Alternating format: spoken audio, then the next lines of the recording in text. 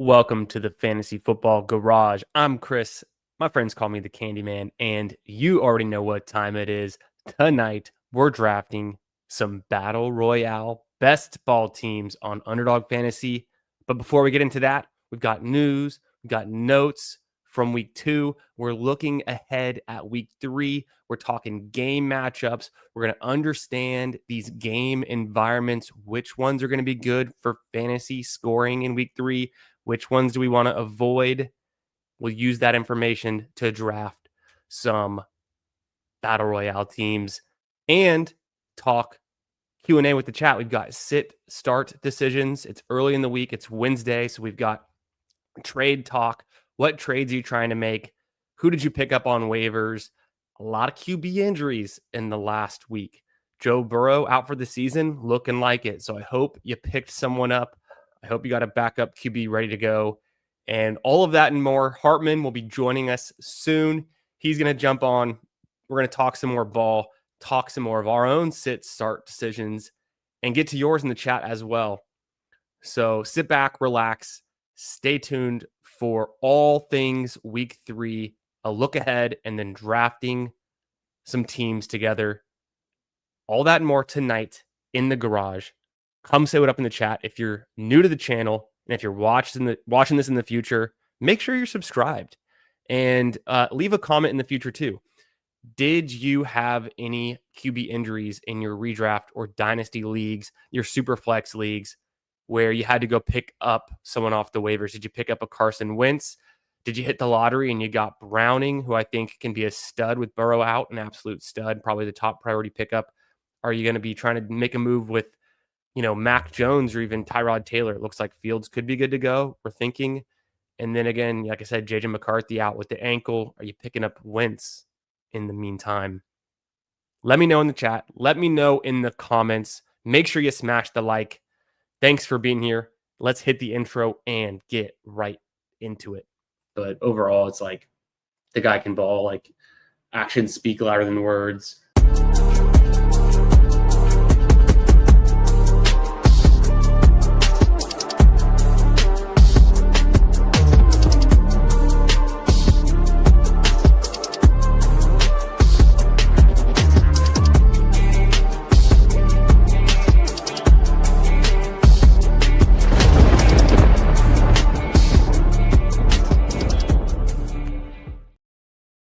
Hey, yo, what's up, fellas? How we doing tonight? Happy Wednesday. Hope your week 2 fallout wasn't too bad. Hope you're doing well.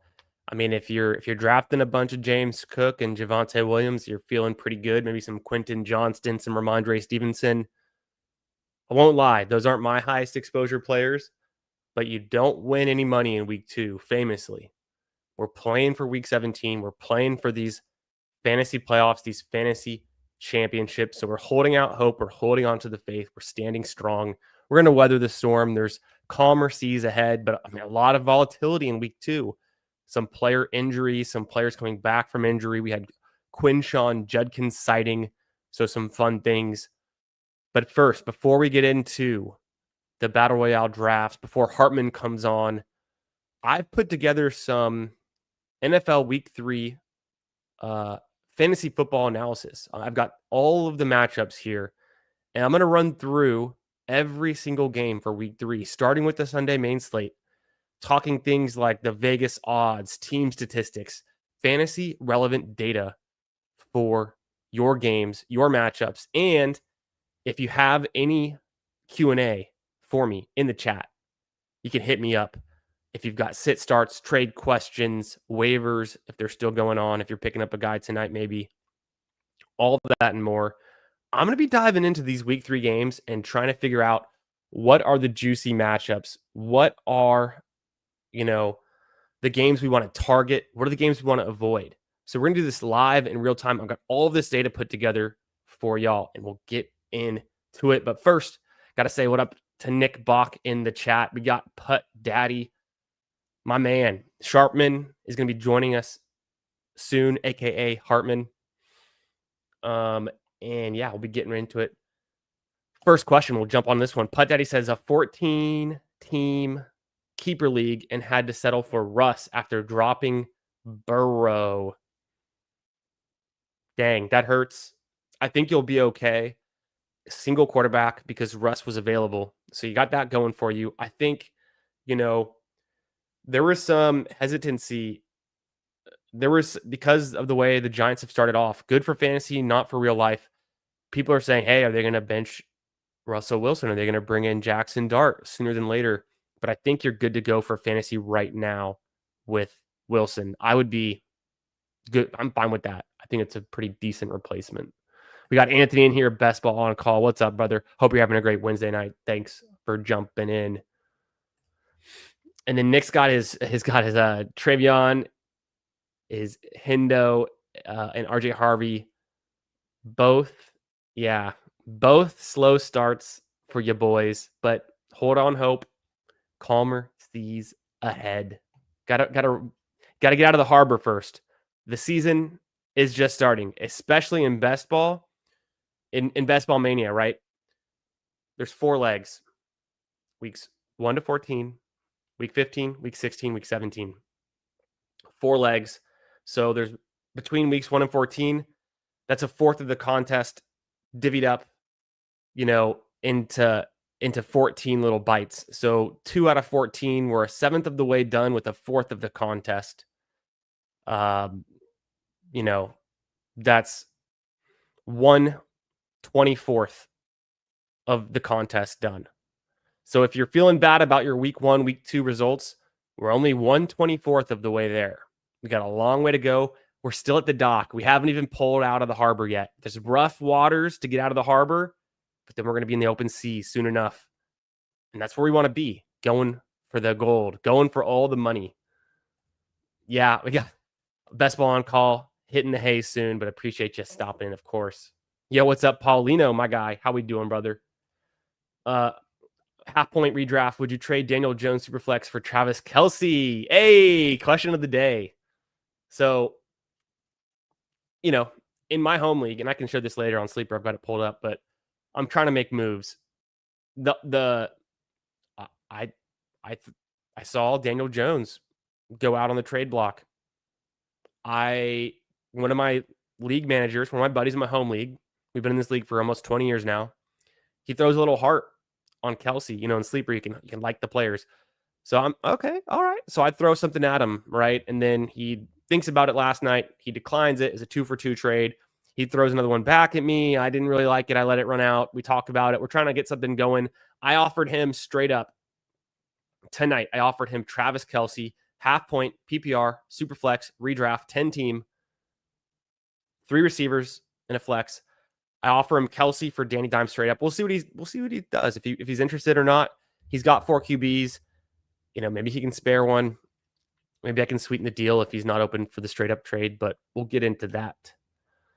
Yeah, Put Daddy's saying he's got Stroud, but offense does need to get a lot better. I feel you there. I feel you. Underwhelming. We just saw Stroud on the Monday night game against the Buccaneers, a low scoring event. The Texans are defeated in the last minute by the heroics of the great Baker Mayfield, the Heisman winner. Incredible. So I would probably be starting Russell Wilson over Stroud for the foreseeable future until things change. Ayo. Yes, sir. We're still early. Best ball summer is over, but we've got all fall. I don't even know it's fall. I don't think we've had the first day of fall yet. It doesn't feel like fall yet for me. It was 92 degrees outside today in Houston, but we're getting there. We're getting close. Hey, there we go. Appreciate you, my man. Yeah, don't count out the Baker Mayfield.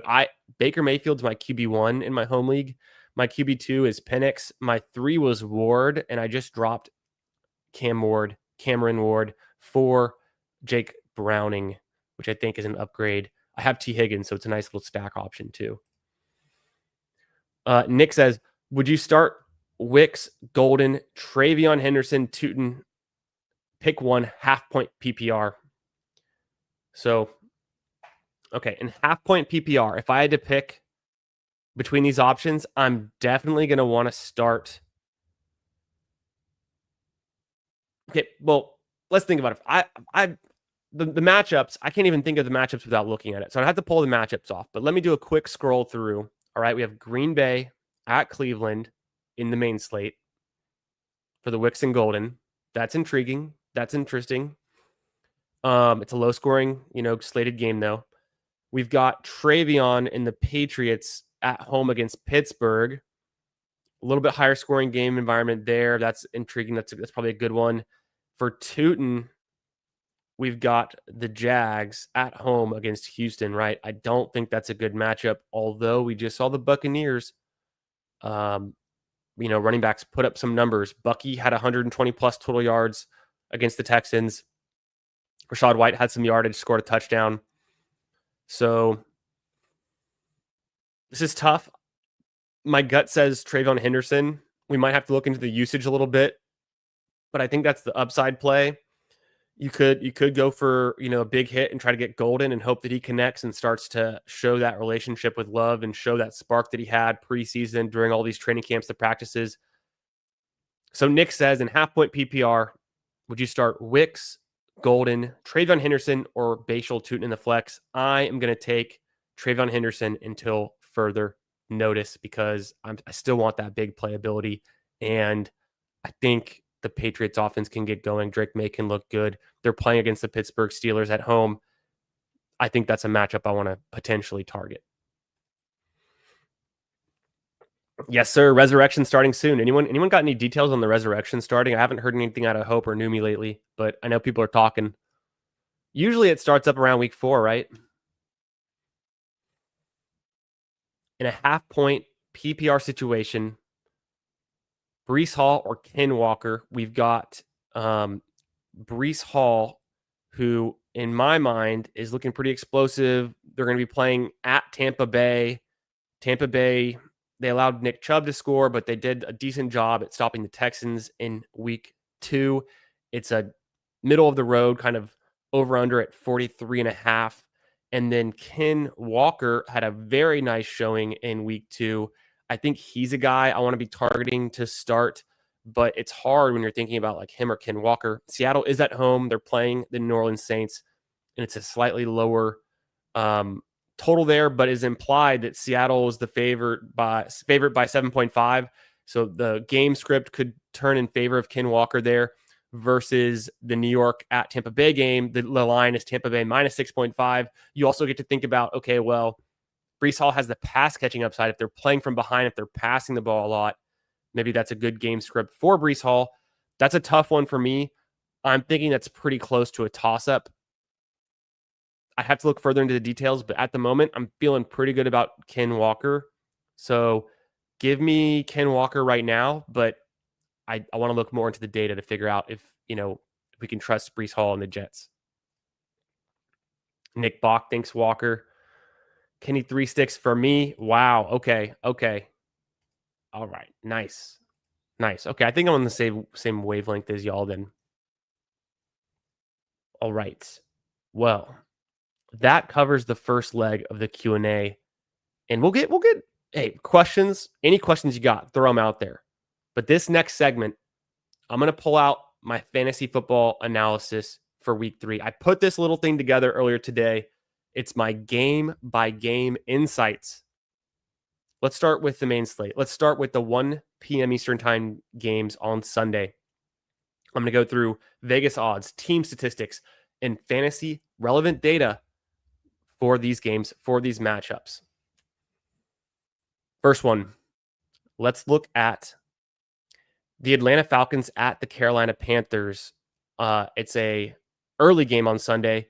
The game total is 43.5. The spread is Falcons minus 5.5, and it should be good weather conditions for the Falcons. They're coming off a dominant 22-6 win over the Vikings with elite defensive performances. They had 6 sacks, 2 interceptions. We had Bijan Robinson rushing for 140 plus yards last week. They're facing a Panthers defense allowing 5.6 yards per carry to the Tampa Bay Bucks a couple weeks ago.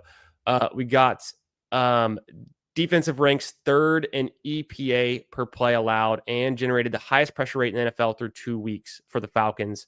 For the Carolina Panthers, Bryce Young completed just 35 out of 55 pass attempts. That's like about 59%.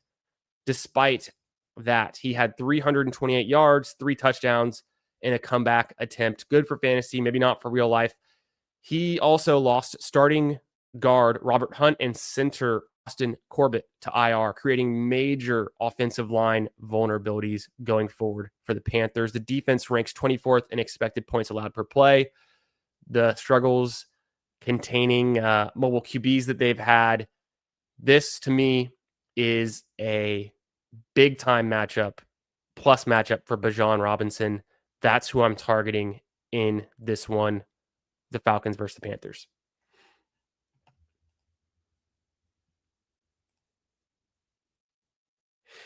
Charbonnet also not practicing Wednesday. I think that popped up. I saw Ladd McConkey was also not practicing Wednesday with like a little bicep thing going on. He played late Monday night. So that's one to monitor. Keenan Allen and Quentin Johnston have been stealing the show.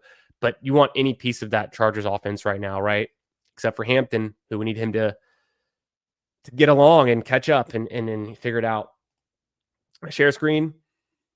I could share screen. I'm going to stay full screen face mode because I think it does better for the viewage. It's a little bit, but I could. You know what? You can also access all of this, and I have to do it live, but I don't even know if I've shared the link in a while. I used to share the link. I know I shared it with Nick Bach. I shared it with, I think, Putt Daddy. I think I shared it with a few others, Fantasy Dog. The link to my 2025 Garage Tiers shared Google Sheet. And that's where I generate a bunch of Google Sheets, and then this is in there, but that's where it's currently living. But I'm going to stay full screen on the face right now because I feel like this is a good vibe, good fit for this. Let's jump into the next matchup. We'll try to spend about a minute on each matchup. We'll get through these in about 15 minutes, I think is. Oh, yes, sir. Oh, no. Yeah. Anthony, you're on top of it. Great help. A friend of the chat, no doubt. So Sunday at 1 p.m., we have the Green Bay Packers at the Cleveland Browns. The game total is 41.5. The spread, Packers minus 8.5. The Packers, one of the strongest teams in the NFL right now. We've got nice weather conditions, should be in the mid 80s in Cleveland for the Green Bay Packers. Jordan Love has a 66% completion rate with 480 yards, 4 touchdowns through 2 games with elite efficiency. The defense ranks first in EPA allowed per play and second in coverage grades. Shut down Jaden Daniels with 200 yards on 42 attempts. Josh Jacobs averaging a 3.6 yards per carry on 42 carries, but with 2 touchdowns. The ground game could dominate the Browns. For the Browns, Joe Flacco's throwing at 3rd highest frequency in the NFL, but ranks 27th in yards per attempt, 19th in completion percentage. Defense grades as best in NFL at stopping run and rushing passer per PFF. Could limit the Packers' ground attack. Potentially missing starting tackles, including Zach Tom, creating pass protection concerns. Give me hammer the Packers. And I mean, it sounds like the Browns defense is pretty strong here against the run. Maybe this is the week we see Jordan Love opening it up in the passing game a little bit more, connecting with Matthew Golden, and Tucker Kraft continues his excellent start to this season.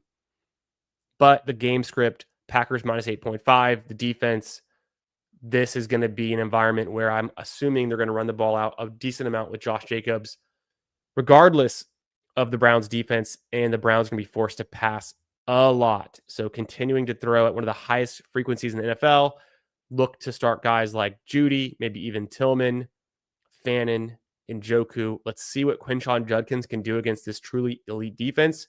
Does Dylan Sampson get a little bit more work with his pass catching chops? Or is this a, 2-minute offense, hurry up, trying to score, trying to play catch up, 3rd down and long distance Jerome Ford kind of week where we see Jerome Ford heavily utilized in those types of game scripts?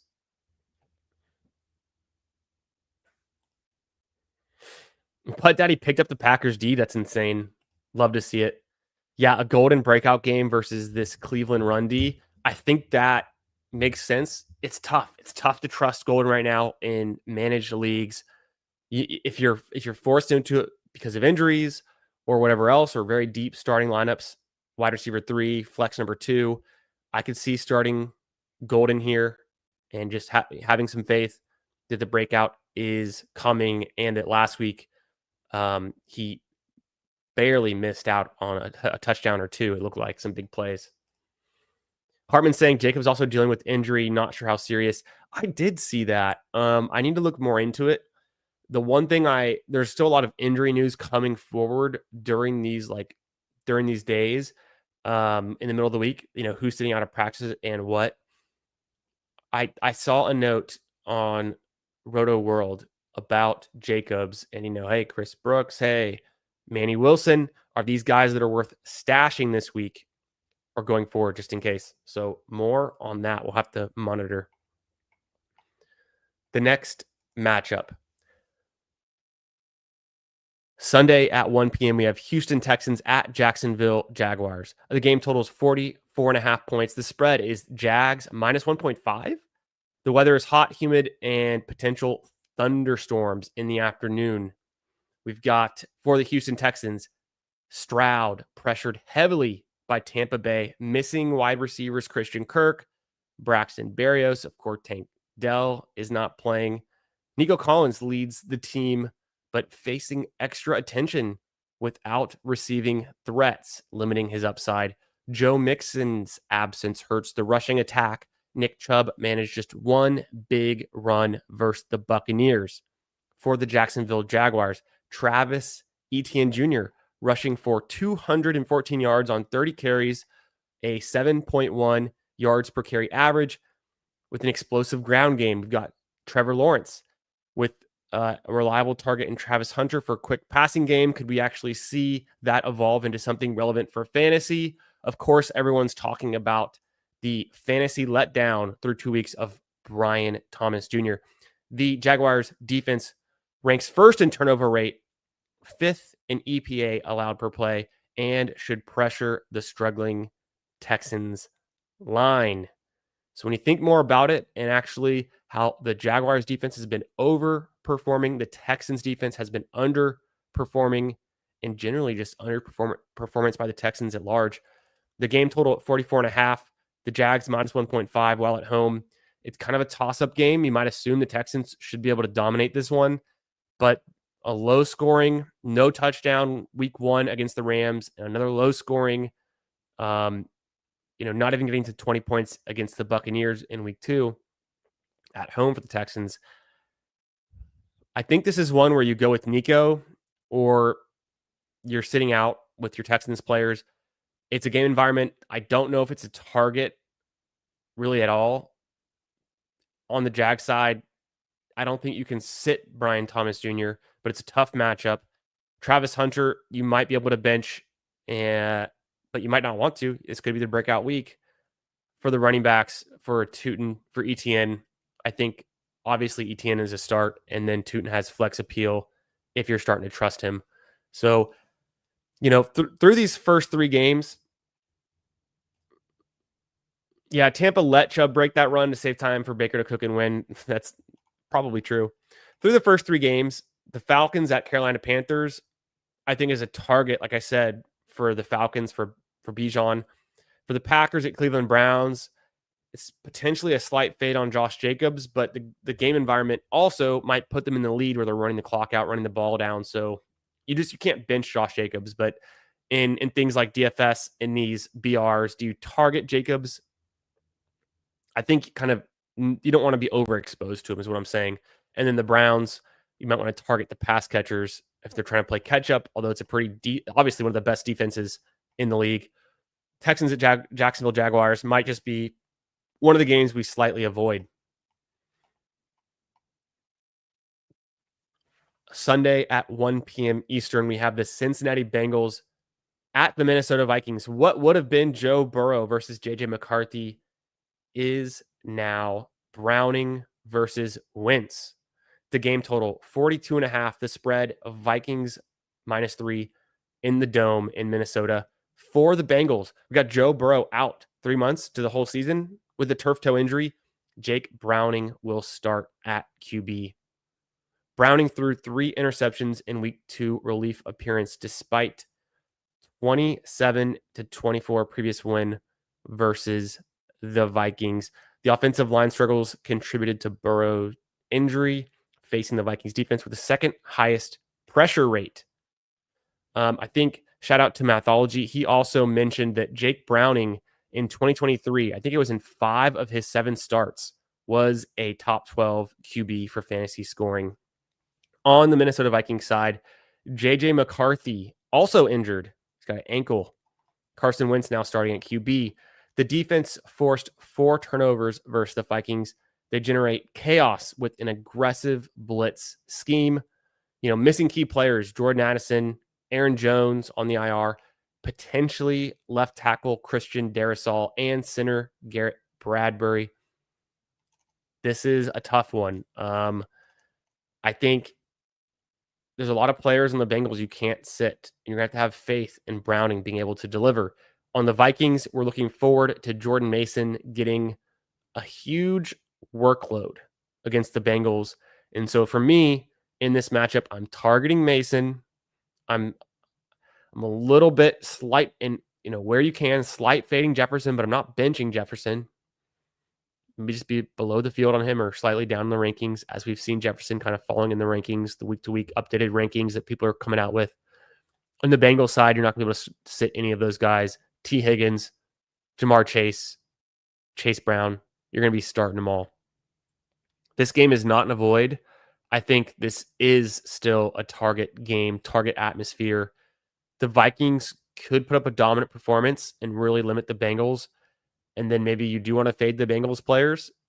At the same time, could this be an interesting game with some nice consolidated touches around the Bengals, pass catchers, and run game, and potentially now consolidation around the Vikings run game?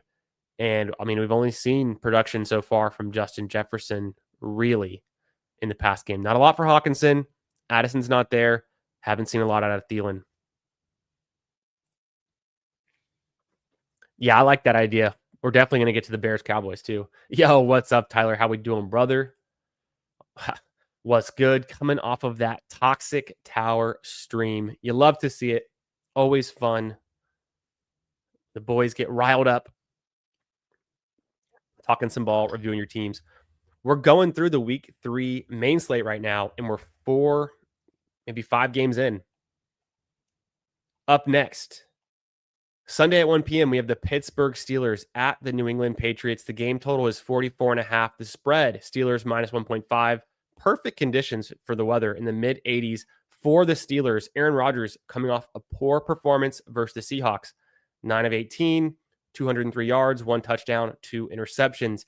Defense struggled against 2 poor offensive units already this season. Mike Tomlin, historically strong as a road favorite in bounce back spots. The New England Patriots, they've got Drake May playing efficiently, a 69% completion, 348 yards, 3 touchdowns, 1 interception through 2 games. 1 week 2 via a kick return touchdown. The defense allowing 315 passing yards per game, a league high. Mike Vrabel excels as home underdog. He's 33-21 ATS in first half as underdog in his career. So we've got, Tomlin narrative, the Vrabel narrative. This, I think, another instance where we're seeing consolidated touches, at least for the Steelers, around that run game going more to Tyler Warren, getting him more involved in the passing game. Aaron Rodgers feeling good about that connection. Although we have 2 tight end options, the wide receivers, it's pretty much DK or bust, and I don't know how much you're taking in DK. For the Patriots, they're spreading the ball all around. It's hard to know who to trust. Hard to know which running back to trust. Ramondre had a good week too. Could it be a bounce back week for Travion Henderson? 44.5 game total. Steelers -1.5 on the road. This is probably not a huge target game for me, But if I had to pick 2 players in this matchup, I'm looking at Jaylen Warren, and I don't know, could this be a game for Stephon Diggs? Could this be a game for Travion Henderson or Andre Stevenson? Hard to know. Have to do some more research on this one. Not super in yet. Yo, what's up, Uhames? How we doing, brother? Yeah, the whole mod crew, the mods showing out strong. Appreciate you, boys. Hope you're having a good week. Yeah, Naked May, it is. I think this could be a week for that. In these battle royales, in these large field tournaments, I'm not going to force something. So, one of the teams that Hartman and I drafted in the battle royale week 2, we took Drake May and Hunter Henry with our last 2 picks, and we would have been much better off if we didn't scroll down and reach for Hunter Henry and just went naked Drake May. Lessons learned. I mean, we also had Stephon Diggs, and that didn't really get us there. But we had some nice pieces. We had a Mon-Ra. We had one other nice piece. So we got close, but not close enough. So I think Drake May unstacked might be actually, like Huhames is saying, my favorite way to play a part of the Patriots offense for week 3. Sunday at 1 p.m., we have the Los Angeles Rams at the Philadelphia Eagles. The game total is 44.5. The spread is Eagles minus 3.5. We've got good weather conditions expected in Philly. For the Rams, Puka Nacua and Cooper Kupp are healthy. Nacua leads the NFL in receptions with 18 at the wide receiver position and receiving yards for 221. Sean McVay seeking revenge for playoff loss. The Rams are 5-0 ATS in last 5 games. The offensive line remains questionable, but using a quick passing game can help them to cover up that issue. For the Eagles, Jalen Hurts and Saquon Barkley lead a 2-0 start. They beat the Cowboys and the Chiefs in the first 2 weeks. It's a home team riding 12-game home winning streak, and the defense has exploitable cornerback 2 opposite Quinyon Mitchell. Rams receivers should find mismatches. So I think this is one where the Eagles are one of the stronger teams in the power rankings. People aren't really sleeping on the Rams, though. I think the Rams also get some respect, good on both sides of the ball. 44.5. It's one of those middle to, maybe even a higher scoring game. We've seen the Eagles defense, and there's been some lower scoring matchups for them so far. I think this is one where we already know the answer. I don't think much has changed here. For fantasy, it's Hurts, it's Saquon. Is Goddard going to be healthy? Is he worth starting? On the Rams, Puka Nacua, Devontae Adams, very intriguing pieces could break the slate any given week. We've got Kyren Williams ceding some touches, some high value touches to Blake Corum. That's an interesting thing to keep an eye on. For the Eagles pass catchers, I mean, with A.J. Brown and Devonta Smith, they're both looking for their first touchdown of the year. Could they get it this week against the Rams? Possibly. Could the Rams exploit the Eagles defense in some ways? I think could also happen. So I would expect the Eagles to play the game they've been playing, high rushing, leaning into the rushing attack, a high percentage of run plays, still probably lower on the passing volume, and then maybe the Rams having to play a little bit of catch up, come back in that fourth quarter and forced to throw the ball a little bit. Matthew Stafford continue to chuck the ball around. Maybe he has a big passing week. So it's kind of how I'm thinking about that game. There's a lot of fantasy goodness, some fun pieces in that one. So that might be a target, actually, a target matchup. Hunter Henry feels tough to break the slate for BR. Yeah. He's had 2 touchdown games in his career. I think that's the thesis, was just that he gets the touchdowns. And it'd be one of those weeks where the tight end that you take him with your last pick, and the tight end that, scores the most in the position has somewhere between 15 and 18 points, and he's that guy.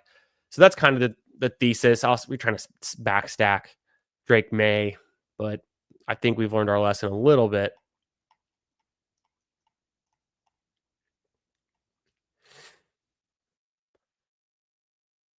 Sunday, 1 p.m., we have the New York Jets at Tampa Bay Buccaneers. The game total is 44.5. The spread is Buccaneers -7. The weather, hot, humid, and potential storms in Florida.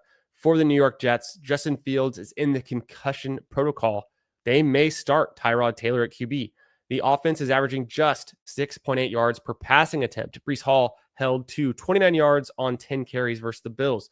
Defense allowing 32 points per game, torched for 64 total points in 2 games. The Tampa Bay Buccaneers. Baker Mayfield dealing with a slight ankle injury, but he's had perfect efficiency. The 5 touchdowns, no interceptions through 2 weeks. Leading rusher is Bucky Irving. The defense is solid versus the run, only 153 yards allowed in 2 games, forcing opponents to pass. The home team seeking a 3-0 start. They're wearing throwback 1976 jerseys for their 50th anniversary. Give me the Buccaneers. Give me the Buccaneers pieces. You want some of Mike Evans. You want some of Egbuka. You want Bucky. You could even be flexing Rachaad White, as we've come to know. You could be taking Rachaad White late in these large field tournaments for some low-owned leverage. Kate Otton's an interesting even piece. People are saying on the Jet side, where do you go? If Fields is not playing, I'm not sure you go anywhere. Breece Hall, definitely an option. Hard to sit him, but where else can you go? Garrett Wilson, potentially, hamstrung by this 6.8 yards per passing attempt offense right now. Yeah, those creamsicle orange jerseys, they just have to be plus EV for the Buccaneers. I think that's definitely in their favor. I think that goes into the formula. That definitely goes into the formula just a little bit.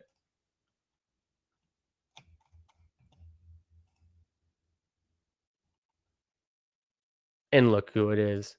Heyo. Hey, what's up, Candy Man? What's up, brother? How long you been there? A few minutes now. I thought when you look back over, I was like, oh, he'll notice after this one. I was like, oh, maybe not. But no, just a few minutes. Sorry, I was running a little bit late. I don't know. I think there was like a crash or something on my way. No worries, brother. No worries. Glad you can make it. Hope you're having a good week. Sorry. Yeah, no, you know me. Not only do I not notice things, but I'm also partially blinded. I'm wearing sunglasses indoors at night. So there's not a whole lot of vision going on here. Sometimes I'm just speaking, and half the time my eyes are closed behind these glasses anyways. So I'm just kind of, off in my own thoughts. Oh no, yeah, you're good. No, I was back there for like a couple minutes. It wasn't very long. No doubt. Okay. I'll keep running through these these team matchups. I'll do my little like bullet points, and then we'll talk about it now, because I can just go back and forth. So I'll run through this next one, and then I'll throw it over to you once I finish these little stats. That sound good, brother? Oh yeah, sounds good. Nice. How's your week been going? Coming out of week 2, how your team's looking, your elims, all that kind of stuff before we jump back into it. Pretty good. Week 1 was really good for my elims. I went from like 45 to 32. And then week 2, I went from 32 to 18. So right just above 50%, but not much. Nice. And then for the first quarter though, I still have 5 of those left, and I only did, I think, 20. So I went from like 20 to like 10 to 5. So that's like pretty good for this far in. Love it. Yeah, that is nice. How about you? How are your eliminators going? Just You fine. didn't do first quarter, right? I didn't do any first quarter. I'm interested in the second quarter. Let's go to outer space. This is a good setup. Let's do this classic.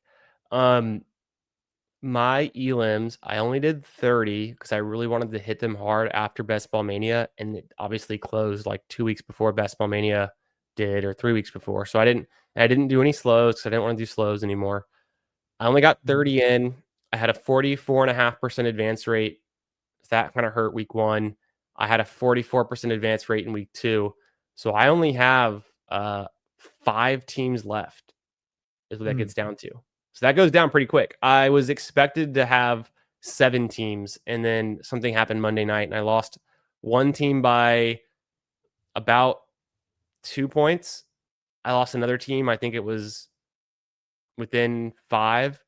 And then my highest scoring team on the week had 148. I actually posted on Twitter. John Warner had a thread of, let me see your worst beats in the Elam. I had a I saw team that score one, yeah. 148 and a half that lost to a team that scored 168. Yeah, that was brutal. Like I think my worst was like 139 that lost, but yeah, like some of those like 148 is insane. That's how, Uh, I mean, I'm not, didn't, that's what I was expecting this whole time. It's all part of the fun. My lowest and you advancing might team, have. Yeah, what was that? Yeah, that's what I was gonna ask. 111. Right, right. So that's got to be below median, right? But that's still a pretty good. Not That's terrible. a Not like pretty good 80. lowest advancing, but yeah, but I think anything under 100, like you got to be crazy lucky to get that through. So I think that's like on the lower end, but yeah, that's still reasonable to get through. Yeah. But it just makes sense though with the lower volume in general, right? You'll get less variance because you're pretty close to expected anyway. So it kind of makes sense. Yeah, I'm not too far off from expected, but yeah, low volume, or high variance kind of Or high situations. variance, yeah. Yeah, Yeah, yeah, this is actually not really giving you much variance. You're actually pretty close to the expected. yeah. So Yeah. I'm not feeling bad about it. I was hopeful that I could just be super high, above. Um, I of my 5 teams left, only 2 of them I drafted solo. One of them is with JT. Shout out to JT Best Ball. One of them was with Yeah. Nick Bach. Shout out to Nick Bach. And my last one was the one I did on the May 2nd marathon stream that I had with Emo, Meg, and Steve. We drafted it on May 2nd, and that team is still alive. Huh, nice. Yeah, Pretty fun. I feel like I did most of my eliminators really early too. Like it was I don't know, that was just kind of the one like a lot of the Discord guys were like in the eliminator, so I just did a bunch early and yeah, it seems like that was a really bad idea, but it worked out okay.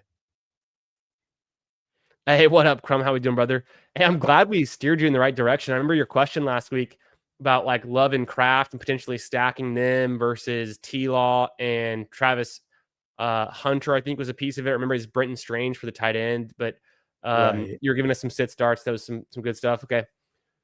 Yeah, You remember that one? couldn't have went much better than that, yeah. Yeah, Yeah, I'm Tucker glad we steered you right on saying that start one. Tucker Craft. Yeah, that worked out Yeah, great. start Tucker Craft, easy money. Do I start Hampton or Hendy this week? So, yeah, what's up though? What? How we doing, brother? Um, quick look at the matchups.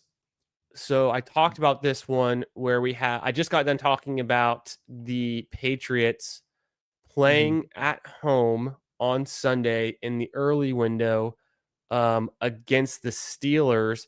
The Steelers, Mike Tomlin has this is going, I just mentioned this, but Mike Tomlin, when he's a road favorite, which Pittsburgh is against the New England Patriots, Mike Tomlin's like an incredible record at winning those games. So that's an interesting point.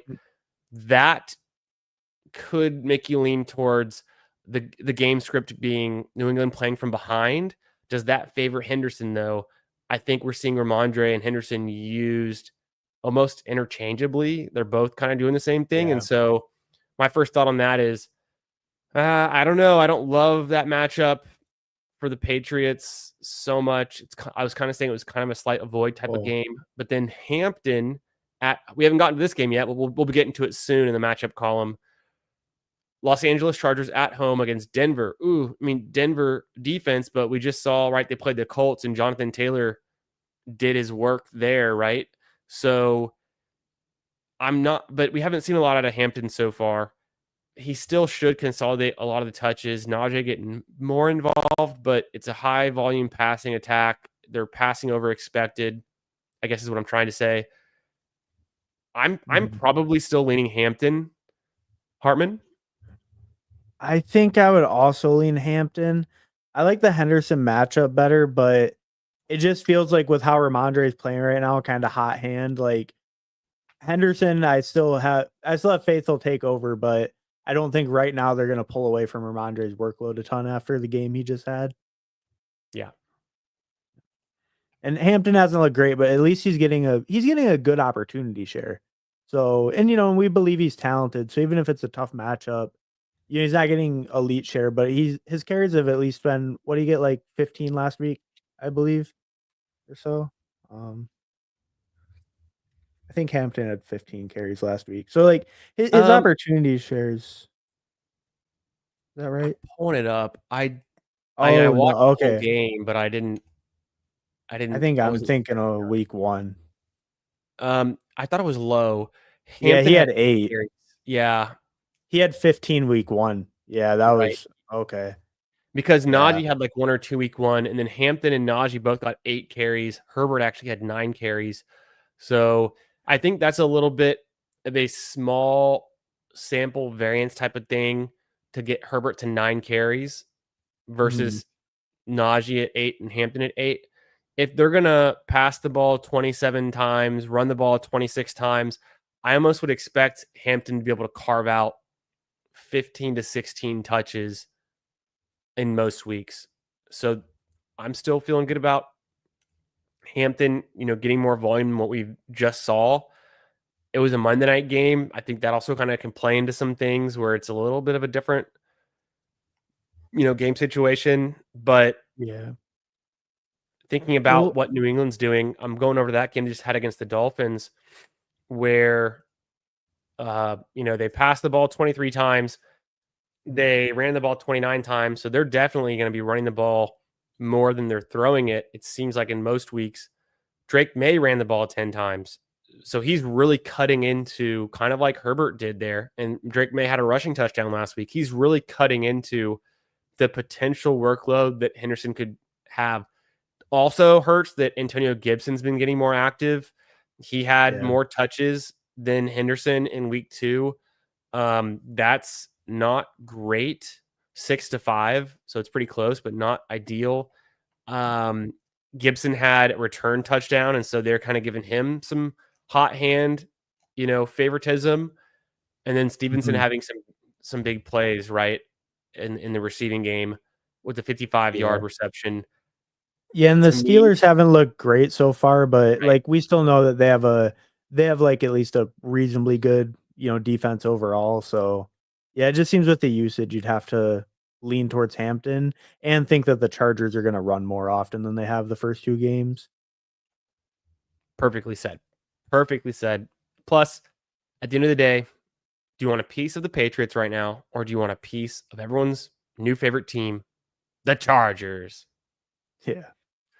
As Arnold Schwarzenegger once said, "Go Chargers!" Former governor. Classics. Uh, Last first quarter got booted, but have 21 of my original 77 elims. That's a good number. Yeah, that's That's a pretty pretty good. good number. That's Mm, nice. 21 right now. I'd be happy about that. yeah. Um, Tomlin 23 and 16 following a loss. Is that what I said? I think that is what I said. No, you Pretty said good. as like a road dog or a road Okay. favorite. He Let has me like a scroll back up. certain the best winning percentage or something as a road dog or road favorite. Yeah, I just scrolled way past it. Let me go. Did I? No, I didn't do that game yet. I scrolled under it somewhere. Somehow it disappeared. Oh, here it is.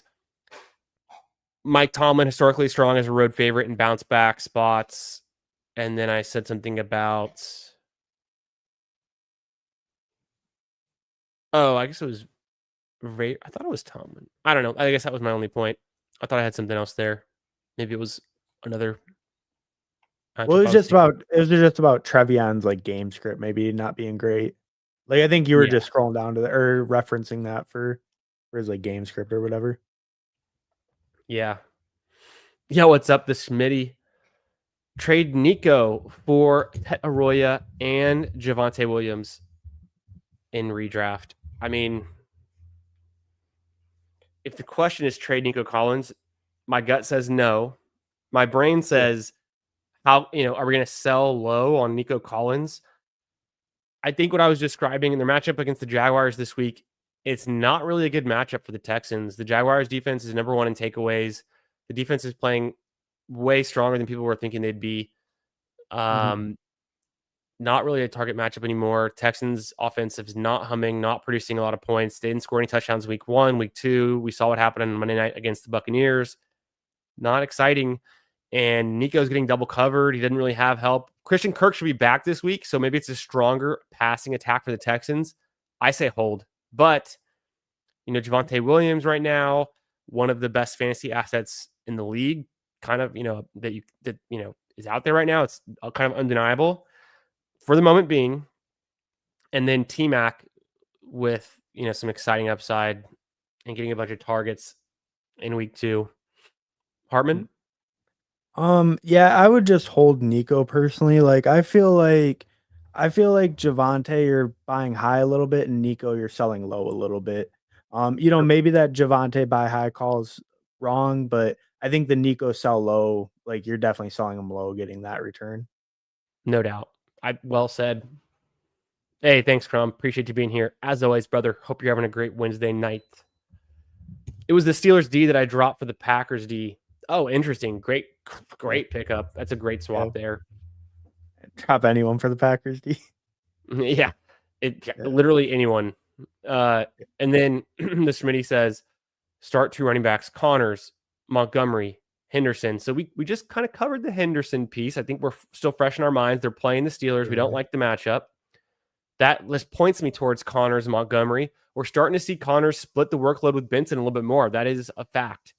But for week 2, the Lions are playing on Monday night at Baltimore. Give me a piece of that, not only because you want to hold out hope for the last game of of the week and have something big that hits and saves your team. Always fun to keep that in the back of your back pocket. But then the Cardinals, and we'll get to this matchup soon on my little rundown. Cardinals at 49ers, I think is kind of a fun matchup, a divisional game, a fun one to kind of target where it could be a good, you might want to be in this game environment is what I'm saying. Yeah, well, and it could turn out to be a positive game script for the Cardinals, especially if Purdy's not playing. I mean, they could end up having a nice lead, and James Conner might kind of salt the game away. No doubt. Well, yeah, and Jelly of the I month. think What's just up? usage. Yeah, his usage. The usage just makes it easy to go Conner and Montgomery over Hendon. Yes. Yeah. Yeah. I mean, even so, one thing I saw, I forget who tweeted it today. I liked it. I think I might have retweeted it. I'll have to go look. Let me scroll down. Maybe I can find it really quickly. Did I retweet it? I did. It was from Fantasy Points Data, and it's their bell cow report through week 2. I retweeted it. Make sure you follow me at FFB Garage. You can see it there. I'd pull it onto stream, but I'll just kind of describe it to you. Really cool stuff from them. But what they are showing here is that you have probably like the 3rd or 4th highest backfield in expected fantasy points per game is the Lions. They're just behind the Browns, the Falcons, the 49ers, so like the 4th highest. Gibbs has 53% share of those expected fantasy points. The other 47% is going to Montgomery. So there's a lot left there for Montgomery to get. So he's still a good option. When you look down at the Cardinals, they're kind of middle of the pack. The Lions expected fantasy points per game is close to 30. The Cardinals is a little bit above 20. James Conner has 2/3 of the expected fantasy points for the Cardinals. When you kind of put that together, Montgomery and James Conner have like a very similar expected fantasy points per game number. Connor's is a little bit higher, honestly. But as we see Benson take over more workload and understanding, I guess this doesn't count the quarterback rushing share part of it because it says just backfield. So don't worry about the Kyler points there. But all those things considered, yeah, it's interesting data, but it's things that I'm starting to look at more too is how these backfields are breaking down and the potential. The Browns one is crazy. Okay, I'm gonna bring it up. I gotta bring it on stream now because we've been talking about it, and it is actually really interesting stuff. But make sure you guys follow myself, FFB Garage. Shout out to Fantasy Points Data. You can give them a like, a retweet, a follow. Let me share this on stream. Like that was just there. That was just the one that jumped out to me because it's like, man, when Quinchon takes over, that's gonna be pretty wild. I mean, even if Samson keeps a role, if Quinchon takes the lead back role with that many expected points, Why? Yeah, boom. Well, epic fail. Let's just go back to I mean, yeah. boop.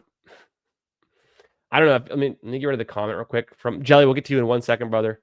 And I guess I can zoom in. It looks way smaller on the stream than it does on my screen. I mean, if you just put us at the top, like we know the names of the players that go with those backfields because it just hides the names. We can see everything else. Is that decent? Yeah. Yeah, it only cuts off Ravens, which is Henry, and Chiefs, which is Pacheco. So. Yeah. And they're the surprisingly, lowest Henry's scoring. at 56% of the Ravens, and they're one of the lowest expected fantasy points at about 15. The Chiefs about 15, and Pacheco's getting half of that. So that's really concerning, I would say. So yeah, what stands out is here the Browns are in the middle here. They are number 2 in expected fantasy points per game, above 30. You think about their rushing attack, their backfield, they've got 3 competent running backs now with Quinshon Judkins, Dylan Sampson, and Jerome Ford. Dylan Sampson getting 41%. So he doesn't even have a majority of the share. And that's not uncommon. I mean, that is uncommon. That's not what we see in most scenarios. Like, very rare you have a 3-headed monster kind of attack. One part that I think is super interesting here is the Giants. I mean, the Giants have just as many expected fantasy points in their backfield per game than teams like the Saints, the Eagles, Yeah. the Bengals, more than the Bengals, almost as much as the Cowboys. And you're going to get a player like Scadaboo, who is only at 52% now, but is about to consolidate those touches and really take over. He could be at this like 60, 70% range in a week. Yeah. Well, and I mean, Tracy's dealing with an injury right now, right? Apparently, right? There's a chance he could even like miss the game. I mean, and even if not, if he's even a little bit questionable, like Scadu just gets more and more opportunity and he's looking good with it. It could really expedite his role, like being, lead back. Kind of like what happened with Tracy. Singletary missed like 2 weeks and then it was over. Like he never took that job back. Yeah. Well, I think I missed. Oh,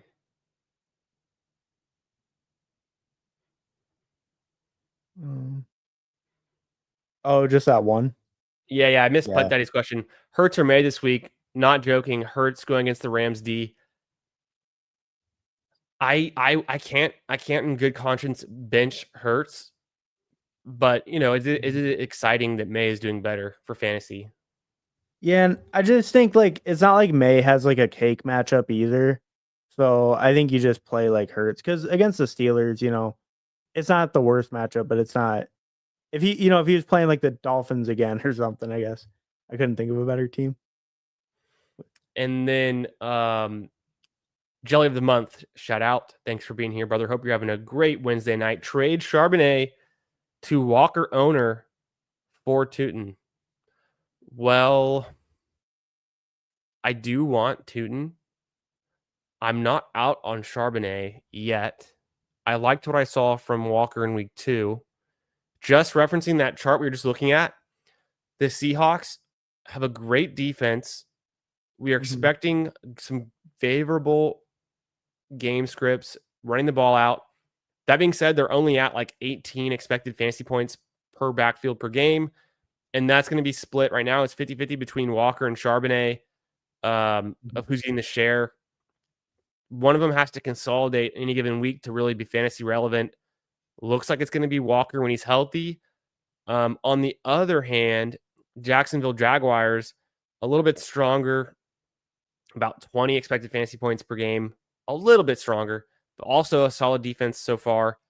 You have Etienne and Tootin, who right now, Etienne's getting more of that work. He's at like almost 2/3 of the backfield share. So I guess a long way of saying it's kind of just like, who do you feel more confident in? A piece of the Seahawks backfield or an exciting piece of the Jaguars backfield? I might go for Tootin, but I don't I know. Hartman? I would personally go for Tootin because I think that he has a lot better chance to gain a significant role over the course of the year. Charbonnet and Walker have played together for years. It's the same head coach as last year. I think Charbonnet and Walker could be a 50-50 if both are healthy, but it's hard to see Charbonnet really overtaking Walker much more than that. Maybe on any given week, maybe, but in general, it's really hard to see him overtaking Walker to be like the lead 1A guy. Where Tootin, it's not like it looks like the most likely thing right now, but it's only second week ever, and he's growing his role so far, right? Yeah. No, that's I kind of what I was thinking too. It's you want the upside, and I think Charbonnet's upside is just purely contingent versus you start to get into a guy like Tootin where he could just earn more. We've seen enough out of Charbonnet. Maybe Charbonnet earns more, but when Ken Walker's healthy, he doesn't really. I think he is the better back. mhm. Could be bad for Monty if it's a shootout. I wonder about that too. Maybe I know Monty catches a lot of balls too. I I don't know. I think Well, and a shootout just means high scoring environment. So, like, if the Lions get within the 10, I mean, they might sub him in there. Like, if the Lions are putting up 5, 6 scores to keep up, I think you just want pieces no matter what, because you never know who it's going to be. Monty's had 2, 3 touchdown games and, big, like, scoring shootouts where they're just, they're less than 5 yards each. But if he gets two somehow, then, he could be the guy you need, right? yes, Or I mean, he's Monday night, but, like, for your lineup or something, he could be a good play, I guess, yeah, because he's no, not yeah, really yeah, on BRs or whatever. right, right, right, right. No, I think I want pieces of the high scoring Lions offense. Okay, we covered the questions. Let me jump back into my fantasy analysis for week 3. And Hartman and I, after I go through some of these data points, Hartman and I will discuss these matchups and continue to answer more of your questions, whether it's sit, start, waiver, trades, you name it. Thanks for being here. Make sure you guys smash that like button. Make sure you're subscribed here. Follow me on Twitter at FFB Garage. Make sure you're subscribed to Hartman's channel, Hartman Fantasy Football. The link is usually in the description, and it will be there by the time that this video is done at the end. But I forgot to put in any of the description on this video currently. But you guys know him. You love him. He's always here. We're drafting. You can look at any of the past videos we've done, especially the last video we did last week, to get all of his links to his socials, his YouTube, his Twitter. You can go troll him on Twitter. Please do. And make sure you subscribe to Hartman as well. Let's jump into this one. Sunday, 1 p.m., we have the Indianapolis Colts at the Tennessee Titans. The game total, 43.5 points. The spread is Colts minus 3.5. It's going to be hot and humid in Nashville for the Colts. Daniel Jones is thriving in the Shane Steichen system. Jonathan Taylor leading NFL in rushing with 236 yards. The team is 2-0 after a dramatic comeback win over the Broncos on a late field goal. They've won the last 9 games as favorites versus AFC opponents, and a strong road performance is expected for the Titans. Cameron Ward is struggling with accuracy and decision-making. He's got an 0-2 start with poor offensive showing. Tony Pollard needs to establish the ground game to help the young QB. It's a home underdog getting 3.5 points in the divisional matchup. Brian Callahan is 3-15-1 ATS as NFL head coach. Give me pieces of the Colts. And until further notice, we're benching our Titans and we're cautious. Flex Pollard, flex Ridley. But if you have better options, you might look there. The Colts are going to continue and show out why they were the most underrated team going into the 2025 NFL season. Hartman? Yeah, no, I mean, I pretty much agree with all that analysis. I would say the only thing maybe is like Alec Manor has been getting really good target shares. Maybe he could be a sneaky play. Just like if you really need a flex or something, he could be a sneaky player. Like he might even be on your waiver wire still. Could be a good ad. I'm not sure if probably some leagues he might be. Um, but his target share has been really nice. I think over 20% or around 20% this year so far. So Yeah. just really good for a later rookie, like first couple games. Yeah, I think he's a stash and someone to be excited about. And so don't wait for him to break out and then pay up, in your fab or your waiver priority to have to get him. Stash him now. Um, there might be guys where you already know what their ceiling is, and I don't think we know what his ceiling is. So I think that's play for the unknown, play for the upside, play for the highest kind of end of the outcomes scenario. And if risk something to get something, and if he ends up not being able to, if the Titans offense can't get it going, if Cam Ward's not, it's not his year to produce fantasy studs, then he's a guy you can easily cut as well. So you're not really risking much to pick him up, I think. Yeah, definitely. But yeah, but other than Jelly, that, sounds pretty much agree. Oh, go ahead. yeah, yep. Jelly is saying thanks. He's doing waivers, putting in a couple for a bench RB. Algier for sure. Yeah, we love Algier Yeah. here. You like best as a second pickup Woody Marks, Najee Harris, or Monangai out of Rutgers.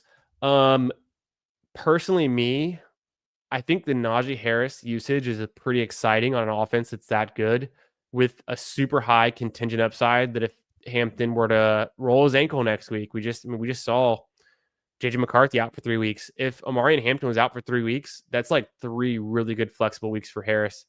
I who else they going to get involved in that backfield? It's pretty much those two guys, honestly. Yeah. Otherwise, Woody Marks is somewhat exciting, but avoid the Texans until further notice. I think if Harris wasn't available, I would have said Marks over Monangai, but because he's more of like a stash. At the same time, who's the Bears number 2? Is it going to end up being this guy? So I think Marks could be interesting because we're not loving what we're seeing out of Chubb. He hit pay dirt, but he's not efficient. He's not exciting. Could Marks carve out a bigger role? Maybe, but at the same time, it's going to be messy in Houston. And right when you think, oh, maybe Marks is getting more touches, he could have a total 0 floor, like dud week at the same time. So I think Najee there. Yeah, no, I mean, I agree. Like Najee, he plays on the best like offense by far for running the ball, and I think his touches are probably the most guaranteed out of the three. And then after him, I'd go Marks the Monagai because I think Marks has the upside to a bigger role where Monagai does. He has a bigger role, but not as big as Marks could. But Yeah, Najee just has a better situation than both. no doubt. We got a couple more. Oh, this is actually the last. This is the last 1 p.m. game.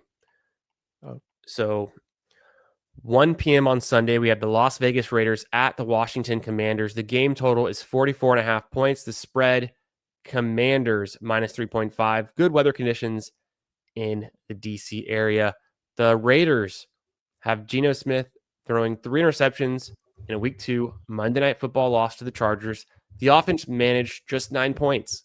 The team struggled mightily on Monday night, showing a low floor when the QB play falters. They're a road underdog for the 3rd straight week, getting points in potential bounce back spots. For the Washington Commanders, Jaden Daniels questionable with the knee injury. The line moved from minus 6.5 to minus 3.5 due to the injury concerns. If Daniels plays, he offers his dual threat capability that challenges defenses and puts up fantasy goodness. They are home favorites with a strong offensive system under their coaching staff. Hartman. Yeah, I mean, I think with this one, like as far as BRs or anything, I'm really targeting Genty pretty heavy. Um, just because if Jaden's out, that could be a really nice script for him, and he's like almost undrafted. As far as start sits, I think like I think Terry and Debo, you probably still start them both unless you have like really nice options. Even if Jaden doesn't play, because Mariota is a pretty serviceable backup. even if maybe the total upside is a little bit lower. And then you could probably start JCM with Eckler out too. Makes a ton of sense. I didn't mention it, but yes, key injuries. Eckler out for the season. Jeremy McNichols seemingly dealing with something, a slight injury himself. Do we see Bill just completely dominate touches and actually, matter in week 3, where in week 2 we were let down? If you were lucky enough to have other options, maybe you didn't have to flex him or start him. If you did, you're feeling kind of bad about that. The Commanders in a down spot against those Packers, that stout defense in week 2. I think the call on Genty is a good call. He's had a slow start, but it's not because of utilization. It's more of just of the game environment, the game scripts they've been in, the matchups the Raiders have played, right? And then, of course, Geno having a bad week 2 against Mhm. the Chargers, so that was not ideal. Commanders pieces, Deebo Samuel is a target. Bill is a target, I think, for a bounce back week. I think regardless of Jaden Daniels playing or not, but obviously you want Jaden Daniels to play.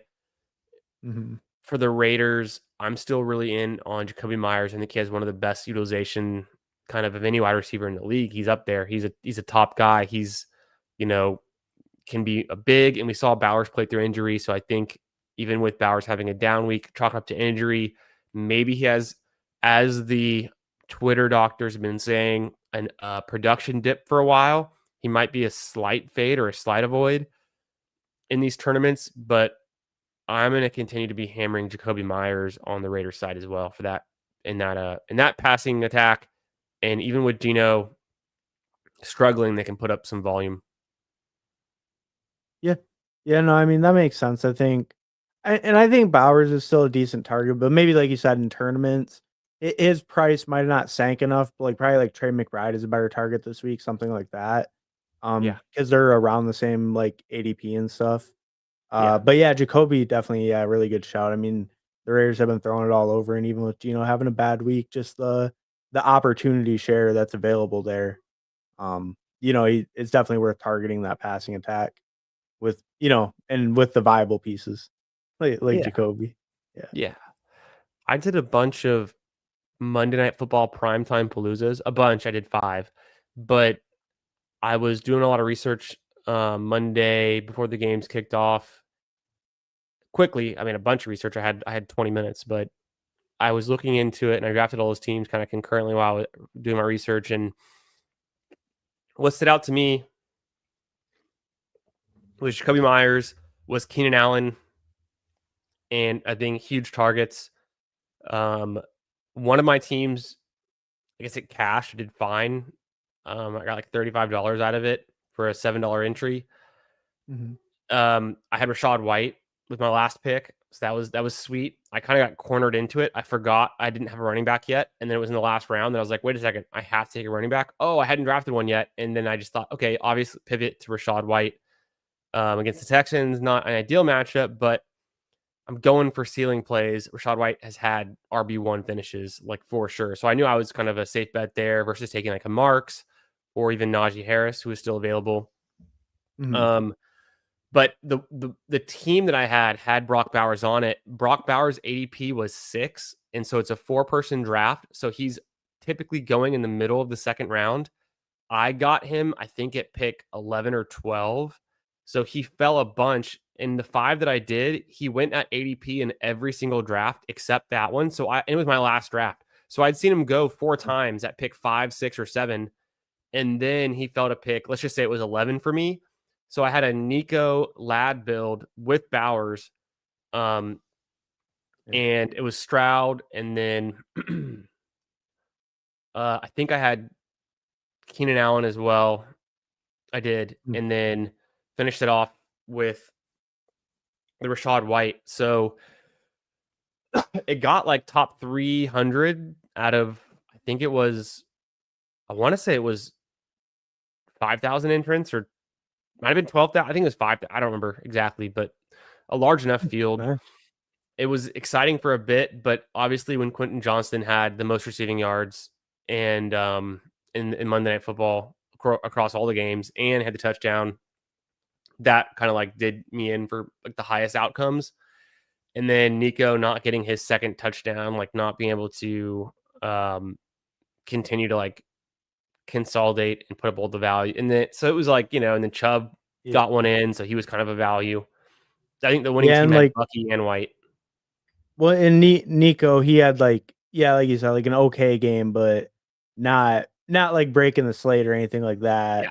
And then and Ladd was not big Q.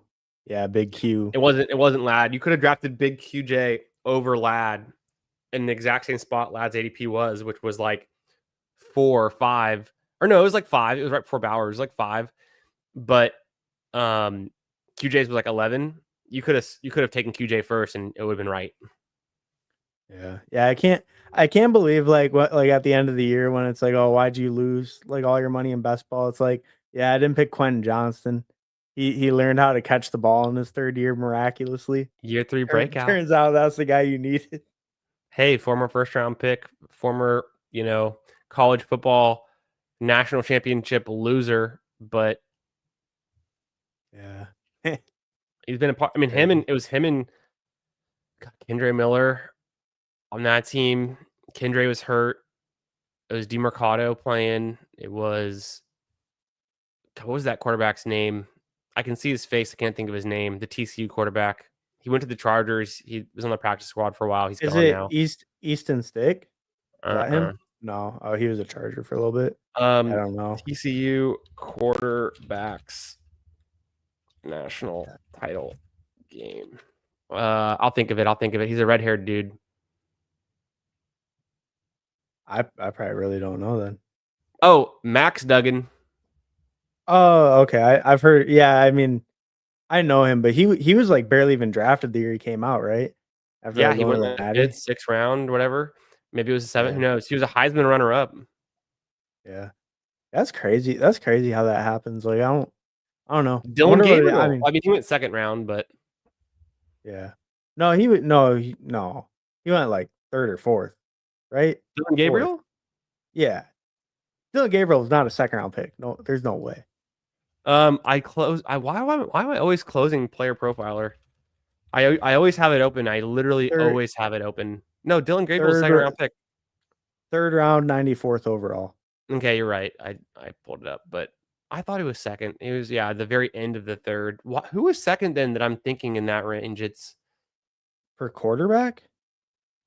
Shuck went 2nd. He's the only one that went in the 2nd, right? Unless I guess I'm just thinking Shuck, and I just flipped them in my head. But like to me, Milroe's a 3rd, right? I think Milroe's a 3rd. Did Milroe go ahead of Gabriel? He must have, because there's only so many. Yeah, he did. He was like 306 or something. 328. Okay, no, I'm way off. Oh yeah, Seahawks picked at the end. Well, why I picked at the end? Oh, so he only went two picks ahead of Gabriel. So for me, it's like I think the hate on Gabriel was going too far, because to take Tyler Shuck ahead of him, like, what the fuck? Crazy. Well, but isn't Dylan Gabriel's problem like he's more just like a compiler, right? Like he just doesn't have the physical tools to really be an NFL player. Isn't that? Or I don't know. I thought the Oregon offenses he was in were like pretty exciting, like pretty electric. Yeah, but like I bet. But as a transfer, Ohio State to Oregon, I said offenses. I meant offense. He played there 1 year because Bo Nix was there the year before. So I guess it's part of a system. But he was good at OU too. Dylan Gabriel. He crushed University of Oklahoma by transferring out of there, and they've been downhill ever since. But neither here nor there. I guess these rookie QBs will wait and see. Question for you: is Spencer Rattler worth anything? Are you starting him or considering him in any super flex leagues, or you picked him up anywhere?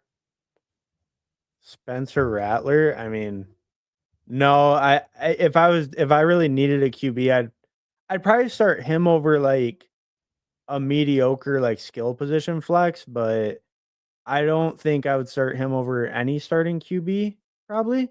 Is he the worst starting QB in the league for fantasy? What's up, Peppers? No, Cam Ward's worse. Yeah.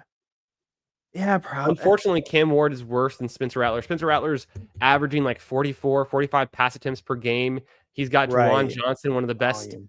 pass catchers / tight ends in the league right now. Raheed Shaheed is not looking too bad. He's got Olave. He's got Kamara in the passing game. So, like, he's kind of set up nice. Yeah, no, yeah, that Kellen Moore offense, I guess just the opportunity share. Yeah, I guess you could start Rattler if you have like really low tier QBs. Peppers, this is like the funniest thing because I know exactly what this means. Um, it's like if you're not first, you're last is the whole best ball pilled kind of approach. You're drafting rookies, you're getting slappy with it, you're stacking players. And what I found is you either crush your home leagues or you look like an idiot because you're taking Traven Henderson ahead of Ramondre Stevenson, these kind of things. But it's, week 1, week 2 brain. It's a long road to go, but in redraft and home leagues, the consecutive wins early in the season, you got to get there. They also matter versus in a large field tournament. None of these games matter at all. It's only week 17, obviously. It's so backweighted. Yes, you have to win your home league in week 17, but like there's a When whole you're waiver process, things change. You got to start strong. when in your home league, if you win week 14 by 100 points or 1 point, it's the same thing. In a best ball, you drop 100 more than the next guy, you're probably advancing that team even if you're way behind. But Hell yeah. yeah, like my main home league, I started 4 straight running backs. I I wouldn't love it. start many best ball drafts like that. Speaking of home leagues, I was talking a little bit about it earlier. We'll come back to that. Let's catch up with the chat. Huhaim's saying he had Rashad White for the first slate with QJ, a triple Geno bring back. Ooh, felt exciting for a while. So that must have been, if I have to think about what you had, okay, you have Rashad White, you have QJ. So you're not taking another running back. You need a tight end. That means if you had Geno, then you had 3, you had Bowers, you had And Trey Tucker, and Jacoby. you had Dante Thornton. Or you could have had Myers in there if I thought about it. Maybe Myers, maybe Genty. Yeah. Well, not yeah, Myers or Genti, I would think. Right? Yeah. Yeah, that's Yeah, because one of them was going to do, he had Genty because that'd oh be his wait, first round pick. triple Geno bring back, not stack, right? Or Or is that what maybe that would mean? he'll let us know. Yeah, he had Yeah, Myers, yeah. Thornton, and Bowers.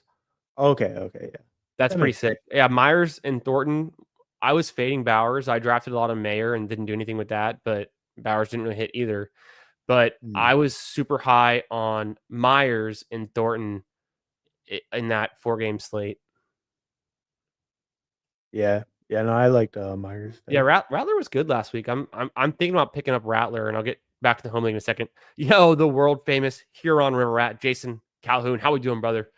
Um, when is Best Ball Mania 7 opening? I'm over this season already. Yes, this is the sentiment for a lot of us slappy best ball bros in week 2. We're all sad boys in week 1 and 2. But then when it's week 13, 14, we're going to be happy boys when, Scattaboo's playing 75% of snaps and he's like the running back 6 on the week. And we're all excited about things like that of that nature. QJ is a thing of the past and it's lad season again. Mm. Pickens is actually scoring. Bayshal Tootin makes you forget he was even compared to Bucky. He's just that much better. People are saying that Bashal Tootin, next Bucky. Yeah, right. Bucky wishes. Yeah, if Bucky was fast, maybe. Yeah. Yeah, fun stuff. Hey, Resurrection's going to start. I know Nick Bach was talking about it earlier. I think Anthony was talking about it. Resurrection should be starting by week 4, I think, if not week 3. And so if anyone has any insights from Numi or from Hope on that, I haven't reached out, but I could. But people are talking about it, so maybe I'll see what they're thinking. And then, yeah, one more player. But yeah, so Peppers, all of these things. I'm killing it in my home league right now. My home league's an auction, and I was golfing the entire time the auction was going on. And I was out of town. I was in Florida, and all my buddies were in Central Texas in the Hill Country doing a draft together, and I had to miss it. But I was vacationing in Florida, I was golfing.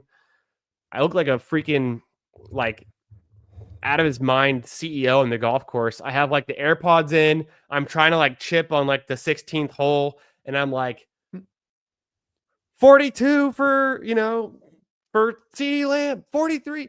What no, I said 43. And then, I'm like yelling into my AirPods, swinging golf clubs, and everyone I'm playing with is like, Jesus Christ, you've been drafting for 6 hours. But that's just how it goes when you do an auction in your home league. And so I'm killing it. I'm crushing it. I'm in first in my league. Love to see it. I've got CeeDee Lamb. It's super flex, half point PPR, 3 wide receivers, normal stuff. But it's an auction, so you get whatever players you want. CeeDee Lamb, Jahmyr Gibbs, Bucky Irving, T. Higgins, Ken Walker. My wide receiver 3 is Shaheed right now, but I have Jaden Reed on the bench, Rip, Godwin on the bench, some point, Mooney on the bench.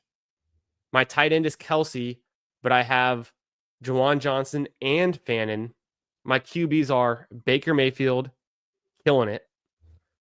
Michael Penix, I just picked up Jake Browning, and I just dropped Cam Ward. So I'm not the strongest at QB, but Baker's holding it down. The rest of my team is jacked. Yeah. And that's the one you're thinking about picking up, Rattler. Maybe. But unless you have really shallow benches, like probably just roster like even more QBs, right? Like if there's ever a starter available. I mean, I guess unless you have shallower benches, because some I home probably leagues do. should pick up Rattler. And I have Samson. I only have 4 running backs, so it's Mhm.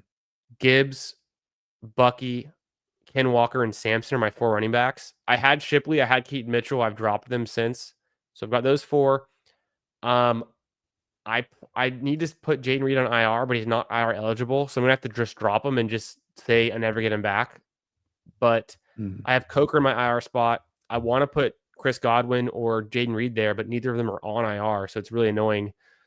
But so then I'd be dropping either Mooney, Luther Burden, or Jaden Reed to pick up Spencer Rattler. I'm gonna see if I can push it, but because waivers ran last night and the guy who lost to Burrow didn't get Browning because I bid higher, Mhm. he's probably gonna put in a bid for like Rattler or somebody. Like there's only like 3. There's like Flacco, Rattler, now Cam Ward.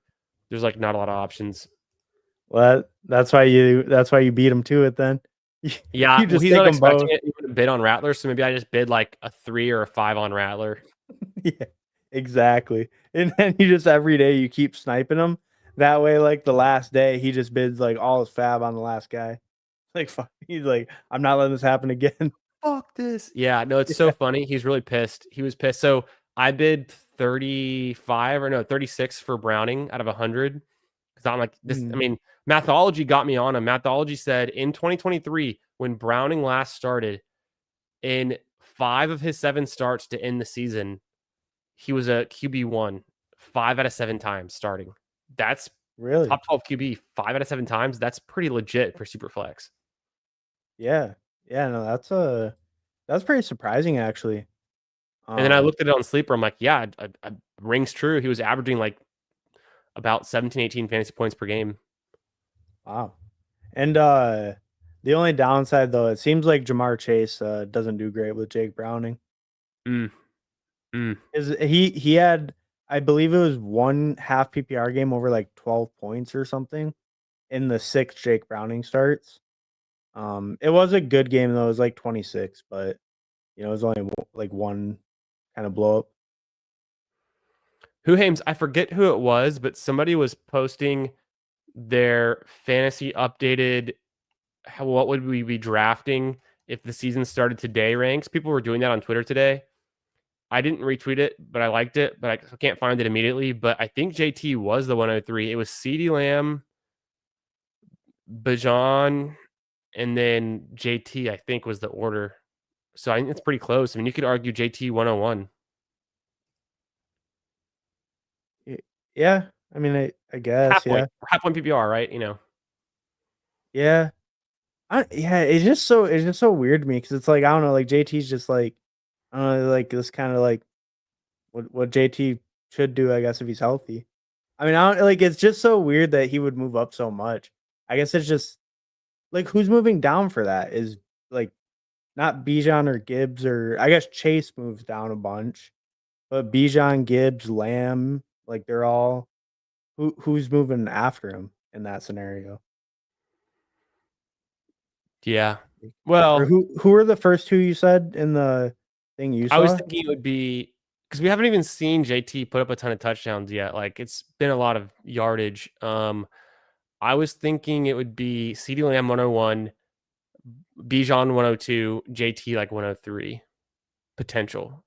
You could still say Gibbs. You What? could still see McCaffrey. You could still say Jamar Chase. Like it's not. We're not that far off. There's only been 2 games. You really can't go that far off of it to what we're thinking. But So what about Saquon?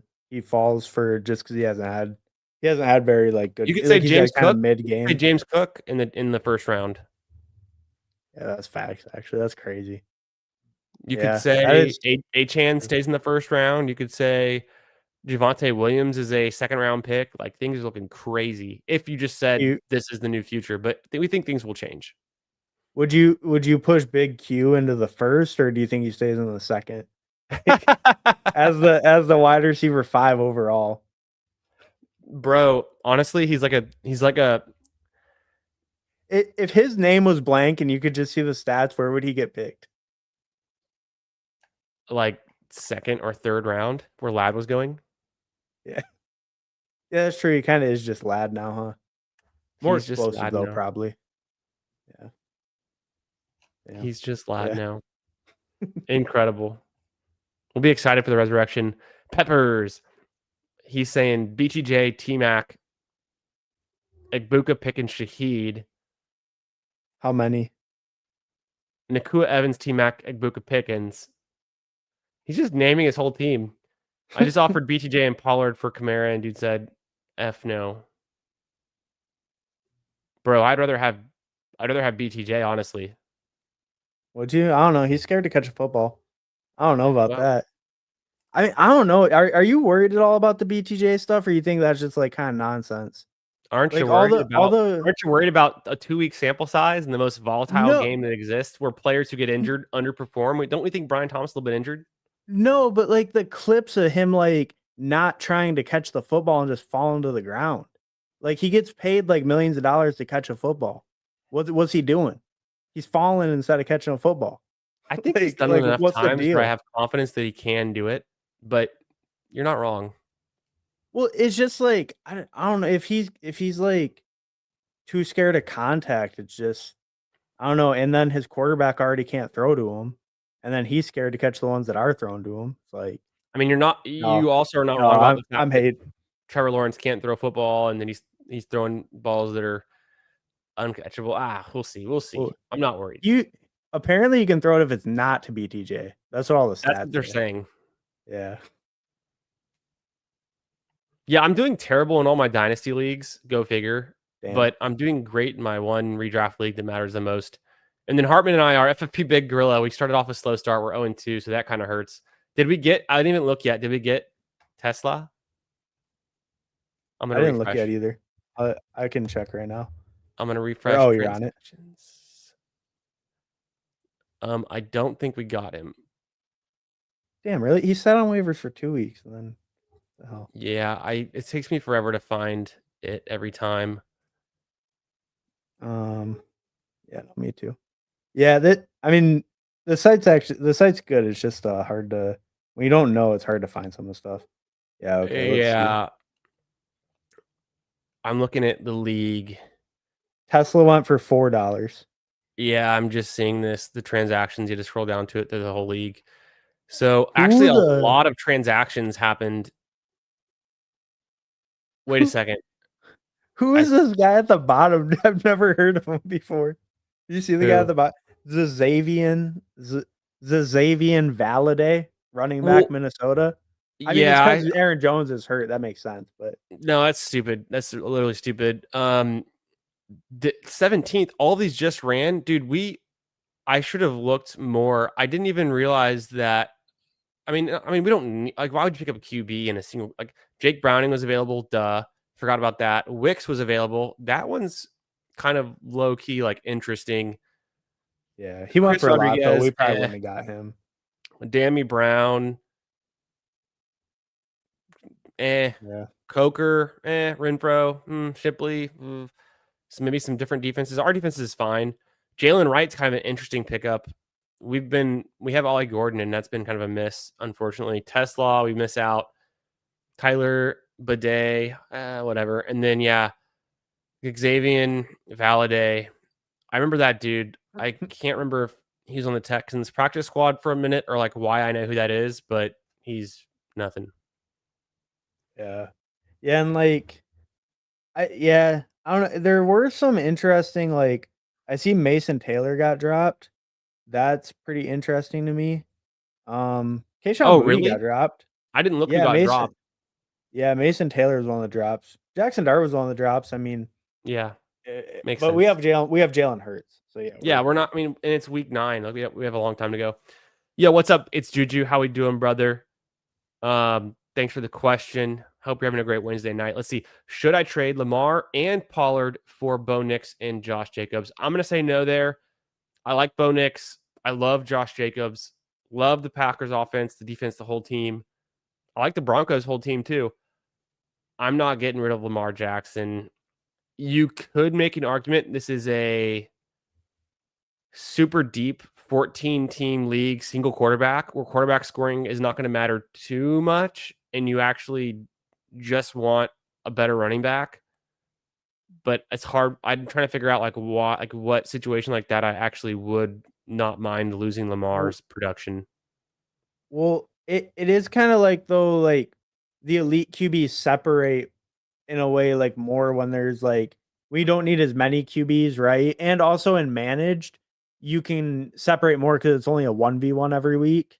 So like your elite QB, it's not really you're not playing against the field like best ball, you're playing against the one guy they start against you, where like Bo Nix is just any replacement level QB kind of right now, it looks like. Yeah.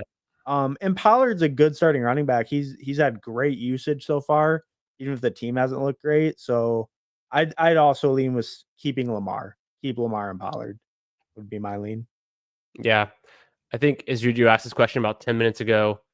Appreciate the question. I don't know if you're still here in the chat, but sorry I missed it. We go off on tangents. That's how it goes. But make sure you guys smash that like button. Make sure you are subscribed to the channel. 15 likes. How you doing? Pretty good. Let's see if we can get up to 20. If you haven't already liked it, I would appreciate it. Peppers was saying, yeah, his trade offer. Putt Daddy was saying, okay, he's got Allen Henry Lamb. He carried him to a 90-point week in week one. Then he had Allen Henry and Lamb carried him to a 90-point week loss in week 2. That's Yeah. funny. CeeDee Lamb, he was okay, right? Nah, he was okay, but not Lamb's great. fine. But Henry let you Yeah. down in week 2, and same thing with Allen, right? Yeah, Allen, like he really screwed like 11 points or something. Puka 4. Yeah, you could definitely make the Puka 4 CMC conversation. Going round 10 in second quarter, that seems too late. It actually does. That's way Wait, too late. no. Chargers are week 6, aren't they? Week 12, brother. Are they? Damn, yeah. Yeah, oh Bro, wait, yeah. you think the best ball Yeah. champion, Yeah. Jeopardy You know the bye week. champion? Sorry, I said best ball champion. You think the best ball Jeopardy champion doesn't know bye weeks? Come at me. Fair enough. That is your specialty also. Oh, yeah. That is funny. That is actually too late, but like I understand because I probably won't pick much QJ in it. But statistically, that's like way too late. Yeah, he should be like in this. Let me think about this. Even given everything, he should be like a 7th round pick, probably. That's probably fair considering how good he's been. He is a top 75 pick. Easy money. Yeah, that's about because 7th round's like no, that's a little later, I guess. Yeah, or around the same. Yeah, because I guess 5th round goes through pick 60. So I was thinking he should go in like the 6th, starting 7th round. Yeah. Because I mean, what were you getting in the summer in that range? At the very end, Jaden Higgins on the 6-7 turn? No. Oh, that's that a was early. still that's like Olave, Jawan, Golden. Golden went up. Golden went up. So but like Olave Juwan kind of Or guys, I guess I'm thinking like, Shakir, I said 70s. I said, yeah, I stick with that. Jacoby Myers. I stick Yeah. with that. I still think I honestly still think he's earned that kind of based on the small sample what we're seeing so far. Like you told me Quentin Johnson or Jacoby Myers straight up today going forward. I'd take Jacoby Myers, but it could be Quentin Johnston. It is funny because like it should be QJ by all like everything. Because even his usage, he's got like 7 targets both weeks or something. Like it's not like he did just kind of catch a bomb and that was it, but like the usage is good. So yeah, Justbombs.youtube.com.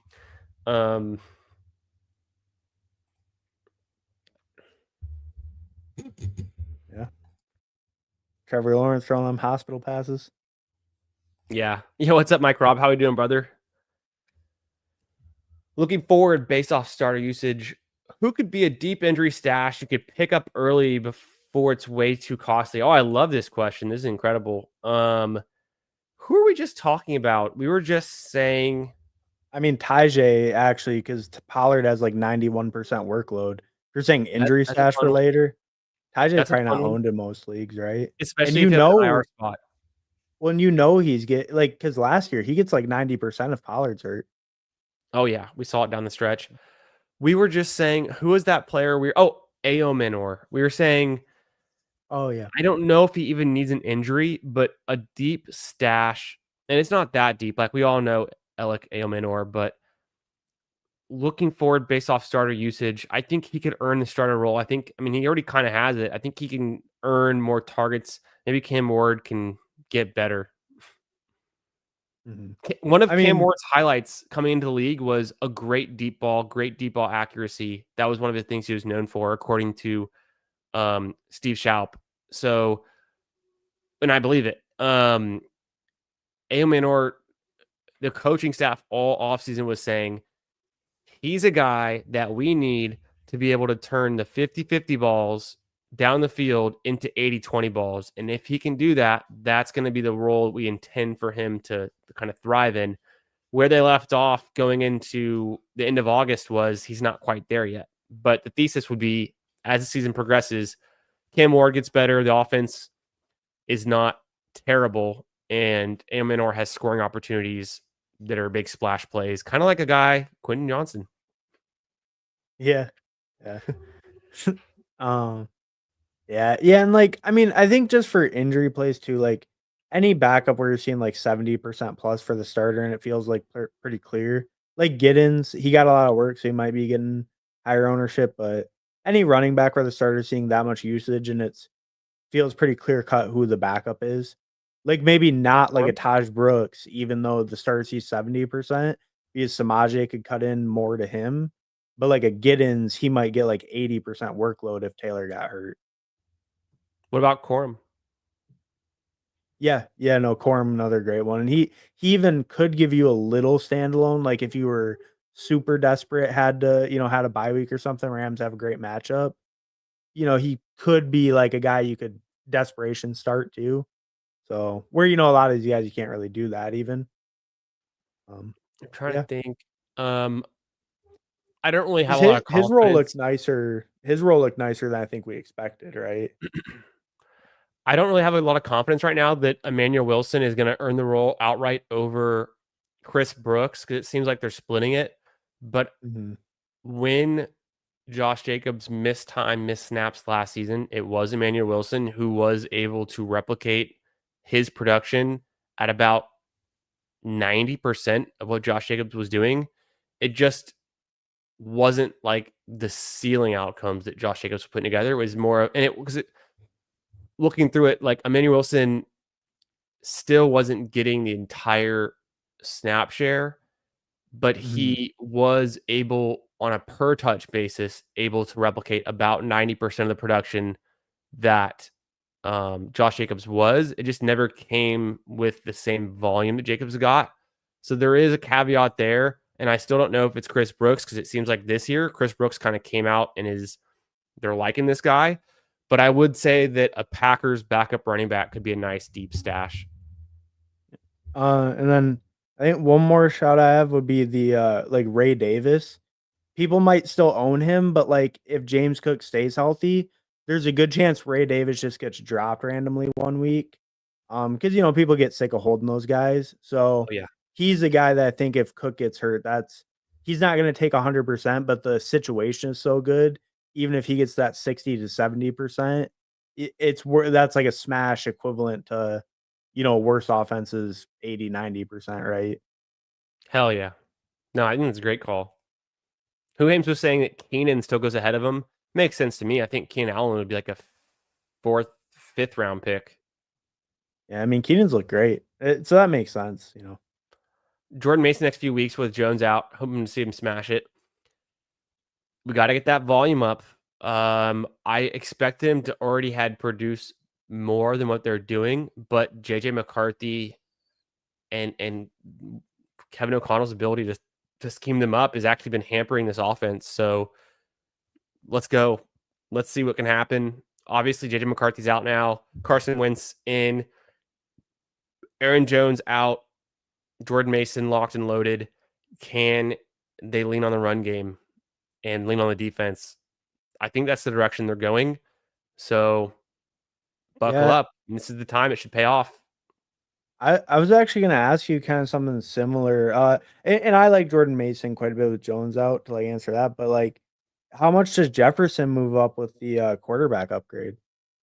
Oh, um, let me look Now at that. that So let me just look at what Jefferson, because I obviously watched the Minnesota game in week 2 against the Falcons in that Mhm. primetime spot. But let me think more about this in the box score and just going back and looking. So right, Jordan Mason only had 9 carries against the Falcons. Falcons defense pretty good. We expect Jordan Mason to consolidate the Aaron Jones touches, and that he could already had more than that. So I think Jordan Mason's floor is about 15 rushing attempts going forward until further notice. Mhm. It could even be higher. It could be 20. Um, with Justin Jefferson had 3 receptions, 81 yards in week 2. They just weren't getting enough passing volume, completions, decent throws, the interceptions, the sacks. JJ McCarthy, I think he led the league in sacks last week with 6. If I remember correctly from my own rundown, the Falcons had the most sacks and forced the 2 turnovers through the air. So, I mean, it can't get much worse than that, but it's looking like the Falcons are one of these insanely good defenses. Justin Jefferson, your question was how much do we upgrade Justin Jefferson with Wentz? Man, we'd have to go back and use someone's database to like pull the splits for Wentz with his top receivers. But off top of my head, if I think back to the guys that Wentz used to throw to, I don't know. Still I'm still not super excited about Well, Justin so Jefferson. the one so like obviously that's like joking a little bit Like because tongue in cheek, about yeah. JJ McCarthy, but do you think that they actually lean more run heavy than they did with Yes. JJ? You do? You don't because they weren't like super pass heavy with JJ, right? He only attempted 21 passes. Right. And I think that's attempted 21. But He I also had I 6 guess the sacks. dropbacks with the sacks, right? So that's like So it's more in line with league average or kind of middle low end. Um, but then I also think back to I was gonna pull up the Vikings week 1. Let me do that he really threw quickly against the Bears, 20. where they actually looked decent, right? They threw the ball 20 times, had 3 sacks, so that's still pretty low passing volume. Jordan Mason did have that's 15 touches in that game, 15 rushing attempts. I mean, I think they could be the run heaviest team in the league with the defense they have and the way they're going to try to play. It could Mhm. just be Justin Jefferson either consolidating all of the receptions and targets and getting up to like 5, 6, 7, or he's just stuck in like this 3, 4 land where he has to use his extreme efficiency to produce. And we're going to have some pretty low weeks. So, I mean, at the same time, could Wentz be more capable and actually throw the ball, 25 times and complete 20 of those or 18 of those? Yes. So I think let me revise my like initial take. I think probably a slight bump in the near term for their passing game and their passing volume and their passing output. It just comes down to, can Wentz be capable, or is he washed? Well, and I guess too, it kind of goes like either way kind of works for Mason because if Wentz is passing more, it probably just means that he's been pretty efficient and they're actually scoring pretty good. Extending And drives. and then if not, then it means Mason's just getting crazy workload. So like either way, I mean Mason is a smash. Like that's he's getting the full workload on a team that should be in winning game scripts more often than not. I mean, that's, yeah, one of the scenario wise, that's kind of about as good as it gets, right? You just wish their offense was a little bit more stable overall. True, true, true. Or going 130 in second quarter. That's kind of crazy. It's a little bit rich, Yeah. but it's not bad. I mean, that in that range, it's all Well, flat curve draft capital, anyways. But I mean, it's a little bit rich, but not bad. and you got to remember though too, he gets a premium because he doesn't have a bye week in there, and you got to That's remember what it like is. all the other guys that have moved up in that like pick 100, pick 110 range, like they're all so different too. So, because there's movement all around him. So Yeah. it doesn't look that bad because the end of the drafts look so terrible now because everyone knows who's like actually playing and not. So it's like you get around 18, you're like, oh my god, like these guys are horrible. That's so funny. I completely blanked on the fact of the bye weeks. You know who's having a bye, who's not. You also know which players are already injured, which aren't. So that's another factor. Because like no one's going to draft Aaron Jones, um, at all. I would think no one's going to draft Joe Burrow, right? So there's certain Right. players are just falling out of the ranks. Maybe Browning is still going ahead of or maybe he's going after, but like even things like that, let's say he goes after, that's one more spot that he moves forward where Burrow would have gone ahead of him. So it's like weird things like that, I think, factor into, I'm sure, to like why the ranges of players moves around that you would expect, like the tiers. Mhm. Um, Mike is saying with Seattle, hopefully it doesn't happen, but if something happens to JSN, I don't feel like it would be Cooper. Um, I I don't feel like it would be Cooper and could be Horton, right? I think we just saw Horton score a touchdown in week 2, and I've been pretty high on him throughout his college career. I looked at my big board. I forgot, like I was so in on Horton, and then I just kind of like slightly got off of him during Best Ball Mania season, and I got back on at the very end. But in the big board, he was like one of my most drafted rookies because I just thought he was good. Um, and I think he's a guy that is like can score touchdowns. So I think he kind of excited to see where that goes. I just don't know what the ceiling is for the Seattle passing offense, volume wise too. Yeah. Yeah, no, I mean, I think if JSN got injured, I think that's enough volume, like, taken away that Right. I think if it's JSN, then yeah, I think Horton's super viable, and you'd probably have to spend a giant portion of your fab to get him. So, like, he's definitely a good stash in that scenario. But like, if Cooper Cup got injured, I think Horton would be a good pickup and maybe like a spot start, maybe more if he is that good. But I don't know if he immediately becomes like a must start guy or like something like that with a cup injury. I think it has to be JSN. Mm. Likes the Green Bay backup call. I mean, yeah, it's hard to know though. We're still confused on what would be, but it's fun to think about. And obviously, they're a powerful offense, defense. They're a highly ranked team overall, maybe the best team in the NFL. Mhm. Um, yeah, I know Lloyd. We all fell victim to the Lloyd propaganda again. Hartman. I blame Hartman for getting me back on Lloyd when I was already out on him, and then Yeah. back Oh out. yeah. Yeah, well, I mean, we all gotta feel the pain, and that's actually something I was gonna ask. Once you get off IR, when is he back again? Yeah, and when he get injured again. Huhaim saying that Jordan Mason's floor is like 35 fantasy points. I think it's a little bit low, but I mean it's fair. Yeah, Um, with the limited pass catching, more like 30 probably. yeah. Well, if you- I think it, yeah. Okay, yeah. Well, I'll give you that. For a I'll give you floor. This is the floor, not the ceiling. that. No, no, You the said ceiling is floor. like 60 points a game. He's going to be the next, greatest thing ever since LT. Yeah, could be. Um, for yeah, really low play volume. Rashi, that's an interesting thought. I mean, but Huham's notoriously in on Rashi Rice, as we all were. Yo, what's up, Michael? How we doing, brother? Got offered Kenneth Walker and Jacoby Myers. Okay, I like both these players for AJ Brown and Michael Pittman. What do I do? Let's just assume it's a half PPR. If it's full PPR, I don't know that it matters that much more, except I like Jacoby Myers even more in full PPR and AJ Brown tiny, slightly less. Not that it matters so much. Michael's saying full PPR, so I guess that makes more sense. But I think Pittman also increases in full PPR, right? True. Pittman, the Colts, the offense, the team looks good. AJ Brown, the Eagles, the team looks good. The passing offense looks bad. The potential for passing touchdowns looks bad. AJ Brown, slow start, chalk it up to the hamstring. I think he's gonna be just fine. If you need running back, this is somewhat more interesting, but I'm gonna hold AJ Brown. Yeah, I agree. I think if you desperately need running back, it's worth, like, let's say you're benching Pittman every week and you need a running back really bad.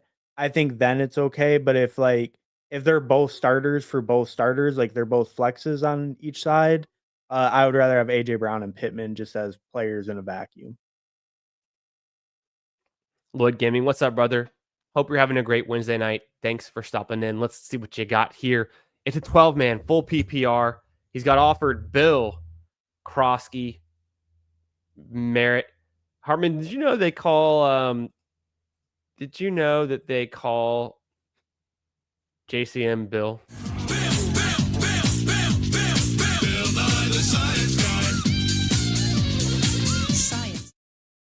Science rules. I haven't rolled that clip in a week or two. I just wanted to roll it. Okay. As soon as he said, "Did you know they call?" I was like, I know where this is going. Not even smooth with it these days. Just completely see it coming a mile away. So he got offered Bill, Egbuka, and Travion for Achan. No, you can't get rid of Achan. My running back room already is deep with Achan. Let's say Chase Brown, Javonte Williams. You struck lucky on Javonte. You're struck lucky on Tootin. Harvey should come on. Benson is also a fun piece. So for me, you don't want to dilute your team with more. Like, what are you going to do with Travion? You already have RJ Harvey, Benson, and Tootin, and Javonte until Tootin and Harvey and Benson get more work. You got Achan and Chase Brown. That's your anchor. Javonte is kind of one of your anchors right now too, and especially in your flex. I can't imagine a scenario where you're going to be starting Bill or Travion over Achan, Brown, and in the short term, even Javonte. Egbuka is obviously interesting, but I would hope you have at least two wide receivers better than him on your team already. So no, you can't. In PPR, you cannot get rid of Achan. Yeah, and like with depth like that, you should be the guy trying to send out like 2-for-1s, 3-for-1s, because you have really Yes. nice depth with a lot of upside. So getting rid of one or two of those pieces with like a receiver, if you can move one, or tight, whatever other position, try to get one better player because you have really nice depth there. So I would try to consolidate. You could wait a little too because you have a lot of rookies, so they could increase in value significantly. Maybe wait a little, but near the end, I would try to consolidate before trade deadlines if you still have a lot of depth. I don't want to sell low on RJ Harvey. You're not going to find an RJ Harvey fanboy in your league right now that would overpay for him. You might find one for Tootin, but I don't necessarily want to sell Tootin. I kind of want to hold and see how high his ceiling can go. Benson, you might find someone who could overpay for the Benson scenario. Otherwise, you find a Cowboys fan or someone who likes old, familiar names and give him Javonte. At the same time, we are just saying, like, Javonte's kind of on a hot-handed streak right now. I just personally don't know if it can last all season. And you kind of do have the depth with like Tootin and Harvey and Benson that can come on later, that you might want to rather flex one of those guys or be fine with flexing one of those guys in the future versus Javonte Williams right now.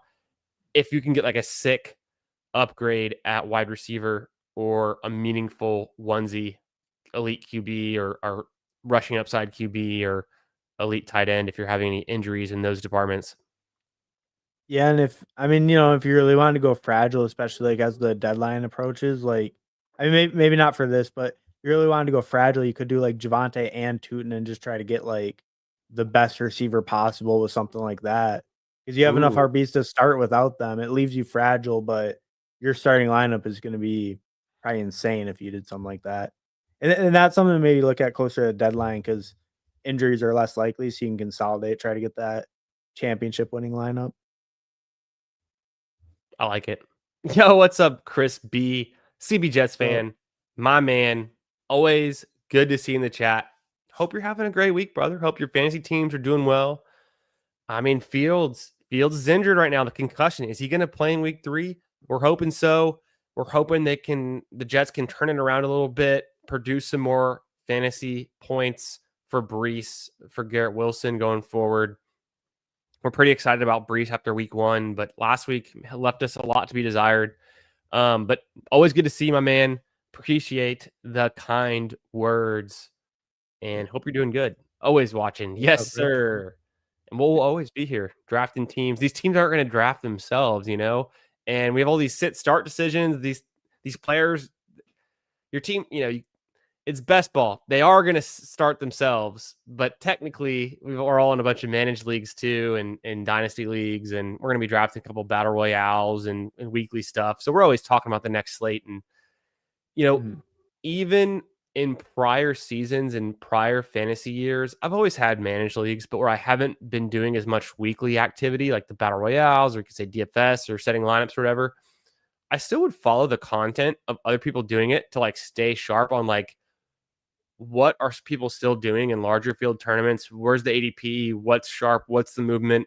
How are injuries impacting players and sit start decisions and things we're getting drafted throughout the week to week during the season? Because I feel like it does help, even though it's like a different game than the managed league, home league type of stuff. I think it still helps. It's like cross studying, to get you more information that sometimes if you just like Uh, really consume the redraft content, it gets stale and you're getting like information that's not actually going to be as actionable as people who are like, oh, I just set up Sims for 150 DFS Millie Maker lineups and this is what I've learned. Like that's sharp stuff. right. Well, and like I think in the DFS and the daily, you're taking into like you're taking in so much more nuance to what's going on that week, because it's so much more important. And yeah, that helps for sure. Like those linemen that are out or something, right? Like O linemen, you might know some, but you're not catching all that just going through your redraft lineups and stuff. You're not going to catch a lot of stuff like that most of the time. At least for me, I wouldn't. I would catch it with DFS stuff, but not with like redraft. Hartman, could you start this question? I'm going to grab some water real quick. Oh yeah. All right. Yeah. This for a diff league, still full PPR. I need to start 2 wide receivers, 1 flex. My options: Egbuka, Kenneth Walker, Jacoby Myers, MHJ. I need to start 2 wide receivers and 1 flex. Okay. Definitely MHJ. Egbuka, he's dealing with the injury, so that's a little bit it's a little bit tougher. I mean, obviously if he's out, you have an easy decision, but it doesn't sound too terrible. Um I think with full PPR, maybe I would lean away from Egbuka with the injury and just like, the Bucks like might be a little bit beat up this week. I think that they had another O line injury today, right? Their one of their guards, I think, got put on IR or something. Yeah, so Yeah. I just think maybe leaning away from Ibuka, even though he's been so like incredible, just with kind of the injuries piling up and the Jets matchup. They're projected to be favorites, but it's not supposed to be like a really high scoring game. And the Jets defenses look pretty nice. I mean, not great, but it's looked like respectable. I mean, obviously the Steelers dumped a bunch of points on them, but if the Bucks get ahead when they're favorites, they might kind of just run it out too. Baker took like a beating last week, so they might not He want did. to open them up to that as much if they can help it too. What about you? What do you think? Or Yeah. I agree they could be leaning on Bucky and even Rashad White some. start 2, and it's like I can't bench Ken Walker. It's tough. I mean, Well, no, I you really can like bench Ken Walker. what's that? You can bench Ken Walker if you want. Or you're saying you just wouldn't bench Ken Walker. I can't. I personally can't Oh, do it. I'm excited about that, what I saw in week 2, and I want that to happen going forward. I me think too. the Yeah. utilization on Myers is hard to ignore. Um, Gino had And a bad MHJ, showing week 2. they're finally using them right. Actually, giving them crossers and stuff. Routes that Kyler can hit them on. The obvious for me here is to go Ken Walker and Marvin Harrison Jr. I don't know though. I might switch out Marvin Harrison for Jacoby Myers in full PPR and just say like higher floor and still a good ceiling, and it really is matchup dependent. I mean, we were just talking about I haven't technically gotten to the Cardinals matchup against the 49ers yet, but it could be a fun game environment. The Raiders at the Commanders, that I mean, you'd think that would be a good situation. We just saw the Packers not really do incredible amount of damage through the air against the Commanders, but Kraft was able to get there. I don't know. I think let me look back on Myers one last time with the box score from Monday night, because I was watching that game. But if I look back and like what was my real, so I did a bunch of research on the week 1, but it was a 1 game sample size. Week 2, Myers still had 6 receptions, 12 targets. Like the yardage was pretty lacking, 68 yards. You would have hoped you got a touchdown. No one scored a touchdown for the Raiders. I think Myers' utilization is like really strong, like really, really, really strong. Hard to ignore. I correct me if I'm wrong. I don't think Marvin Harrison Jr. has gotten anywhere close to that kind of utilization. I'm going to go look at what he did with the Panthers last week, because I started him in one of my dynasty leagues and I was pretty disappointed. It's a PPR league. Yeah, 2 receptions, 27 yards on 5 targets. So essentially, Jacoby Myers is like getting 2 times or more targets and usage and catches and yards than Marvin Harrison in this tiny sample size that we have. But things change week to week. So it's, to me, that's why it's close. Like the gut would say go with Marvin Harrison Jr., duh. But my brain is like, wait a second. Well, Jacoby Myers is actually one of So the most utilized wide receiver targets in the entire league.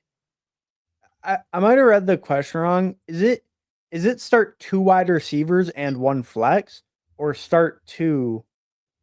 I think it means start 2 wide receivers and 1 flex, right? You only have to bench 1 guy, or do you have to bench 2 guys? Oh, I thought it was just start 2.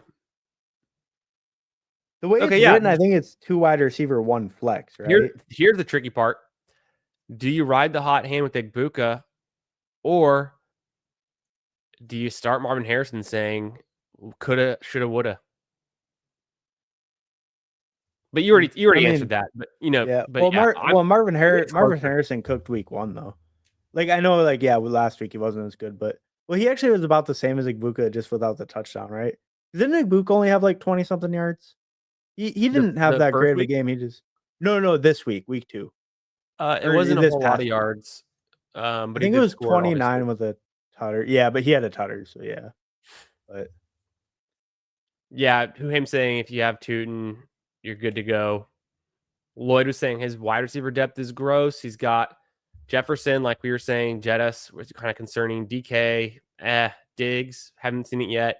Pittman, good offense. Hollywood, the week 1 explosion, but you probably had benched him at that point. yeah, I mean, I like that idea. Downgrade Javonte to a flex wide receiver. Yeah, Exactly you need. what I would do I would personally. try to move like Javon, like you're saying, sell high on Javante, find someone that really likes him and can appreciate him, and will give you a lot for him, and get yourself something better than Pittman and Diggs at this point. Maybe even something better than DK. It has to be something better than DK if you're going to give away Javante, who's like running hot right now. Do you You're going to think have to ask for a good receiver who you believe in, that might not be getting ranked as high as DK, but like should and could be better? Jacoby Myers. what about actually Jacoby's a bad or a good call, but what about like Olave too? That'd be maybe a decent one. And He's not getting a lot of honestly, hype, but the you usage probably looks can good. get one of those 2 guys. And if you said it's full PPR, you can probably get one of those 2 guys and maybe have him still throw something in for you if like they're so fixated on past production and fantasy points. Mhm. Yeah. Fields ruled I out. saw Oh that. damn, I hadn't seen that yet. Oh, you didn't see it? Oh, yeah. Yeah, no, he's not playing this week. When that happened, like in the last like 3 or 4 hours? I think so, yeah. I remember I got an update earlier that might have just been like a Twitter post or something though.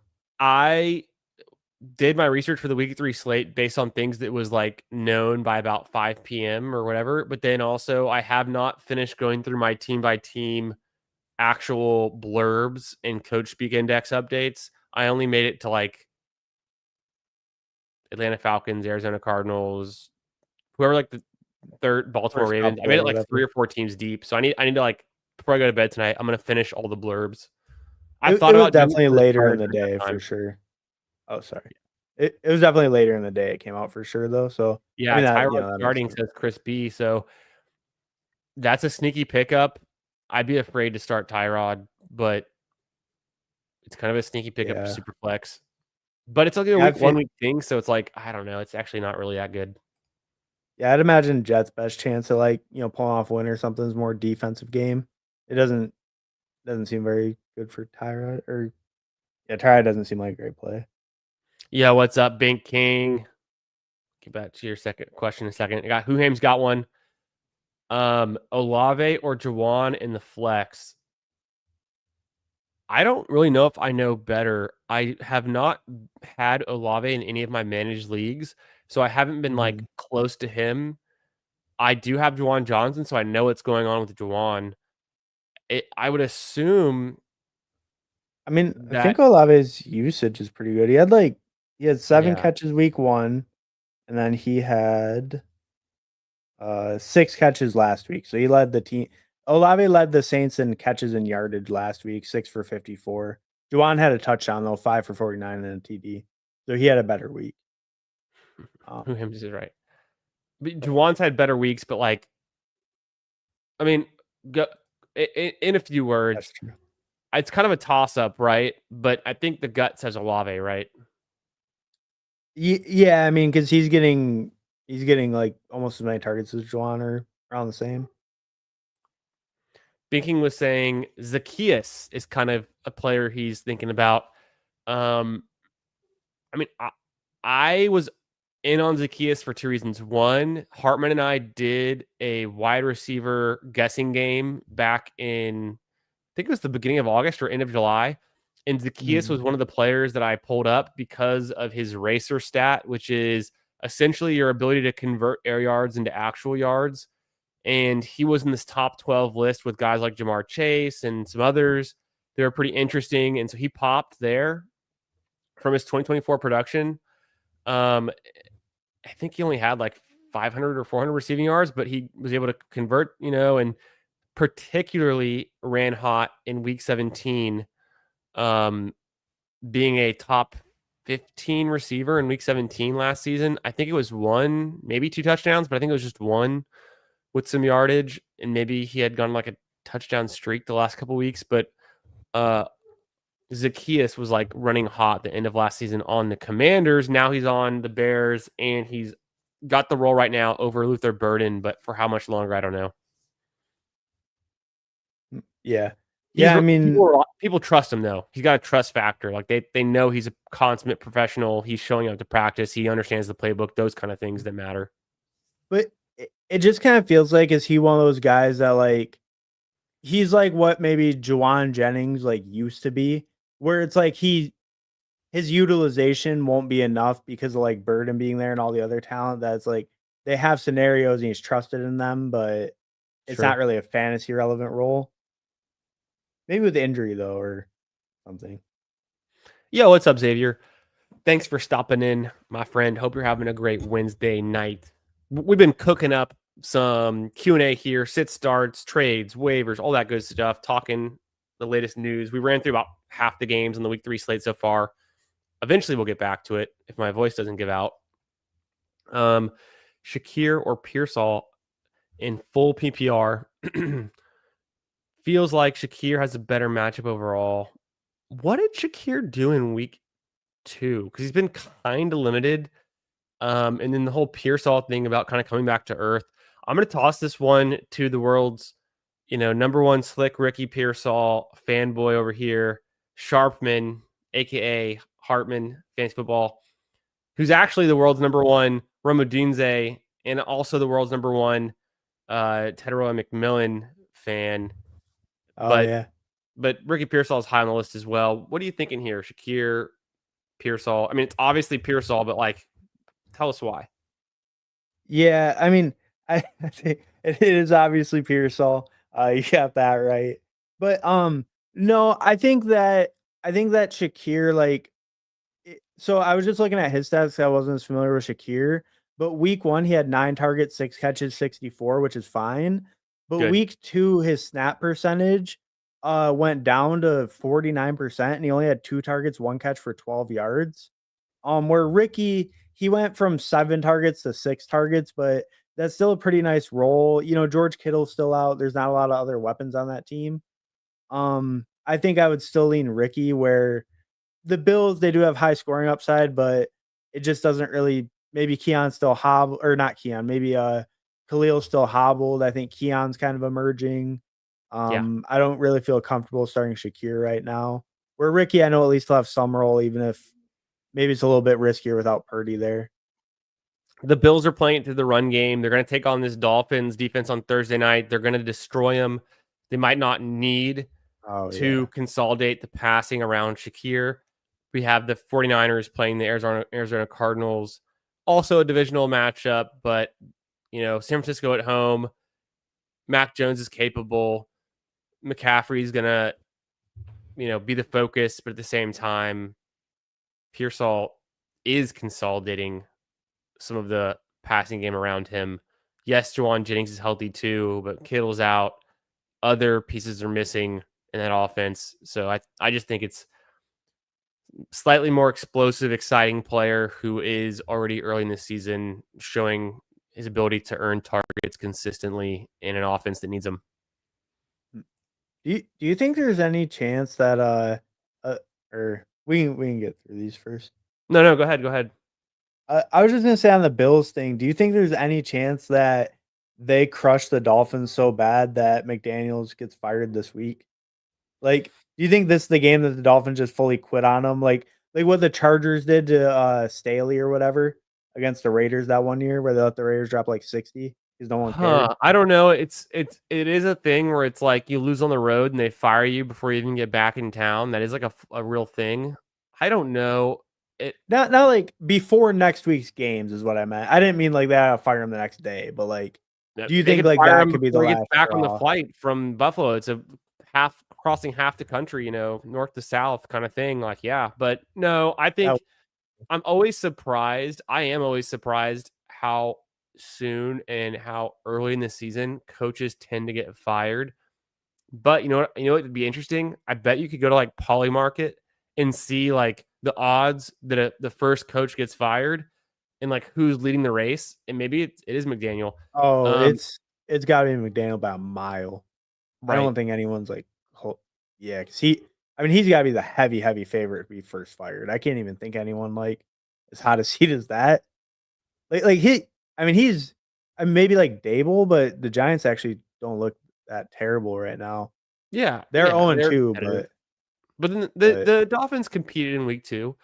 But so what I'd say is I would almost be more interested in, does an NFL coach get fired this week, Polymarket? And like I would hammer the nose until someone does get fired. If that was a real thing. I haven't looked. I don't know if it is, but I always like to think about like public markets and like perception on what these things would be. And so does a coach get fired in week 3 before week 4? I would say no. But interesting. Um yeah, Yeah, what's up, FK? What's up, brother?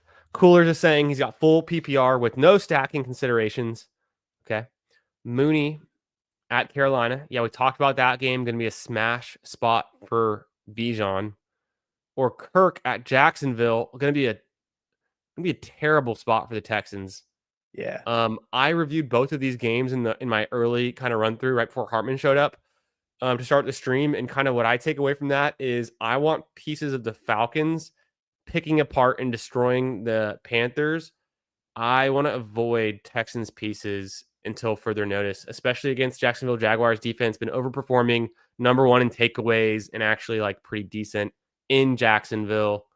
So, and Kirk's first week back. Hopefully he's Yeah. doing good.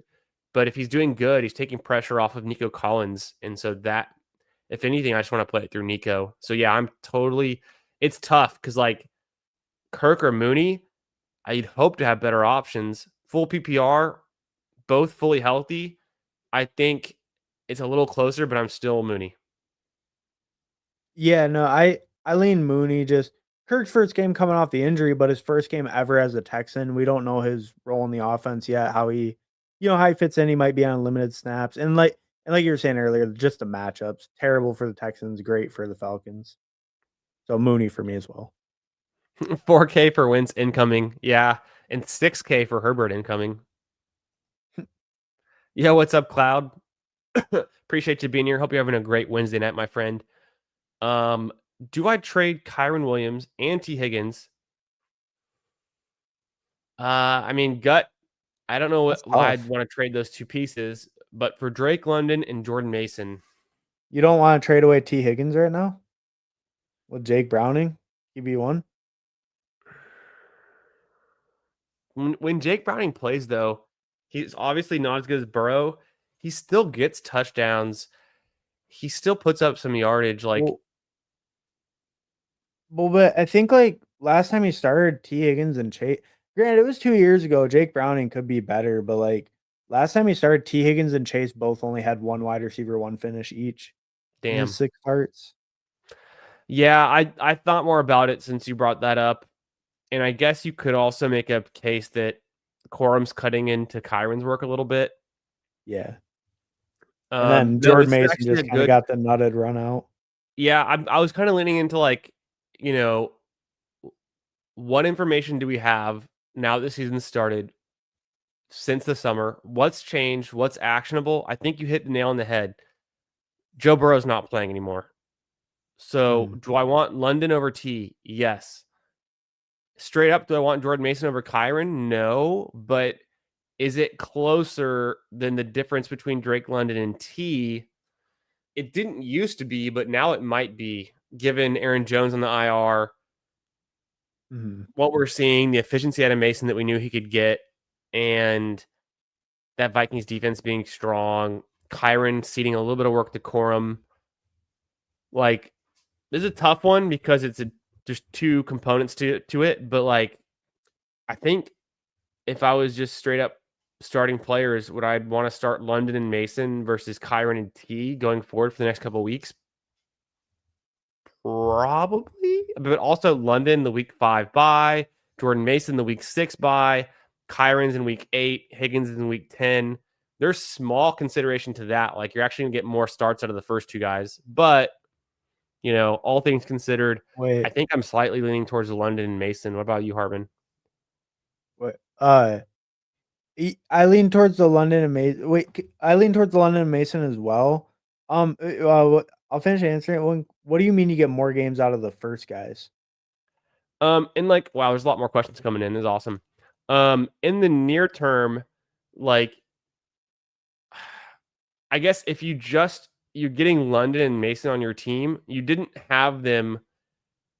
I guess you would still, if you Well, kept none Kyron and none of T, their buys happened yet, yeah, none of so their like buys it's have still happened, equal, right? but like, I don't know. I guess every week is like, Well, don't you want your buys in the near term because then they're more projectable unless you have them stacked, right? You probably have more healthy guys right now maybe. because week 10 matters just as much as week 4 or 5 for getting a win, like in a redraft league or whatever, right? Yeah, I think actually you're right. I guess they become more valuable after their bye if you do end up wanting to trade them again or getting more weeks down the Yeah, stretch. I don't know. I'd think more about it, but like, later. Yeah, if you trade them later, because you gain a week that the other person loses. So yeah, for sure. Like if you traded Drake London at week 6, his value goes up. Like you not shouldn't trade them, crazy, right?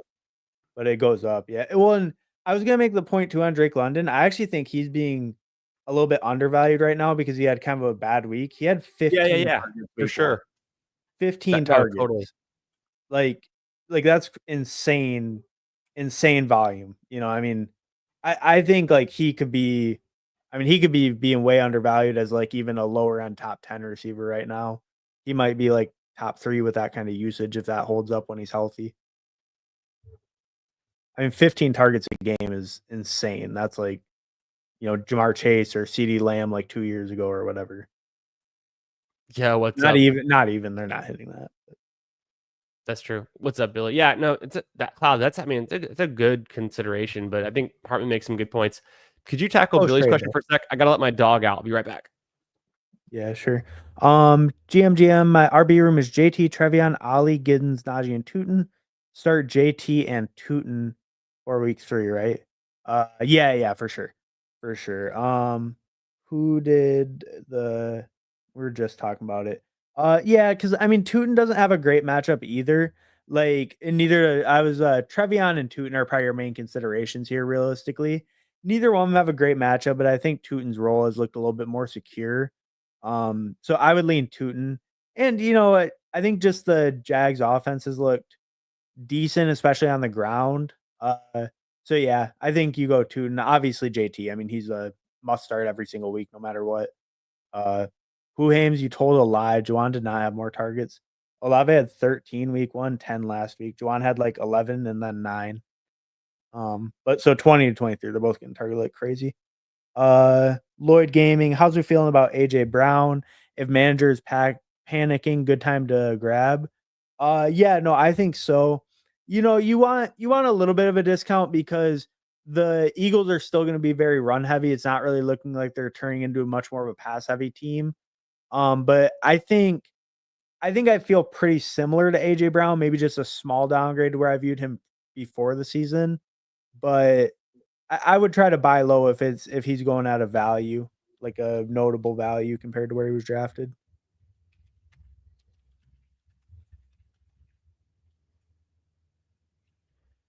Love it.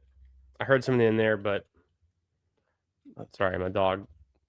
Oh no, She you're went good. out. Oh, she just came back in. I gotta go close the door. Let's jump to. Oh, I answered that one just now. I Oh, answered both. yeah. This one for Lloyd, and then oh Weird. yeah, Scatterboo's gonna crush against the Chiefs. Fantasy That's dog, a what's up? What's up, my boy? that's how fantasy kills true NFL fandom. Yeah, Right? That's what people say. Fantasy football ruins football in a way. it does because I mean, like I like the Texans. Like I grew up watching the Texans. Like they existed during my lifetime. It's kind of like a interesting thing to see come about. But like, would I rather Jordan Mason crush for fantasy the rest of the year and the Texans suck? If that's the trade off, like I'm in. yeah, Follow the bags, defend the bags. But really, yeah, good to yeah. see you, Fancy I Dog. Hope bet. you're doing great, my friend. Hey, what's up, fantasy dog? Let's jump on to John Abruzzo's question. I'll let Hartman start it. I'm going to close the door. My dog opened the door and I got to close it. Be right back. All right. Trade Kamara and Nico for CMC and Debo. Kamara and Nico for CMC and Debo? Man, that's tough. I think I probably would because I think Kellen Moore has used Kamara pretty sparing. Like Kellen Moore hasn't really used Kamara very well in the passing game. His targets have been kind of low compared to like historically. CMC's usage looks pretty much as good as ever. Maybe a small decline from his peak usage, but he's getting close to 80%. Debo looks great in that Commander's offense. Jaden's injury is short term. Even if he misses, it'll be like a week. Nico still seems fine where he went, but CMC was going over him before, and CMC seems better, if anything, if not the same, better. So I would lean CMC and Debo. I think so too, given limited information, but just straight up, man, you want a piece of the Commanders' offense. Jaden Daniels should be back sooner than later. Mhm. You want CMC. The CMC over I Nico thesis is proving correct. We kind of got to that point early in the summer, and we've been there, and now it's just reaffirmed. The Texans just look like a kind of bad spot, and then we've seen Kamara fade down the stretch before. We know he's the engine of their offense. He is their Saints identity right now. But how bad can it get in New Orleans with Spencer Rattler? But Kellen Moore, it seems like he's holding it together decently. They're definitely putting up some volume. It's not the worst fantasy environment like Juwan Johnson, getting usage. Shaheed usable, Olave can be usable. Obviously, Kamara's usable, but if we're taking about the ceiling play, I want CMC, and then can Debo right now replace Collins without losing too much? It's like, yeah. Mm. Well, I think you would almost view it too, like, you're probably starting both players either way. So, Yes. it's almost like Debo replacing Kamara, CMC replacing Nico, right? That's And, how I like, was how thinking you of it. would Yes. project. Yeah, yeah. Yeah, for Like, sure. Yeah, even though you're the right about that. positions aren't the It's a long week too. Yeah, fantasy dog. Good to see you, my friend. Good to see you. Later, who Hames? And that was oh shit, that was 10 minutes ago. Sorry about that. But we'll catch him later. Um he's I got to don't live. either. He said, yeah.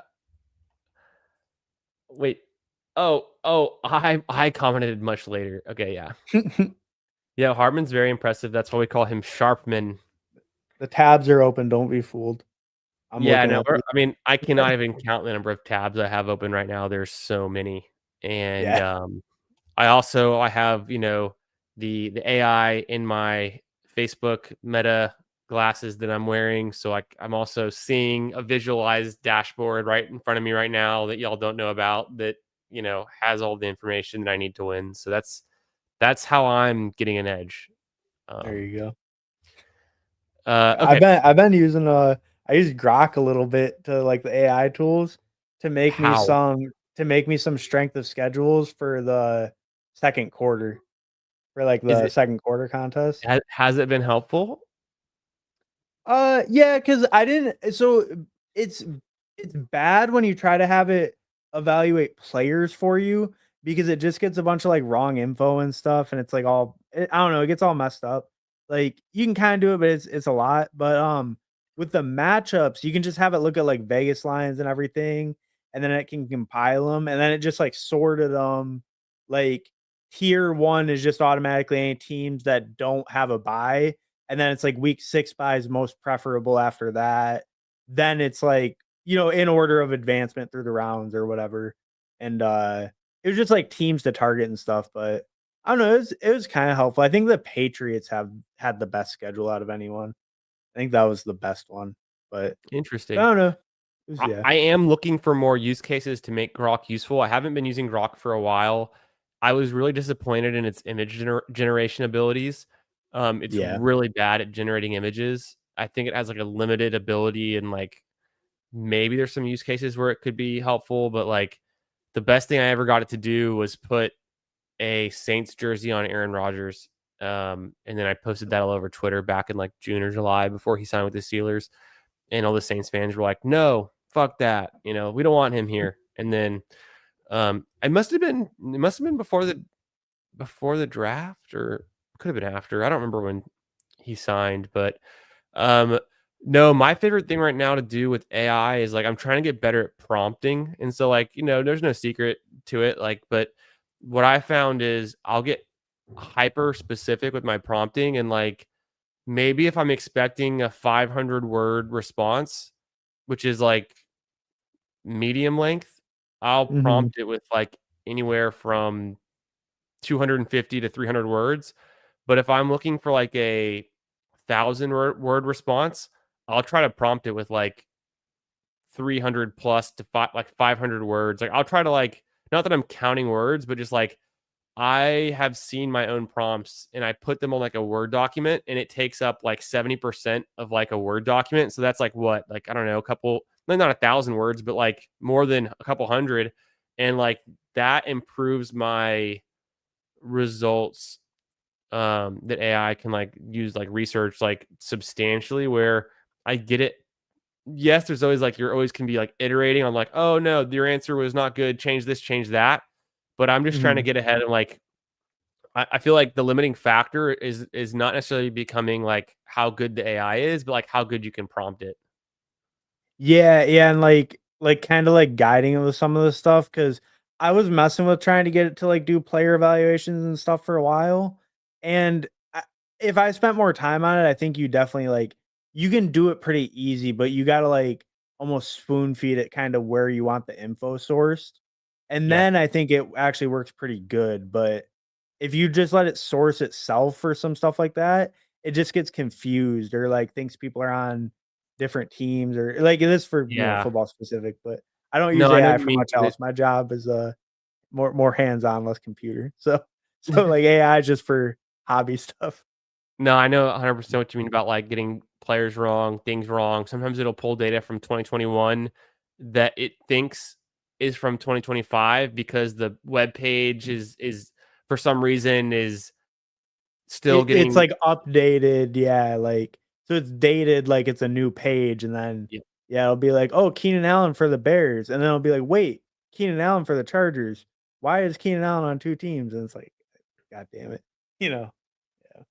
You gotta be careful with that stuff, but at the same time, it's like, um, 2 other things I found useful. You can give it a dummy example of what you want. So, like, you can spend 200 words telling it, "Give me something like this. Here's an example." And you don't have to have any data or any stats, but, like, you could be like, "I need these kind of things and, like, this," and, like, give it, like, historical examples of like, for instance, you could say, "Oh, I want a player evaluation for fantasy, for Nico Collins. Here's what he did in week 2. He played the Buccaneers and he scored a touchdown, and I wanna know what his yards per, target or route run," all this kind of information. Like, you feed it like, you give it, like, what has already happened, and then it can replicate that with like other situations, and it gets better if you've kind of given it an example. So you could like feed it a whole prompt and then give it an example at the end of your prompt, and that will improve it.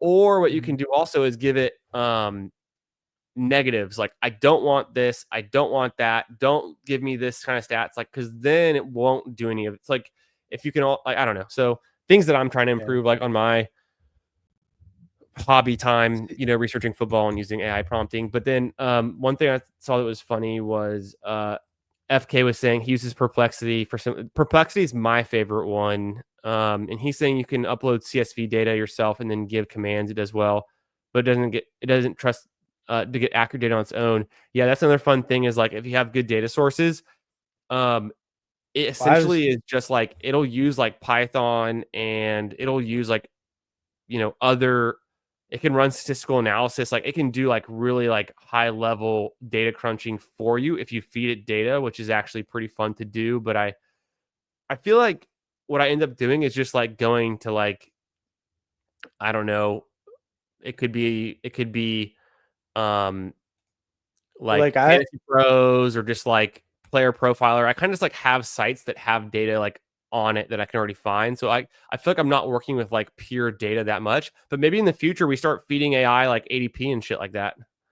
Well, like, I was actually kinda thinking about and, like, I wasn't sure because I gotta kinda look how much it costs. I think it's kind of expensive, but, like, I was thinking about using the fantasy points, like, the data suite, because you can download that if you pay for, like, the Primo, and you Yeah, can there's a charge. download all the crazy stats and just feed them all into, like, an AI.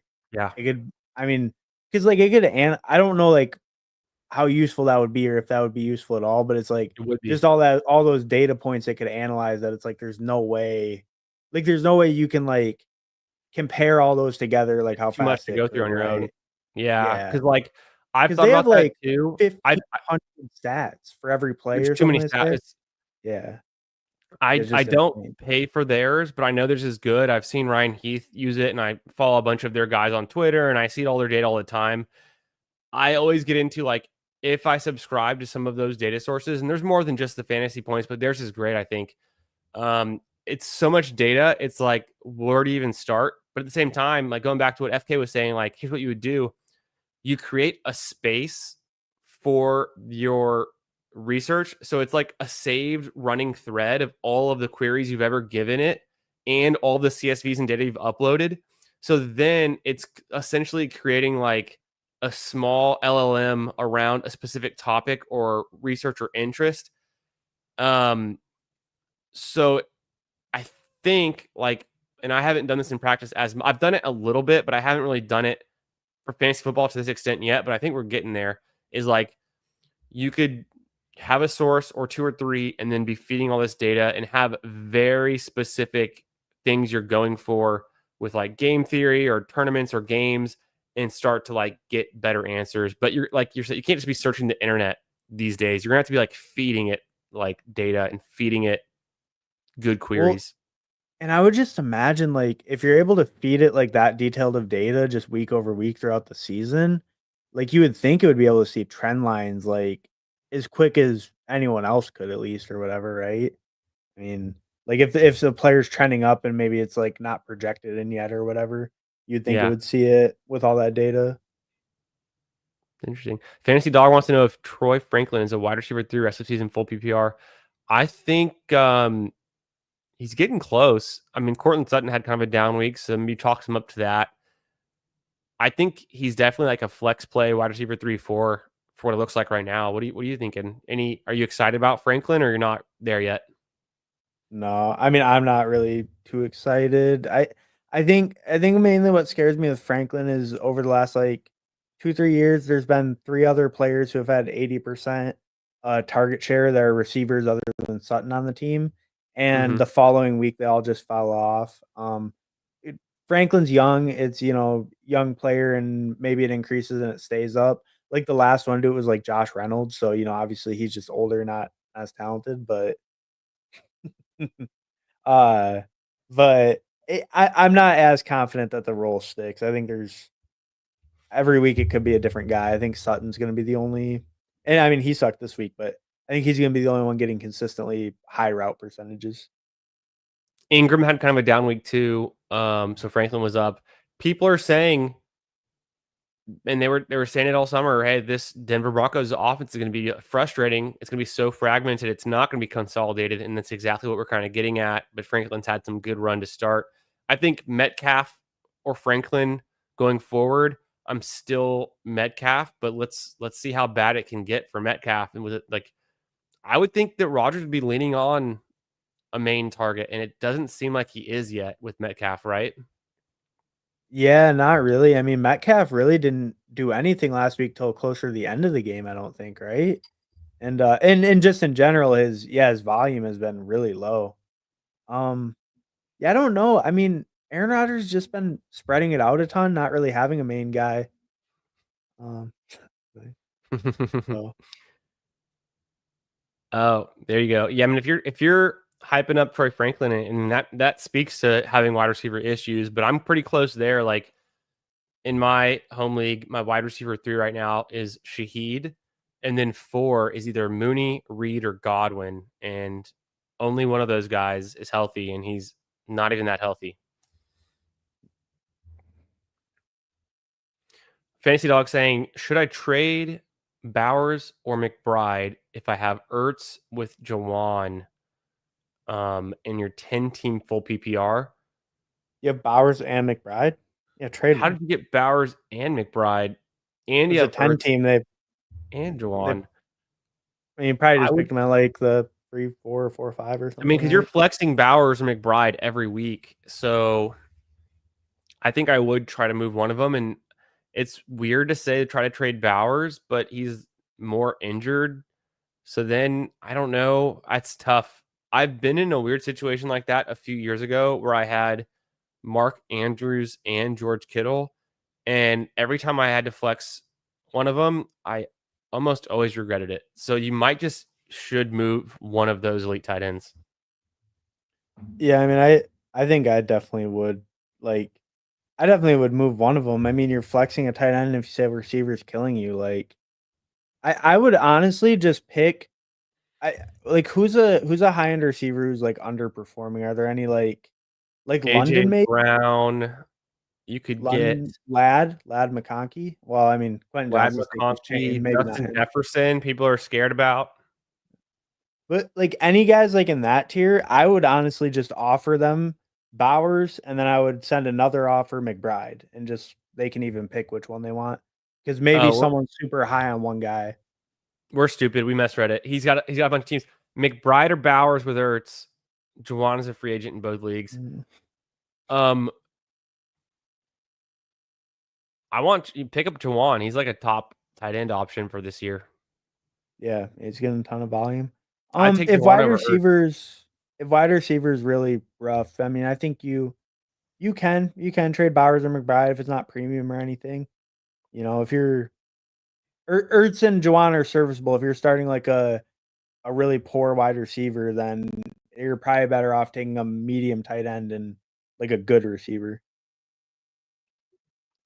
I think pick up Juwan to drop Ertz. I think so. I also think so. Juwan has 23 targets so far. Yeah, after week 1, Ray GQ was posting some of his data analytics. He does like a Trinity score after week 1, and I think it even got better after week 2. I'd have to check back to see, but after week 1, he said Juwan Johnson was in the elite range of the spectrum for receivers, not even just tight ends. Like, he's an elite receiver, which is crazy. But like, then week 2 is also good. This Kellen Moore offense, a ton of volume. Rattler serviceable. Rattler might not always be paying off for fantasy, but his pieces are. Yeah. Yeah, definitely. And you know, that's close though, so but I think yeah, we both agree it's slightly in Juwan. Awesome questions. Make sure y'all slap that like and are subscribed to my channel here and Hartman Fantasy Football on YouTube. Time to cover the 4 p.m. Eastern Time game slate, the late slate. We're just now getting to it. We took about an hour break from the games. I'm going to run through some of the data I put together, and then Hartman and I will continue to Q&A with the chat and potentially even draft some BR teams. We'll see how late it gets, but I'll be kind of excited to do it. Okay. I'm gonna grab water quick, but I can hear you in my headphones. Perfect.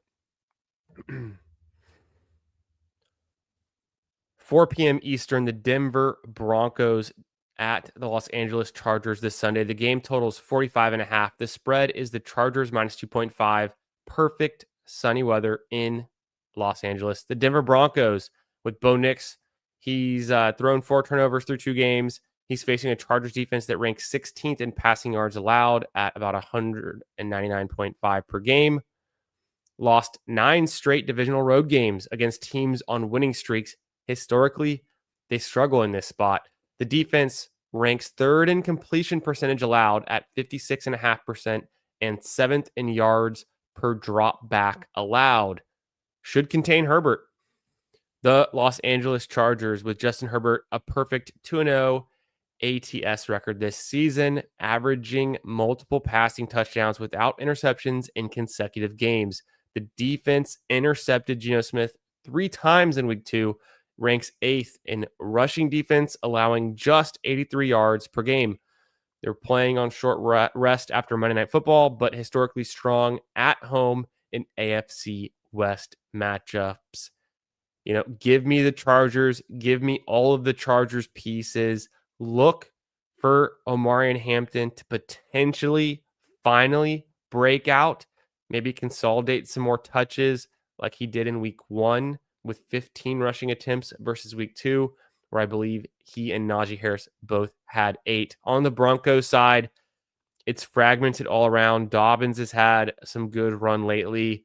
We saw Troy Franklin having some good run lately. It's hard to know who to trust on the Broncos side of it. On the Charger side, you just want a piece of the action. Could be Keenan Allen, Lad McConkey, Quentin Johnston, Hampton. Could even probably flex Najee with some consideration. This Broncos defense is pretty strong, but I think what we just saw the Colts do on the ground against them, we have some confidence that the Chargers should be able to put up points. Man, I need like some tea with some honey. I feel like I haven't talked this much in a little while. My throat is burning. But we have more games to get to. Next up, Sunday at 4 p.m., the New Orleans Saints at Seattle Seahawks. The game total is 41.5 points, one of the lower totals of the week. The spread is Seahawks minus 7.5, a big advantage there. And the weather is going to be good conditions at Lumen Field in the Puget Sound.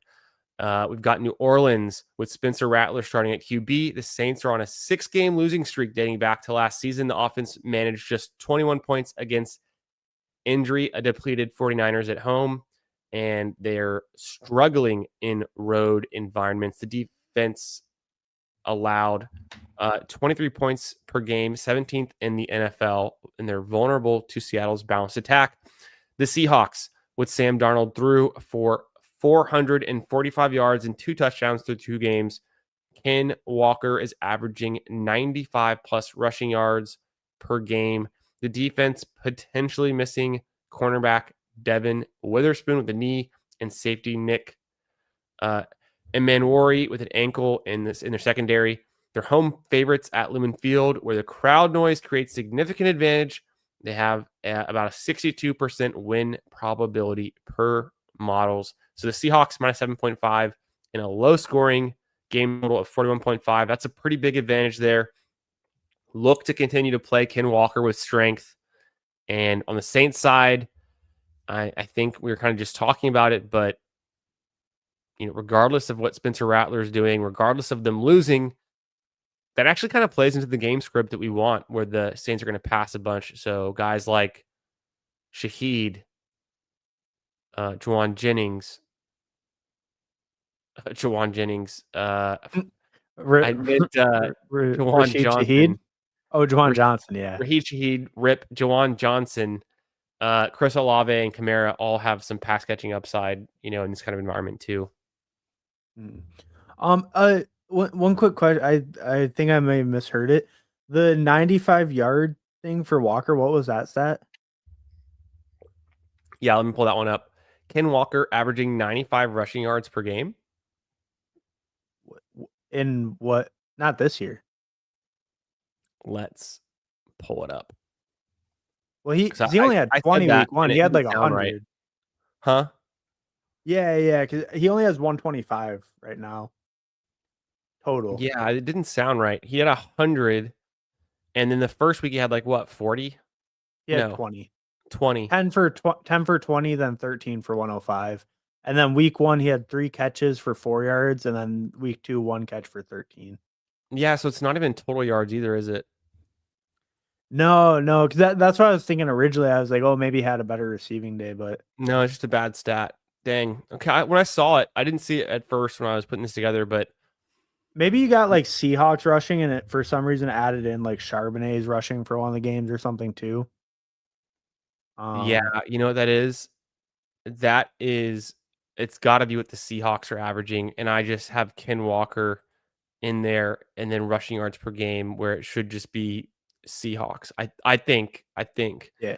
I just Charbonnet has about 60. So, and then probably some random dude has 20 or so. That kind of makes sense. That sounds like it adds up. Let me see here. Or what I did is I just clipped out more context, but yeah, I was wondering if it was a multi-year stat, when they're favored by X or something amount. That also could be true. I'm looking back, but I can't actually find. I clicked on my link that I had that stat from, but I actually can't find it at the moment. But okay, so yeah, stat correction. Obviously, when I said it, I was like, oh, that didn't sound right, but I'm gonna keep saying it because I already wrote it here. But yeah, no, Ken Walker's not averaging 95 rush yards per game. I guess that is just the Seahawks. That would make more sense though, because what did Charbonnet do week 1? So Charbonnet has 60 yards total rushing. He had 47 and then 10. But the Seahawks total rushing is 200 yards on the dot. Okay, they're at 201, so it probably took out a Darnold rush or something. That's their running back rushing average or something like that. I'd imagine that has to be it. Yeah. There's bound to be errors in here. I'm glad we found one. That's why I've got. Oh yeah, I mean when you're doing 5 or 6 points for all 16 games, you're gonna have some when you're going through that much data, you're gonna have somewhere it's labeled a little wrong, so it's like whatever, you know. Yeah, Because that stat's like, yeah, the team stat or whatever, so it's like just a little mislabel or something. yeah, that was a team stat. That's what we'll chalk it up to. I'm glad we figured it out though, because I was scratching my head reading it. And I was like, oh, I can't really stop. I guess I'll just read through it. But I think that is like a huge implied, Seahawks minus 7.5. I wonder if that's Yeah. still the current betting line because that was only 41.5 points game total. That's insane. Like they think the Saints aren't really going to score much and the Seahawks are going to dominate and just like run this ball a ton. Yeah, I mean that's kind of what I would expect, right? I mean, That's a I target. That's definitely a target for because Seattle run game and then Saints bringbacks in the passing game. yeah, well, and I think the Seattle defense has looked really nice so far too, right? Yeah, So yeah, I mean, I feel great playing Ken Walker this week. I don't think Saints defense is very scary, and the Seattle defenses look great. So, true. so yeah, and like you said, the implied total. I mean, that's got to be the biggest one on the week, right? The biggest difference? Oh no, there was one other one that Oh, was the Packers, Cleveland. Oh, Bills, Miami. Yeah, Bills, Miami, and the Packers, I thought. Packers are even. They're also 7.5. Yeah. Okay, that's what it is. Yeah, what's up? Be growing stuff. How we doing, brother? Hope you're having a great Wednesday night. Your teams are That's a doing great. well. Ken Walker, who we think's gonna smash this week. Keenan Allen, who we love the Chargers. Pickens, who's like literally one of our favorite players, but what's going on with Dallas, man? They come on. They're running the ball too much, more than we ever expected. Pick two.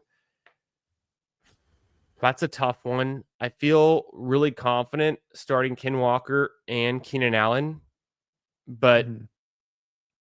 I feel like part of me is going to want Pickens over Allen and then have a little bit of faith in Pickens. But I think what Allen has shown with first read targets, the total targets, the usage on a per snap basis, being efficient, being good, like it's all looking good. With Pickens, it's like we're still looking for him to go nuclear, I guess. So, Hartman, Yeah, I do tend to agree with that. Pickens was decent last week though. Not nuclear though by any means. But I would lean Pickens slightly over Keenan. Ken Walker's obviously the easy play. Him for sure. But I would slightly lean Pickens just because of the matchup. I think the Broncos, they have gotten scored on a little bit this year, but they still should be a really, really solid defense. And the Bears have looked pretty bad on defense. And like their best corners on IR, and their other corner was questionable last week. Maybe he's healthy now, but they've had some injuries in the secondary, and their defenses look not great so far this year. Um, so I lean Pickens, but very close call. makes sense. Um, I And mean, Walker, the it's easy play. super close, right? Yeah. Fantasy Dog was saying Judkins, Scattaboo need help at running back.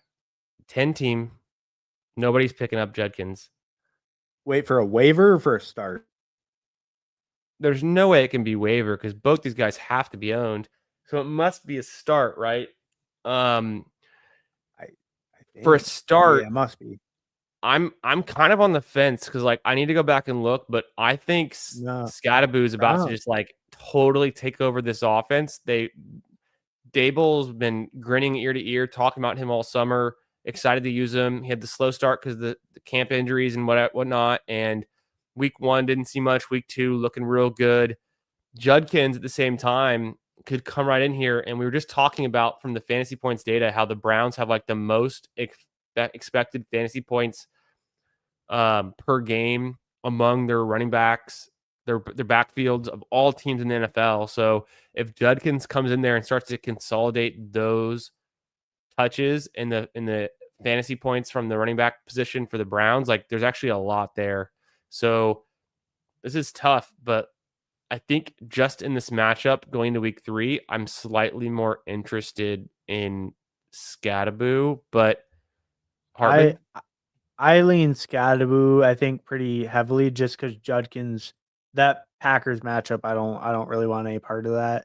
Like Yeah. I love Judkins' spot, and I do think the Browns running back, spot is good, but I don't want to play a running back against the Packers if I can help it, like at all. Unless they're a mega elite, Bijan or something like that, CMC. But like any mid tier running back, I want to avoid playing them against the Packers if I can help it. No doubt. Hartman, you're going to love this matchup. We'll get into this. And I threw in a little, I hope, fingers crossed these stats are all right too. Now I'm nervous, but I threw in a little thing for Hartman here at the end here. This is Sunday at 4:25 p.m. Eastern time. We have the Dallas Cowboys at the Chicago Bears. The game total is 50.5, one of the higher game totals of week 3. The spread is Bears minus 1.5. The weather should be pretty good conditions at Soldier Field.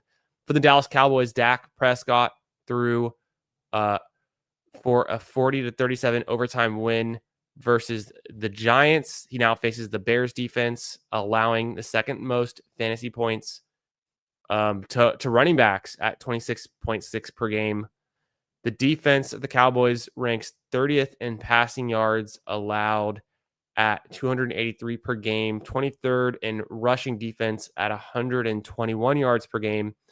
Javonte Williams is averaging a 75% snap rate with 45.4 fantasy points through 2 games. He's got an elite matchup versus the Bears.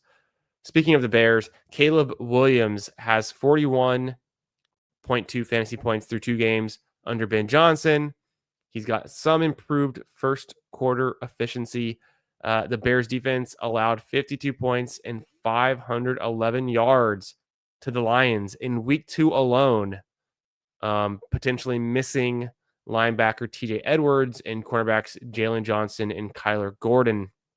Rome Odunze emerging as a target monster with 11 catches for 168 yards on 19 targets through 2 games and hitting in the touchdown department as well. So this could be a fun game. It's expected to be somewhat of a shootout. You're going to want some fantasy pieces on both sides of this one, on the Bears and the Cowboys in week 3. Yeah.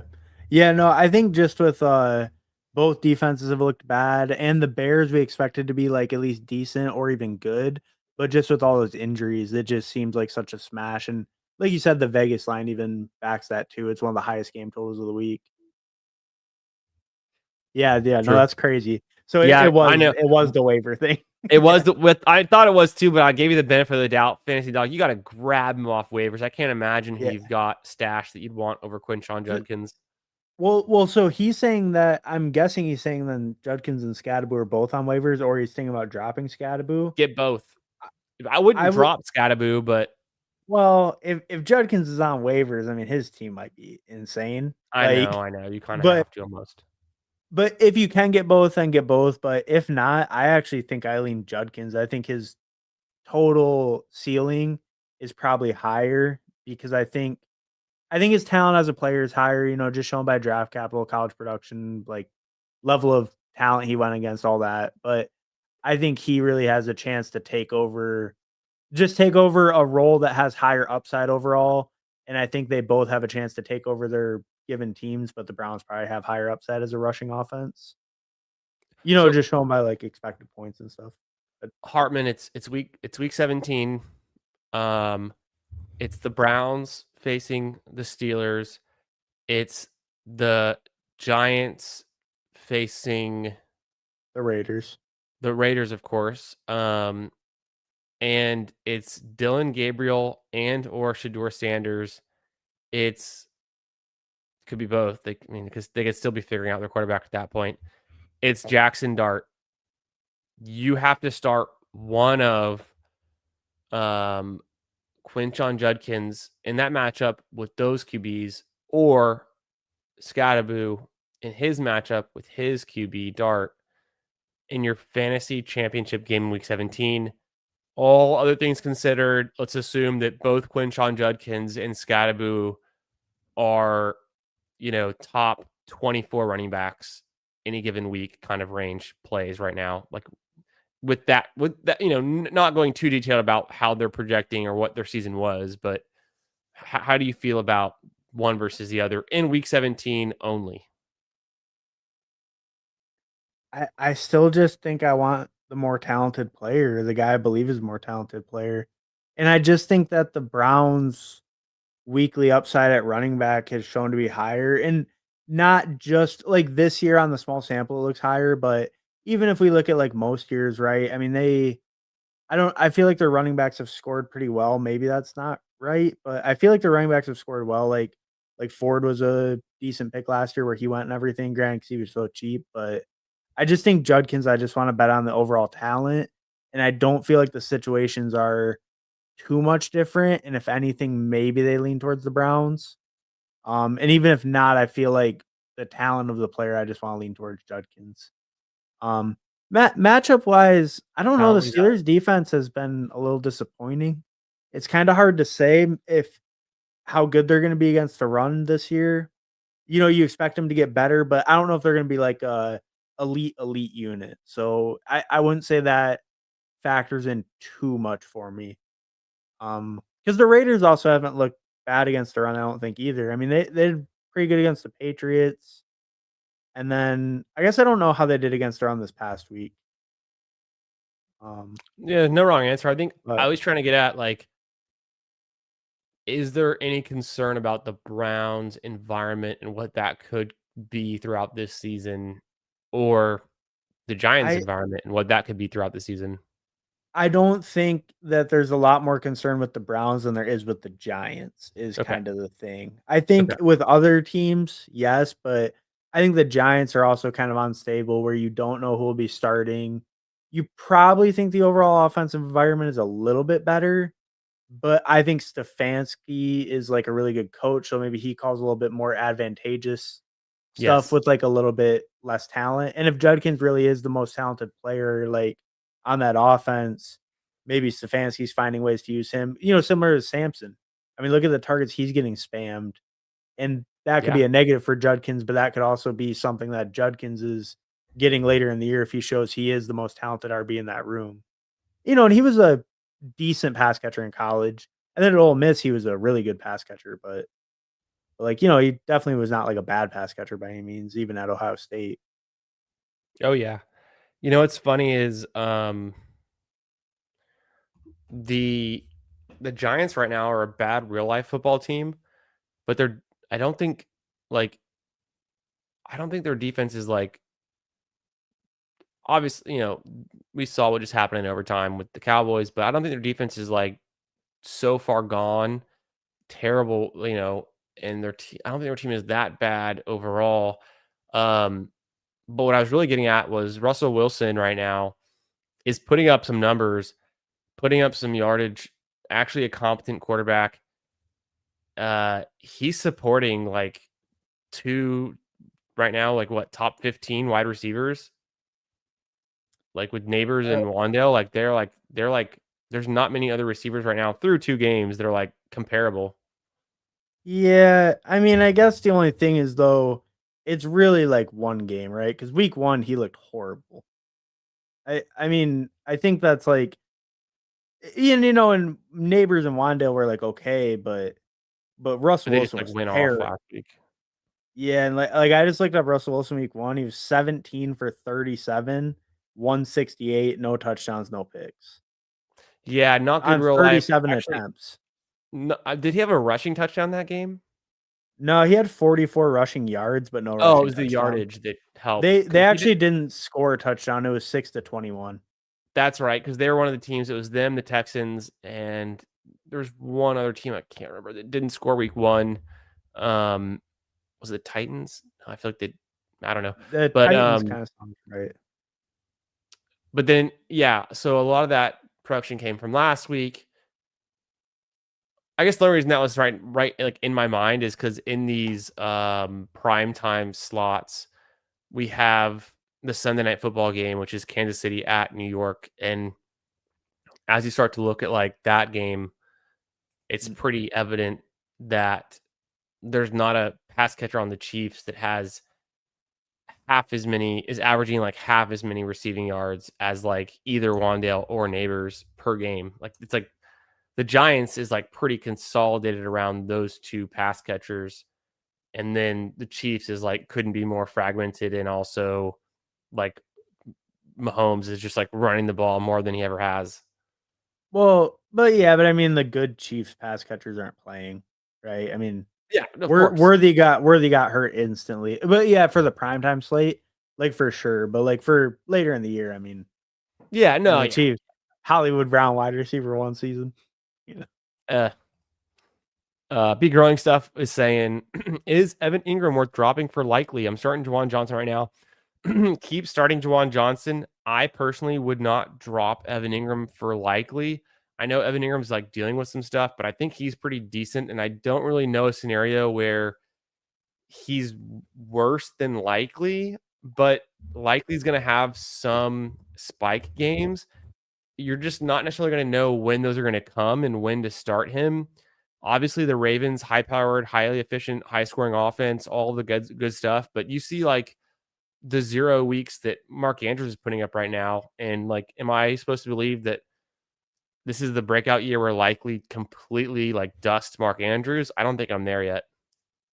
Yeah, and I think with Juwan playing so well right now, Evan Ingram was dealing with a pretty serious injury this week. Like he was really questionable to play at first, or like earlier in the week. So or before week 2, sorry, he was really questionable last week. So I would just hold Ingram, especially if you're not starting him right away. Oh yeah, I had a Should have typo, so seen I had this to type coming. it again. Just to drill the point home. Yeah, Who mistakes were cares? made. I thought Burden and Loveland would come out the gates and be utilized, and they're getting the rookie treatment right now. They're not being used at all. We'll see how things go, but I guess what I should have factored in and understood and listened to more was Rome takes DJ Moore, and like that's kind of like the trade, like, or like the swap of like the Rome relevance. is a Rome is a Monra. Right, Yeah. in the Ben Johnson system or whatever, where, And like, you DJ would think Moore is it's like, DJ Moore 'cause it's short yardage, but Rome runs, like, outs and, like, short slants and stuff way better than him. and DJ Like Moore's disappointed, but it's only because he hasn't hit touchdowns yet. Like, he's actually still being used, not elite usage, but like he's being used somewhat. So he's not paying off his price. Um, but if he had some more touchdown luck, people wouldn't be noticing it as much yet. yeah, like, his usage is like, it's a little bit lower than we wanted, but it's fine for where you got drafted. It's not, like, Yeah. terrible. But, yeah, I got tricked on Loveland too, I will say. Loveland fooled me as well. I got fleeced. I have some room. I Yeah. need more. Whatever. It's too late. Maybe in these weeklies.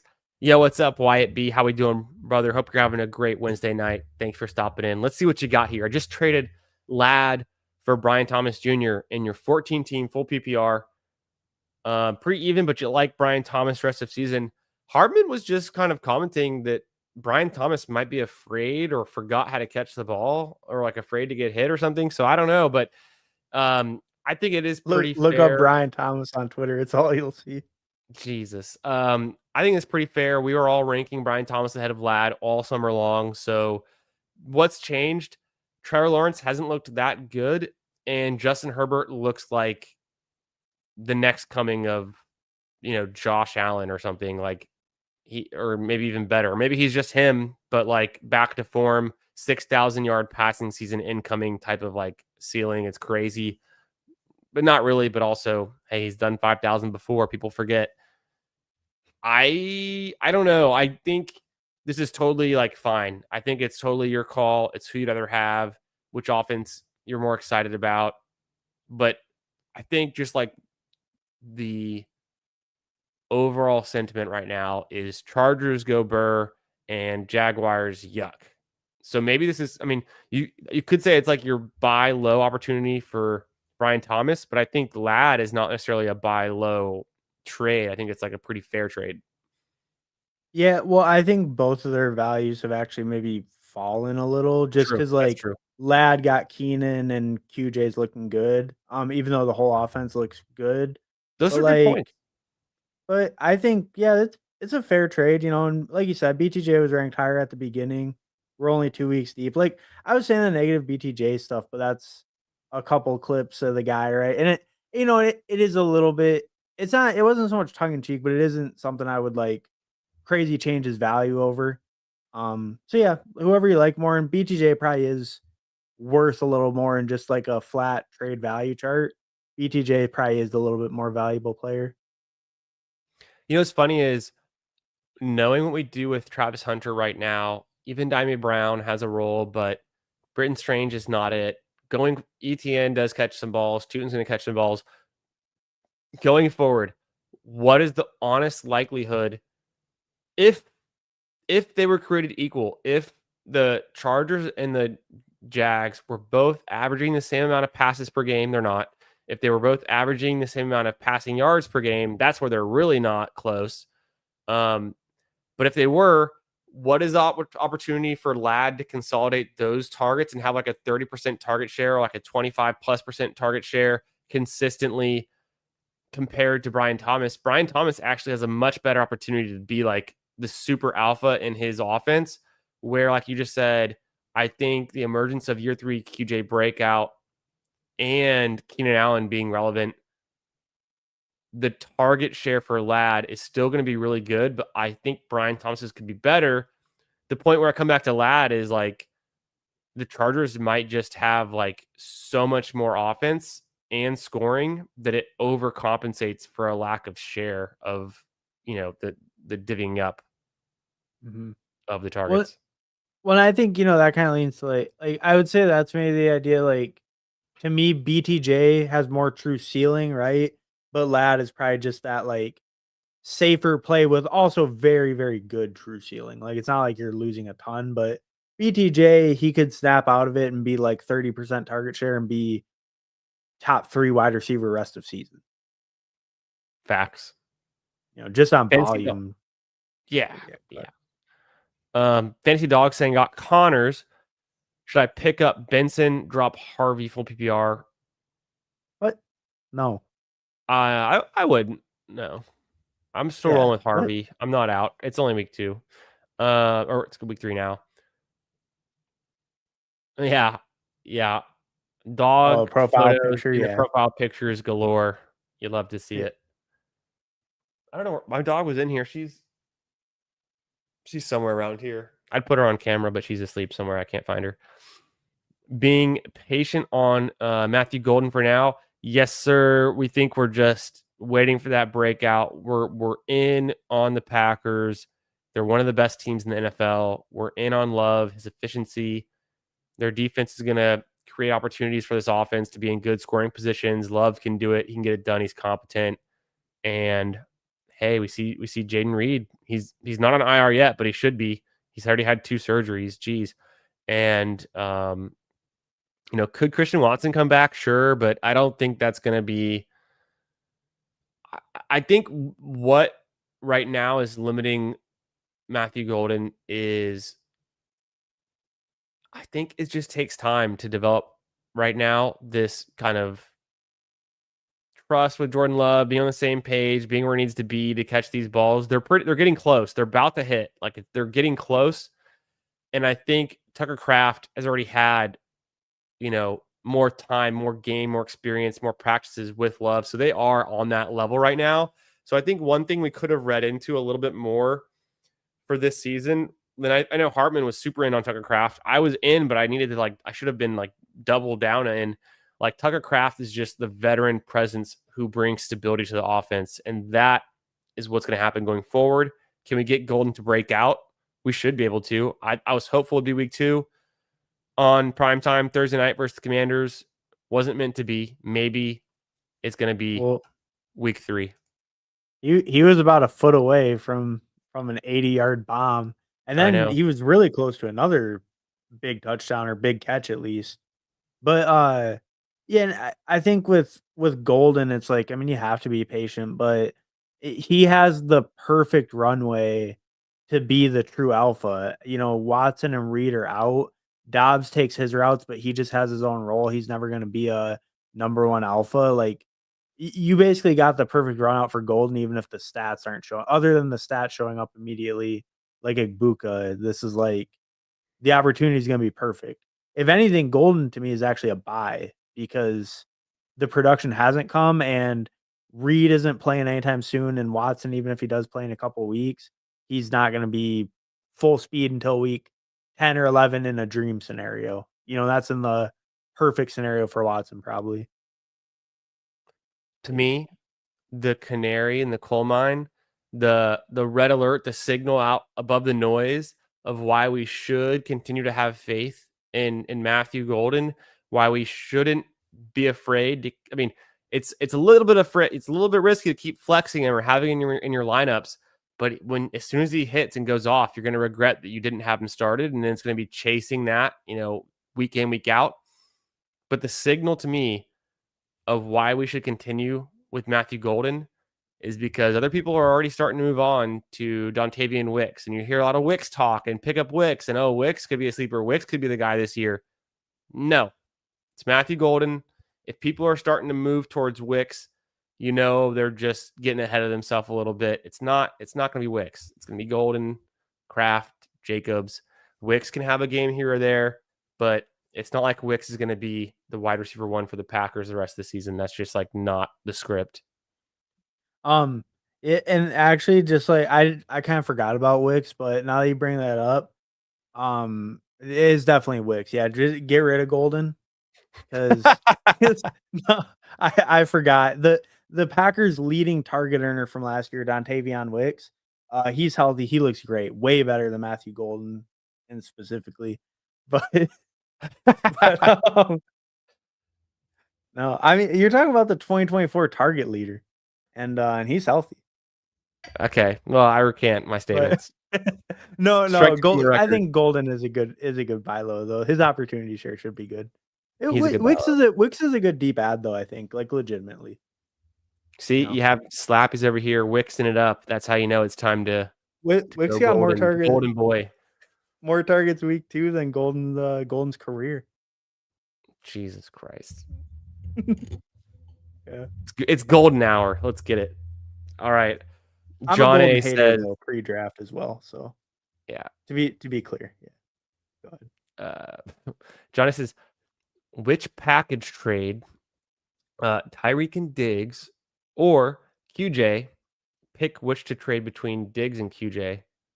Oh, I see. Okay. Tyreek and Diggs or Tyreek and QJ. I got you. For Tedroy McMillan and Debo, or trade Tyreek straight up for Ted Arroyo and Ricky Pearsall. My mind is blown right now because I'd rather have Tet than Tyreek easily. Straight yeah, up. I'd rather have T-Mac over Tyreek straight up at this rate in this I would day and do age. I would do the 1 for 2 just because I don't really think Ricky's too much lesser than Debo, and if you don't have to go with one of the other guys, I mean, why not? Unless you think Debo's like way better, but and you don't really believe in one of the other two like Diggs or QJ. But to me, Ricky and Debo, like Debo's a little better, but not a lot. I guess. Do you view them similar tier, or is Debo quite a bit better? Debo versus Ricky. I think Yeah, I have to think closely about like the current update to my tiers, but I do think Debo is better than Ricky going forward. It's just more about in a small sample size in a week, you know, are they that different? No. yeah, yeah. But also we're Understandable. playing season long. This is a season long question. So like, do I want a piece of the Commanders? Do I want a piece of the 49ers? They're both banged up. I don't know. Yeah, yeah. No, I mean, if you really don't like QJ or Diggs, you could do one of those. But if you like them both, I'd just do the 1 for 2. That either one's a great deal though for you. I'd be careful trading QJ. He at this rate, he's just going to be like, I don't even know what to compare him to. He's It'll incomparable. be like LeGarrette Blunt that year on the Patriots. We had like 20 Nah. touchdowns. Or Jamal on the Lions. Was the 20 touchdown year that the year LeGarrette Blunt got cut and then the Patriots picked him up mid-season and then he had 20 touchdowns? Was that year? No, I think that was the year before, and then he stayed on the Patriots. Okay. Yeah. And then It's all he coming back. went crazy. And it wasn't 20, it was like 18, but it was like high teens. Like, yeah. next year when we're drafting players in best ball. Hey, yeah, thanks for being here, Wyatt B. Glad you stopped in. Hope to see you around. We draft teams, we talk ball. It's always fun. Yes, sir. Keep Harvey. Hartman next year, and then I'll get to our June's question. Saw that one coming through. We'll get to that one for him for our guy there. Ne- Next year when we're drafting teams, and I'm saying, ugh, I'm not going to draft this running back. I'm going to full fade him. He's gross. Side, there's no way he could be good. There's no way he can pay off in fantasy. A la Javonte Williams. We can call it we can call it, and we'll see because the season hadn't played out yet. But we can call it the Javonte Williams clause or Javonte Williams play.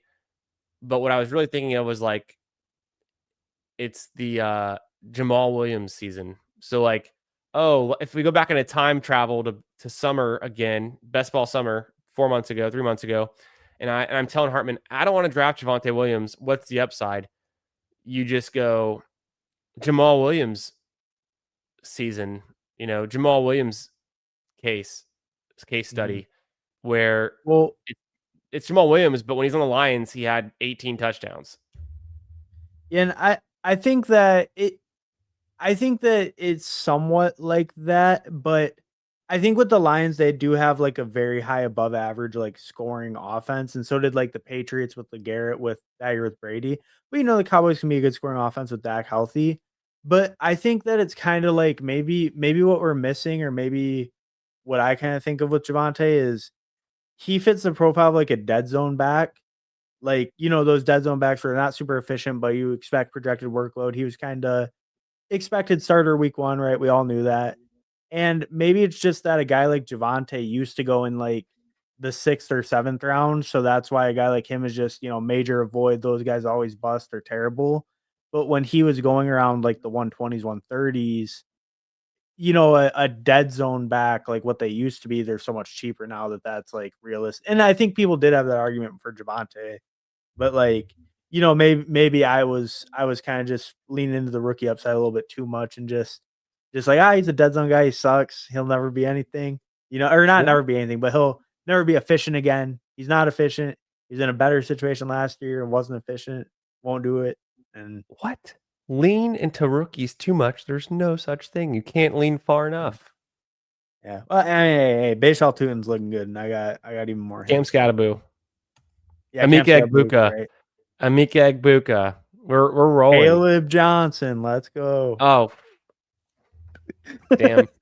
It had to be our high stakes team that we took Caleb Johnson in. Rip. I think both me and you when we picked him were like, we don't really have very much Caleb Johnson, so it's good getting like, because I think you were a little lower on him as well, right? In general, Yeah, I was fading the Steelers all around. I can't think of a Steeler that I was drafting above the field except for Jonnu at the end there. I can't believe how much Jalen Warren I picked at the end, because I knew I was hammering him, but then at the end I had like 23%. I needed to no correct way. back. I still was like at the field on Warren, and even then I didn't feel good about it. I needed to less like believe, but I still don't fully believe, but I'm starting to. But also, I don't know, man. Yeah, I Has he don't really scored? believe that he's that great. It's just a role, He's and having yardage. Rogers likes Has him. he scored yet? Yeah, he scored last week and the week before, I think. Did he really? Receiving though. Um, Definitely at least once. At least one for sure, guaranteed. he has one receiving touchdown in week 1, but he still Yeah. has 6 career touchdowns in like 3 seasons. No, Yeah. sorry, this is his 4th season. Yeah. No, I mean, I don't know. I've been a Jalen Warren fader my whole life. But the workload, I mean, like Gainwell's taking snaps, but it seems like Gainwell's role is actually maybe going down. And I don't know how much No, more yeah, Caleb yeah, yeah. Johnson's gonna No, take. this is good for Jalen Warren. He's on pace to average more than 1 touchdown per year of his career. Yeah, That's but I good for mean the him. yardage though. The yardage is looking pretty good. What do you have? Yeah, he has like 180 yards in 2 games or something. He's maybe the 95 a game that could have been the Jalen Warren stat. It was close. But yeah, no, Jalen Warren, I don't know. He does suck on the goal line. But if Rodgers loves him, he's gonna keep getting the important work, right? That's the what we're hearing. I'll have to read more about it throughout this week. But that's what I was seeing so far. Arjun here has a question. Hope you're having a great night, my man. Thanks for stopping in. He says, offered a trade of DJ. So DJ, we think is DJ Moore, right?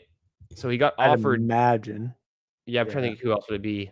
Well, Dustin Daniel Johnson? Jones was the other one that came to mind.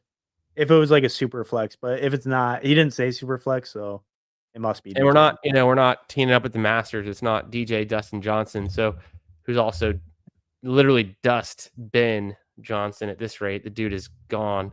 So DJ and are you watching some Ryder Cup? Are you getting excited for the Ryder Cup a little bit? Since the Albatross ended, I couldn't tell you. Oh my gosh, this guy, fake golf fan. No, I'm just kidding. I never said I was a golf fan. I know. I'm gonna hook you back in though. We're gonna start these teams.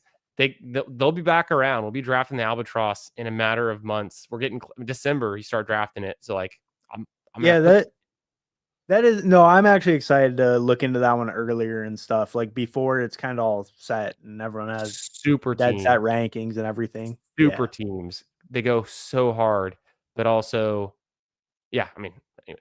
But dead teams too, just like any sport, probably, right? Yeah, like anything. Yeah. Trade DJ Moore and Pacheco. I'm saying yes. Get rid of both of them. I don't even know who you're getting, but I'm already interested. For Sutton, Brandon Aubrey deal. Yeah, really, Brandon Aubrey, Packers defense. For Sutton, I get Sutton. My running backs are Pacheco, Chase Brown, Sampson, Bill, Tracy, Woody Marks. Wide receiver, Wilson Lamb, Travis Hunter, DJ Moore. So DJ Moore and Pacheco for just Sutton. I feel like in a rare case, like I would not do this. Although I do want to get rid of DJ Moore and Pacheco. Sutton is not enough to convince me to get rid of DJ Moore alone. Yeah, well, I mean, like I was just gonna say, like Sutton for DJ Moore to me is kind of like pick who you like more because they're in very, very similar tiers.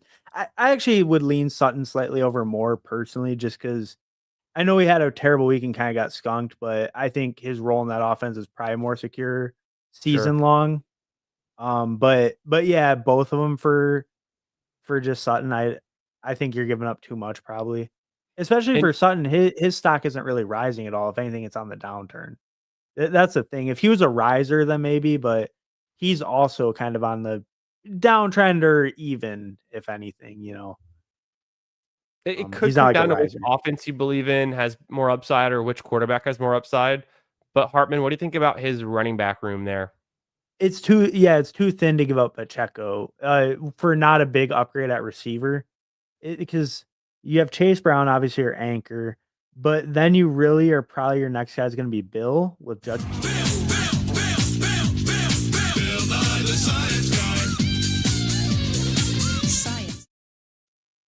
You walked right into that one.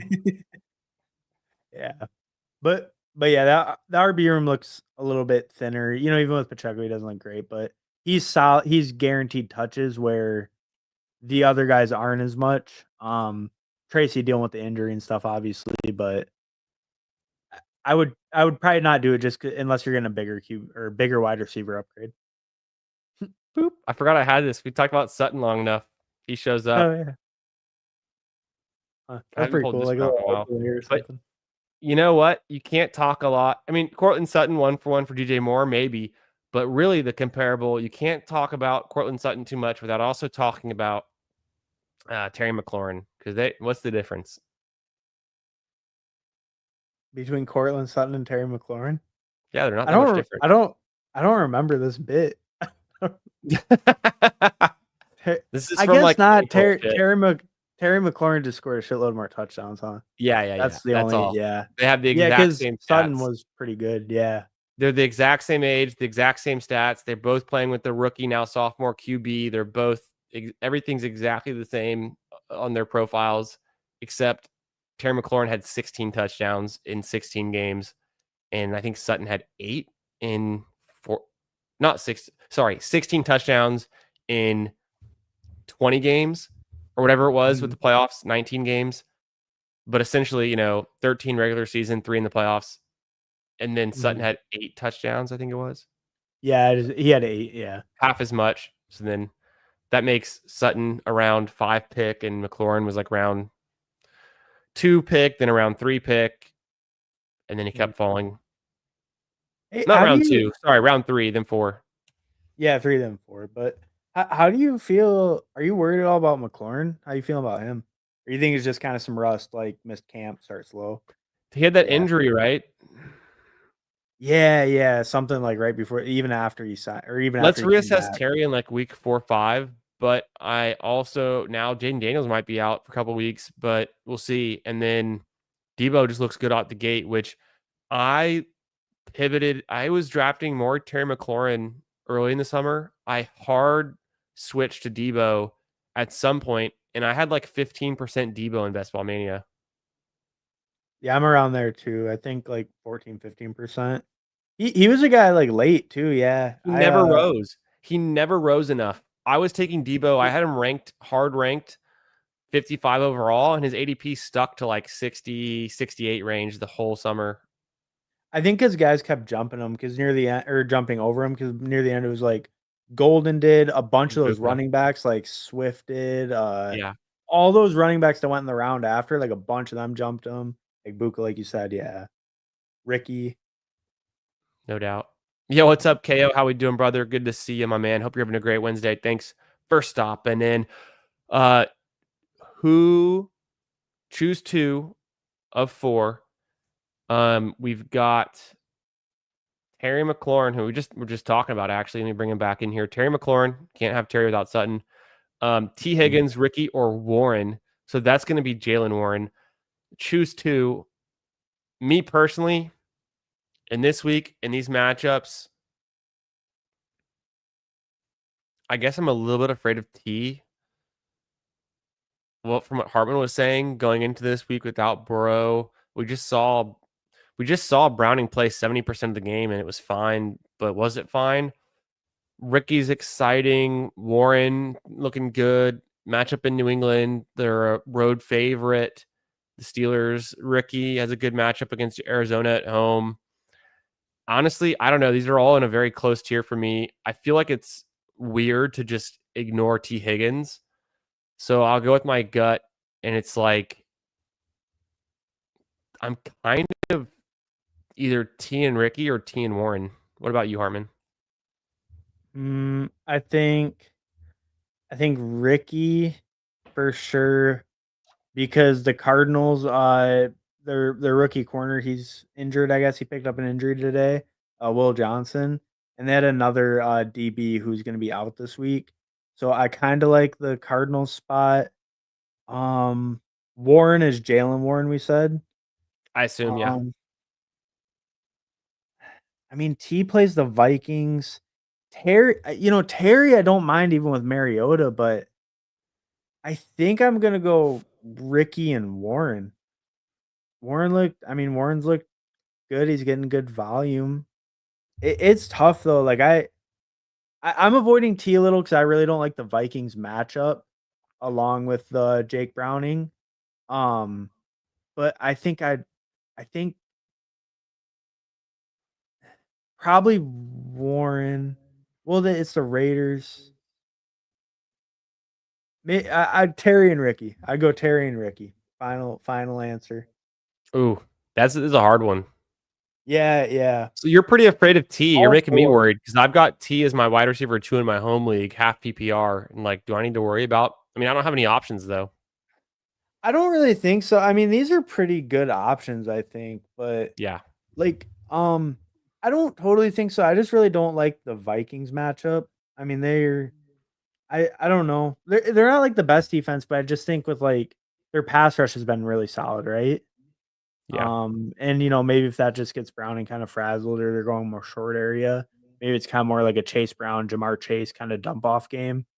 Like especially early with Browning. Maybe later he gets a little bit more comfortable, opens up a little more. I 'Cause like that was that. kind of how Kind that of was hard to kind of go how wrong Chase there. got there, right? It was like a bunch of like short passes from him this week, like kind of got like Chase kind of got spam targets from Browning, right? I remember seeing a lot of that on Red Zone. And then I had to think back, but it was that Thursday night game, right? The Commanders versus the Packers. The last time we saw them, I I have McLaurin in one of my managed dynasty leagues that's like really old, and I just don't remember being so excited. But 9 targets, it does sound pretty good. Uh, B growing stuff was saying thoughts on Bucks D versus Tyrod Taylor this week. I haven't done a deep dive on Tyrod Taylor, and I mean the Bucks D didn't look bad against the Texans. They were making him kind of like scramble, and they're putting some work on him. They gave up a rushing touchdown to Texans, one passing touchdown, and then obviously the Texans' offensive line's not great. New York's is better. I I think it's probably pretty safe because the line is over under 43.5 with Tampa Bay minus 6.5 at Tampa Bay at home. So I think it's a pretty safe bet. Yeah, I mean, I think with as big of favorites as they are, um, they've only given up. They give up 20 to Atlanta, 19 to Houston. They just Pretty didn't good. really. They only had a couple sacks, so they didn't put up big defensive scores. But I mean, I think it's a great spot, and their defense is actually look respectable. So I True. think it's a great spot for them. Yo, what's up, Leo? How we doing, brother? Shoot us your trade. I don't think we said the Cardinals for 4. I've got one more Sunday game to go through while Leo types up his trade. All right, cool. Uh Sunday afternoon, the Arizona Cardinals at the San Francisco 49ers. It's a 44.5 game total with a spread of 49ers minus 1.5. We're going to have good weather conditions at Levi's Stadium for the Cardinals. Kyler Murray and the Cardinals are 2-0, but faced weak opponents, the Panthers and the Saints. Their secondary is missing 3 players from week 2 injuries. Ted Arroyo McMillan has 11 catches for 168 yards on 19 targets. He faces a 49ers without a top. Dang, we got another error in the stats. I caught it live this time, but why are we talking about Roy McMillan in this matchup? I don't know. To Oh yeah, well flag this. that was last week, right? Yeah, but it's talking about the stats that he had last week. Oh, see, I So stopped myself in the it should middle. have went in the Panthers matchup, but it went in the Cardinals matchup or whatever, right? Because it's a Tet stat from last week, so it just went in the wrong category or whatever. Well, Or is it something different? so who faced the Panthers faced the 49ers last week? No, the Panthers faced the Cardinals last week. Yeah.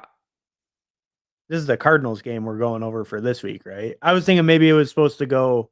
No. This stat was supposed to go with Tet in the Panthers game. The So that stat was a got Tet messed up stat. because I'm supposed to be talking about the 49ers without their top cornerback, AJ Terrell, but I I heard you. Okay. Because the no, but I Cardinals have was, but then I got the confused because corner T-Mac has injured. nothing to do with this. All right, bad stat again. That's 2 bad stats across, 30 teams, whatever. Let's Not go bad. move on. Defense ranks 10th in scoring, 17.5 points allowed per game, but 26 in passing yards allowed at 255.5 yards per game. Excuse me, for the San Francisco 49ers. Mac Jones starting second game for injured Brock Purdy. He threw 3 touchdowns on 279 yards versus the Saints in his debut. Was that the 49ers versus the Saints last week? Yeah, 49ers versus Saints. Okay. Jeez, now I'm second guessing everything because it's like I don't remember anymore. Well, and one quick point on the Cardinals, like for defensive stuff, they have I think the easiest first 2 weeks of any team. Like I mean, well, we Oh have them yeah. in our high stakes for that exact reason. Yep. So like I feel like some teams like that could be a little bit skewed if they had a very favorable like a PFF grade or something shouldn't be, I guess. But like a pure data-based one for maybe just like the Cardinals or like I know the Steelers defense has really soft matchups. So some of those. I mean, Yeah, Steelers kind of got cooked, so but no doubt. Dwan Jennings led the team with 10 targets, 5 catches, 89 yards, and a touchdown in Jones' first start. Defense ranks 6th in total yards allowed, about 270 per game, and 7th in scoring defense, about 17 points per game. So, yeah, this could be a 49ers come out and just are the much better team, and the Cardinals get a rude awakening after having 2 easy matchups in the first 2 weeks kind of situation. So then McCaffrey game could be big for him, I think. Yeah, I think it could be a pretty nice spot for McCaffrey. I mean, I think the Niners haven't looked incredible either is the only thing, so maybe it is a pretty close game, but either way, it seems like McCaffrey's kind of just a featured player for the Niners right now with the injuries. Juwan, like you said, 10 targets, that's great volume, but seems like McCaffrey's kind of taking the spot as in all the dailies, he's kind of like the 101. It's him or Bijan, so True. it seems like just his usage is right back to where it was. Yeah. Leo saying, I give up Javonte Williams and Cedric Tillman, and I receive Debo and Dobbins. I would do it. I I I guess I'm cool with that. I mean, I would probably trade Javonte and Tillman for Debo straight up, to be honest, unless your running backs Right. are really soft. But I actually think Dobbins' roles look pretty nice, and he's done pretty well with it too, right? I mean, Yeah, so so you're replacing Javonte in your lineup with Dobbins. I assume Tillman's on your bench, but then you get another startable player or flex player in Debo. So it seems like a win. You just have to be in the thesis that Javonte can't keep this up. You still want Debo, piece of the Commanders. Dobbins is serviceable, flexible. I don't know. Not the most exciting, but I mean, it's people are wondering what to do with Javonte Williams. A lot of people are trying to sell high on Javonte Williams. I guess that is getting your money's worth. Debo Samuel. I guess so. Yeah, I'm yeah, in. I think to me Debo's the best player in the trade, which is what makes me lean towards him. Yeah. I think at this current rate, would you rather have Judkins or Javonte? The Judkins. obvious answer is like Javonte just for what's going on, but like future state, could Judkins be more appealing? Yes. But right now, I don't know. That's kind of confusing to me because it's always weird when you trade straight up within positions. Yeah, I mean to me it's easily Judkins. I like I'm fully not buying the Javante stuff, and I buy that he has a good role, and it's probably gonna be a pretty good offense, but I really think Judkins has a chance to be, like, a special talent. I mean, he's drafted like it. He got picked, like, 34th overall in the draft, right? And Hell yeah. You're I making me feel better about my fade on Javante and my blue bags who and the fact that, like, I mean, I remember a day when you and I were both like high teens exposure to Judkins. And then when I started to fade him with all the news, you were still kind of riding out the storm and stuff, which yeah, ended up being the right move. But who knows? It's hard to know. But I remember passing on Judkins at like pick 140 for like weeks. mhm. But risk tolerance wise, when you're doing when you're already overweight on them, it's just kind of what happens, I think. And I mean, you just never know, especially with something so weird like that, with the whole allegations and all that. Yeah. Like, it's so much risk baked in. It's But just I think bad with timing because I was Judkins, overweight teams on Javante, or sorry, Judkins when his price was 70 to 100, and then I was underweight on teams with him when his price was 120 plus. So it's just kind of dumb, but at the same time, if he hits, it won't really matter where you took him. so I kind of got in and out like multiple different times because they kept eventually being like he might sign soon. And I'd be like, cool, he goes at 130, time to smash. And then like 3 days go by, they're like, yeah, he didn't sign yet. I'm like, better stop clicking that. Like, Oh shit. yeah, I thought even Rappaport's supposed to know this stuff. What's going on? Yeah, Like, bro. Are you an insider or not? but What's like up, Jamie? How we doing, brother? Hope you're having a great Wednesday. Thanks for stopping in and giving us a yo. Hope you're doing good. Dylan Vega, what's up, my friend? Should I start Garrett Wilson or Travis Etienne? Well, with Garrett Wilson and Tyrod Taylor facing off against Tampa Bay in Tampa Bay, or Travis Etienne at home against the Texans, who just gave up some work to Bucky Irving and a touchdown to Rashad White. Gosh, crazy to say, but all things considered, half PPR, maybe even full PPR, I'm a slight lean ETN here right now just for like the momentum of it. But I mean, probably Garrett Wilson's probably the better play, but I'm probably slightly on the running back. I would lean towards ETN also. If it's full PPR, probably Garrett, but half or less, ETN, I think. And then Mason is a must start for me this week. I can't Yeah. think of Yeah, you can't 10. bench Jordan Mason this week. Yeah, I can't They think of might give him 10 25 players I'd carries. rather flex than Jordan Mason, Yeah. Yeah, I mean, assuming well, you've already filled in out the a rest of your lineup. I don't know if you've done any battle royals this week, but in a battle royal, Jordan Mason goes like low teens, pick 12, 13 overall in the battle royal. Damn, love to So, see it. No, I haven't done any this yeah. week. I thought we were gonna do some tonight, but there's not a chance we do any drafts. We're burning the Yeah. midnight oil already. I know, for real. Uh, but I'm getting interested in these primetime Palooza slates because I like doing the whole game theory around a 2-game, 4-team slate. So I've started to get more Mhm. interested in these primetime Paloozas. Um, the comment you made stuck with me last week. Why not just do a DFS lineup for these games? And then I heard someone else say they actually still like the primetime Palooza because they feel that the DFS slate is just people running sims and it's already optimized, and then they're just filling out a lot of lineups, and so it's hard to like differentiate. There's a train of winners usually on those. There's like 10 or 11 people split, right? And then you don't, even if you magically hit, or not magically, but you rarely hit, then yeah, your win isn't even really worth it for the overall ROI of that tournament.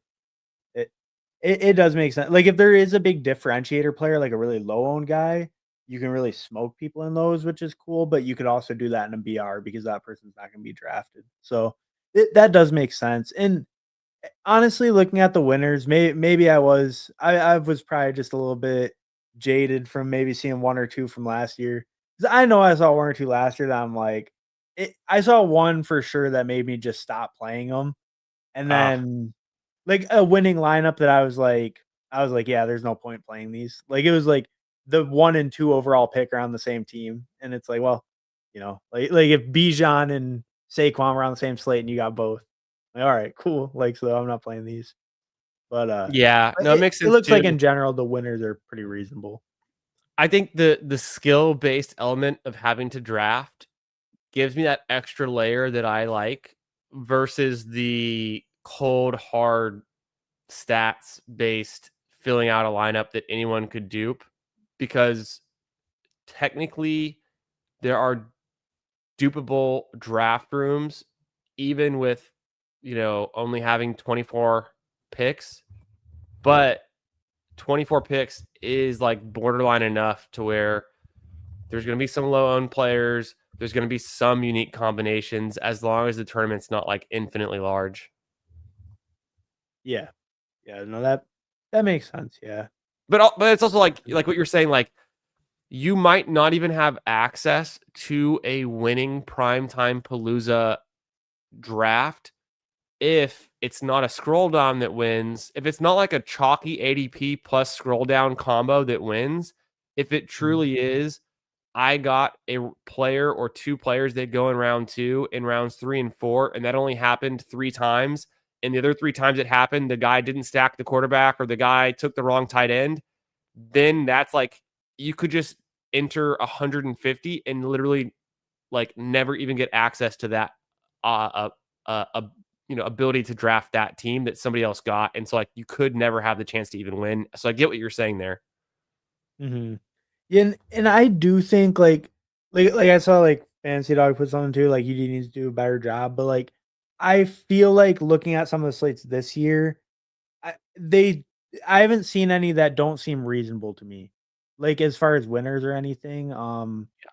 So maybe that was just one I saw and it's like gave me a bad taste in my mouth about these, but they are fun and I do like playing them. I've played a couple this year actually, It's but yeah, fun. those are pretty fun. I do like the main BR a little bit better though, I would say. I need to get more into Or the the main dog BRs. bowl. The dog bowl is a lot of fun too to kind of really think about because it's so deep. Like that's a lot of fun to think through and kind of play differently. My problem with the dog bowl is that Price it's point. it's in Kansas City this year. So what do you really win if you have to go to Kansas City? No, I'm just kidding. Total shade 10 to Kansas grand. City. Yeah. Yeah. I don't think I've literally never been to Kansas City. I've been to Missouri a few times. I've been to Missouri a few times. I've been to Tulsa, Oklahoma a few times. So I've been like adjacent, similar kind of places, but I've never been to Kansas City, Missouri. Hmm. But also, like, why'd they pick Kansas City?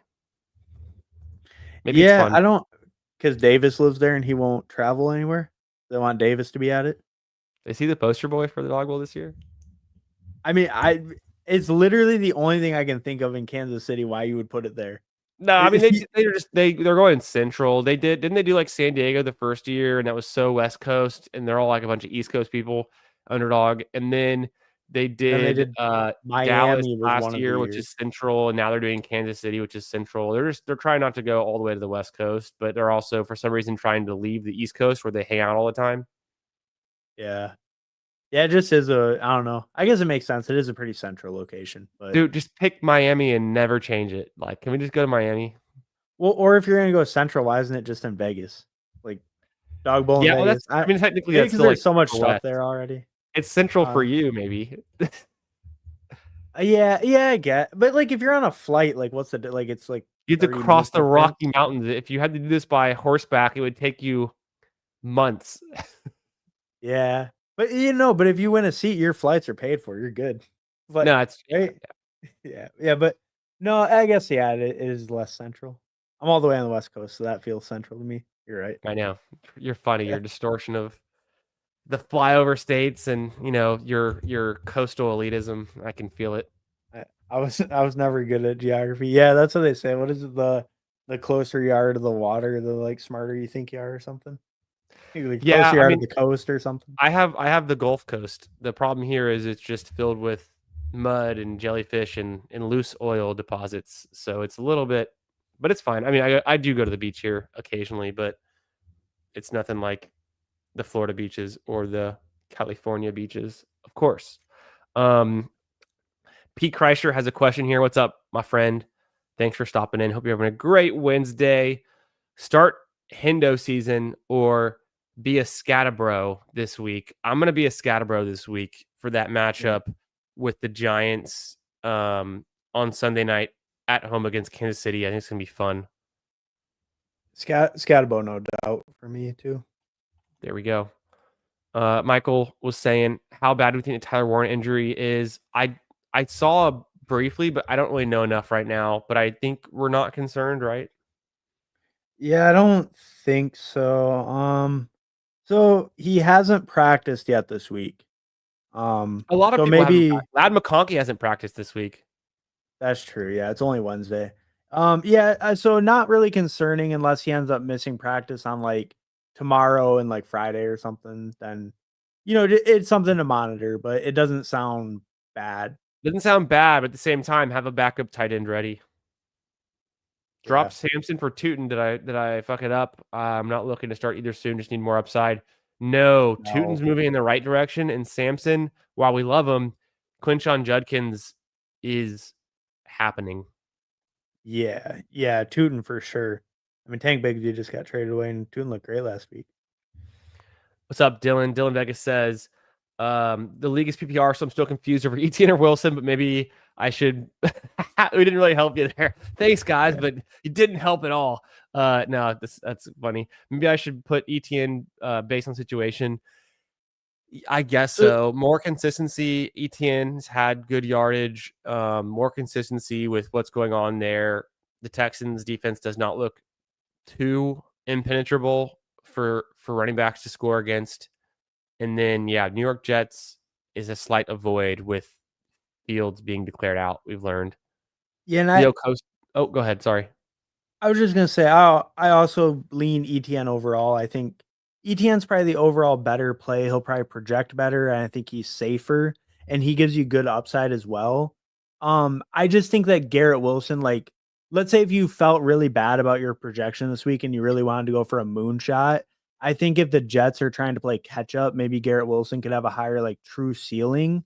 But I think ETN Hmm. is probably the overall better projection and safer play, like better play overall, unless you really felt like you needed like more like volatility injected, basically, I guess. I would also say, Dylan, if you want to feel better about benching Garrett Wilson, go scroll the game logs of Tyrod Taylor's last starts, and then that might convince you to be like, wow, there's no passing upside here. Or the opposite. I don't actually remember, but my back of my brain thinks that Tyrod wasn't really passing for a bunch of yardage the last spot starts he had. But watch me No, be wrong. And it's like, whoa, 400 yards, 300 yards. Oh, I'm an idiot. But I'm pretty sure it was like 170, 150, maybe 200. Hartman's going to find it. yeah. Yeah, no, I was just trying to look. I was gonna say too, don't forget who we're comparing Tyrod with though. If he's throwing for 200, that might be better than the old starter.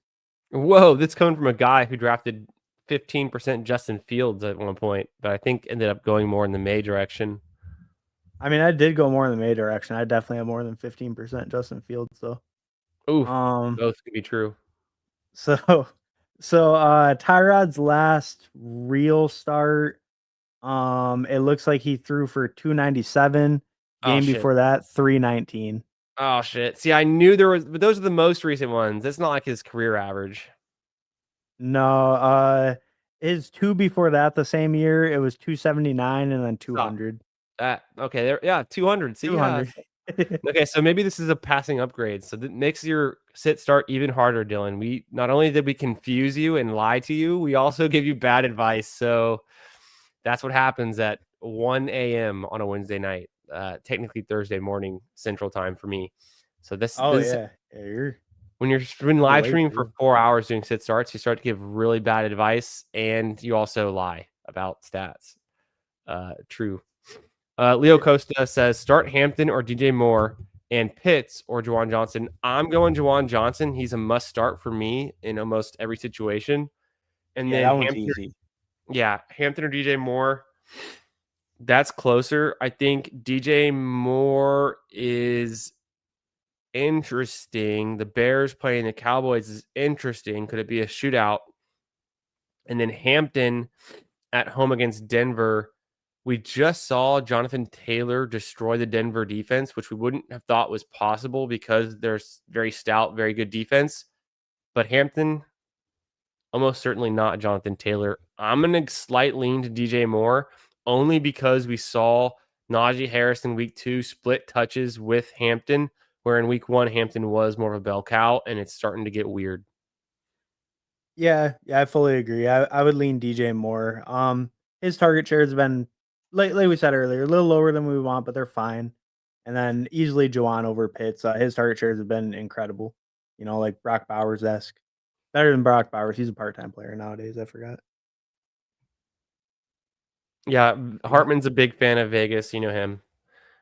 Did I say it wrong? I don't know. Hartman, what if you were in? First off,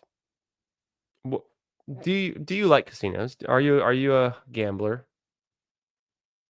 Not specifically. I went to Vegas for my 21st birthday. Hell I yeah. didn't even gamble. I went there Oh, for the weekend. I were you didn't even seeing? gamble Were you once. seeing shows?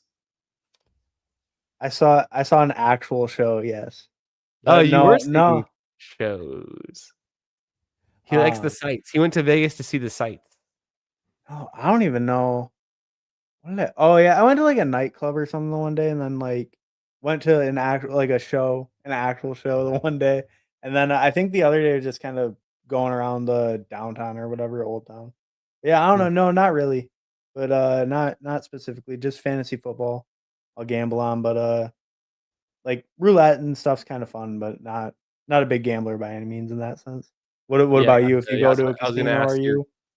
I was gonna ask your game if like say roulette. That's interesting. That's a quick one that goes quick. No, I'm not really a gambler. I mean, I hate losing so much and I hate quick losses like that. So like it really doesn't do it for me. And then I don't like to feel dumb. I don't like to I like to I'd rather to me it's it Well, levels the playing field too much. I don't have an advantage. mhm. And I just don't care to spend my time grinding poker games or blackjack.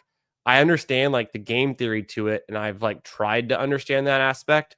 And I feel like understanding the game theory of it to me is more interesting than actually playing and experiencing it, which I know you can't get there all the way without grinding out. But I just to me, my interest of observing poker or blackjack or the game theory is more interesting than actually gambling money. Well, and I think with that too, like I actually like card games too, like poker, like Hold'em or something. But Sure. that's more just like home games type stuff like that, Yeah. like once in a while. But I think the thing is the best you can get, especially in like blackjack, is still negative. Like you can't be a winning blackjack player unless you're like card counting, but modern casinos don't really make that possible anymore because they have like the constant shuffle decks, right? Yeah, the So decks are stacked against you. so in blackjack, like you realistically can't get an edge. Your best edge is losing less than a normal player. So, because they always win, right? Like the odds are so that they would always win, even if you were the best player ever, because the chance just works against you in the long run, like with Essentially, blackjack. yeah. So told you I was in Fort Lauderdale 2 no, almost 3 weekends ago now, but that's where I was on Labor Day, and we went to the Hard Rock Casino there that's in between Miami and Fort Lauderdale. And I didn't gamble once, but I just hung out and watched everyone else gamble. My brother went up, I think when I left right before he did, and then he left in the second wave of the crew that left. I think when I left, he was only up six or 800, and he had been up about 1,200 throughout the night, and he was only staking $400. So he had been doing pretty good. He's Mhm. 600 to 800 in up in the black above what he put in. When he got home the next morning, I saw him when we all woke up or eating breakfast. He ended up making out with $1,200 just from blackjack, and then his ex college roommate, who also stayed late with him, at one point was up $2,400 on a $200 buy-in, and Damn. then ended up losing a bunch of it fast at the end, playing $500 per hand. And he got down to, I think, still about, he was up 16 or 1,800. So between them, and then one other guy won $800, my brother's future brother-in-law, and it was $50 minimum hands, but between them, they made out with between $3,000 and $4,000 across three guys. And then there's six other guys Wow. in the group who lost $80 or $100 or $200 or $50, different small losses. The funniest thing is one guy got bored and started playing the slots, which is hilarious because that's the last thing I would ever do Grandma. there. But Yeah. A um, grandma activity. we're driving, we're leaving in the Uber to the Airbnb, and he pulls out of his pocket. He goes, "Oh, what's this?" And it was a ticket from a slot machine that you need to go cash at the casino that had $18.67 on it. And I was like, "Well, we're not going back now." And it was the last night, and tomorrow, everyone's leaving. So we're not going back now. And he's like, "Damn, I only lost $1 and 50 cents from playing the slots for 20 minutes." But then he never cashed his thing back in, so actually he lost it all. Yeah. What a great way to lose it all. That's Well, like you can those cash in the future, so he's like, "I'll go back to this Hard Rock at some point." I'm like, "Sure, buddy, you're oh gonna keep track of that little piece of paper." yeah. That's like all those people with the like Bitcoin hard drives. Just Oh god. you you have the money, but you can't get to it.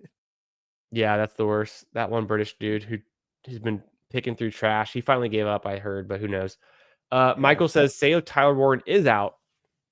I got Kyle Pitts, Jonnu Smith, Strange, Ingram, Sanders, Okonkwo on waivers." I was gonna say if they're on your bench, you need I to was like, change what the hell that your for? strategy, bro. But no, on your waivers, yeah. Wait, Kyle Pitts is on waivers? That makes sense. I I mean, like probably Jonnu Smith. I like Kyle Pitts. Ingram's dealing with some injury, but if he's healthy, I like him the most. Sanders just had a pretty good week, but it was a big passing game for the Panthers. I think I'm currently back out on Okonkwo and the Titans. I'm still out on Strange. Smith splits it though with Freiermuth and Darnell Washington, and it's weird. I don't love the Steelers, so I'm going to fade that one. My thought would be go Kyle Pitts, Ingram if healthy, wild card go Sanders. I'd be Pitts for sure. I mean, like Yeah, I just said, it's not that surprising that he's dropped, but like he out of these guys, he gets the most consistent target share, and just week to week. I mean, Kyle Pitts could always get a 60-yard touchdown. He'll probably do it at some point, this year. You just never know when it'll be, but like he has the highest weekly upside probably as well out of any of those guys, and a good floor comparably. Hartman, do you have any more shows lined up this week? I'm going to let you say your piece. Then I'm going to rip through this Thursday night football that I put together. I'm going to skip and I'll come back. If I go live again later this week, I'll come back to the Sunday night football and the Monday night football review. But what do you got to promote? What do you got going on this week? Do you have any other streams coming up? Sunday morning, I'll be on Huhaim's channel. Hell yeah. Yeah, I don't know. I might try to do a stream later in the week. Not sure. I've been mainly just going on other people's streams for in-season content. There you go. That seems to be working. So yeah. I thought tonight we might get to some BRs and some stuff, but we spent 4 hours just talking nonsense, but which is super fun. Well, we got a good amount of questions and stuff in too. No, I know. Yeah, I know. Of course. But I didn't think we'd have enough questions to like just keep going, but we just really did. And then I'm gonna do some primetime paloozas for the Thursday night, Sunday slate. So I'll probably do those. I mean, have to do them tomorrow. I'll have to do it tomorrow at some point. But I'll probably do some BRs either Friday night or Saturday. So maybe we can connect back and do some of those later this week if you're down. I know you got the Huheims thing Sunday morning. It'll be fun. I'll try to tune in for that. But yeah, I'm gonna rip through the final game before because it's tomorrow night, Thursday night football. I'm gonna rip through this and then we'll kick it to the outro. Thanks for watching. Thanks for sticking around, everyone. Let's dive right into the Thursday night matchup with the Miami Dolphins at the Buffalo Bills. It's a 49.5 point game total. The spread is Bills minus 12.5. You can believe that. We're going to have perfect conditions at Highmark Stadium. For the Dolphins, Tua Tagovailoa has a 1-8 record versus the Buffalo Bills with 9 touchdowns, 10 interceptions, 14 sacks in his career matchups. Devon Achane averaged 117 scrimmage yards with 6 total touchdowns in 4 career games versus the Bills, exploiting Buffalo's end-of-the-road ranked run defense. The Miami Dolphins defense allows 52% third down conversion rate. It's 31st in the NFL. Has given up 4 passing touchdowns, 4 rushing touchdowns to opposing QBs through 2 games. For the Buffalo Bills, Josh Allen is seeking his first touchdown after a rare scoreless game versus the Jets. He has 4,000 passing yards and 45 total touchdowns in 15 games versus Miami. Hard to believe, but wow. Offense leads NFL with 502 yards per game, 64% scoring drive rate with 0 offensive turnovers through 2 weeks. The defense has been vulnerable to running backs, allowing 26.6 fantasy points per game to running backs, second most in the league. It's Josh Allen this week. It's potentially James Cook running away with it, salting the game away. On the Dolphins side, start at your own risk. Hartman, anything there that was you want to touch on, or anything that I said was statistically wrong? No, nothing like that. No, I don't really think so. This game just feels kind of cut and dry. Yeah. Like Bills are gonna stomp them. If you want to go for some Miami pass catchers in the script, like it's okay. But if you can avoid it, you probably just want to avoid Miami. Maybe like A-Chain, but you probably just want to avoid them if you can. Could be a good script for catching up though. And overall, I just kind of think the Bills are gonna probably stomp them. Like James Cook's probably about to go crazy. Hell yeah. Yo, what's up, Gian? How we doing, my friend? You caught us right at the end of the stream, but we got one last question for ya boys. Currently have Bijan and Also, I'm a Scatterbro and as my starting running backs, and I should I trade Bijan for Gibbs and Brees? Yes, 100% immediately. I mean, because what we're coming at is like Bijan and Gibbs, very comparable, hardly Right. different. Take one, leave one. If you get Brees out of that, icing on top, a free flex, and Brees over Scattaboo for now. Like, yes, does the Jet situation get so bad that we just don't want to start any Jets? And then is Scattaboo looking so good and touching the ball? And is the Giants' run game consolidating around him so much? Like, maybe, but we're not there yet. So, like, easy. Yeah, Hartman got it there. Well, and just the downgrade, even if you think Gibbs is a downgrade, just getting Brees as like a possible flex play when you need him, bye weeks, injuries, like having an extra piece that has that kind of floor, that kind of touch like floor. I think that's so valuable just for your team throughout the year. And Brees has good ceiling too. I mean, you saw it week 1. So, and like, like you said, Gibbs and Bijan very comparable in my opinion, at least. I mean, I think in general consensus opinion. Would you give any consideration to his other running back flexing? Oh, I mean, I think Scattaboo could be a good flex.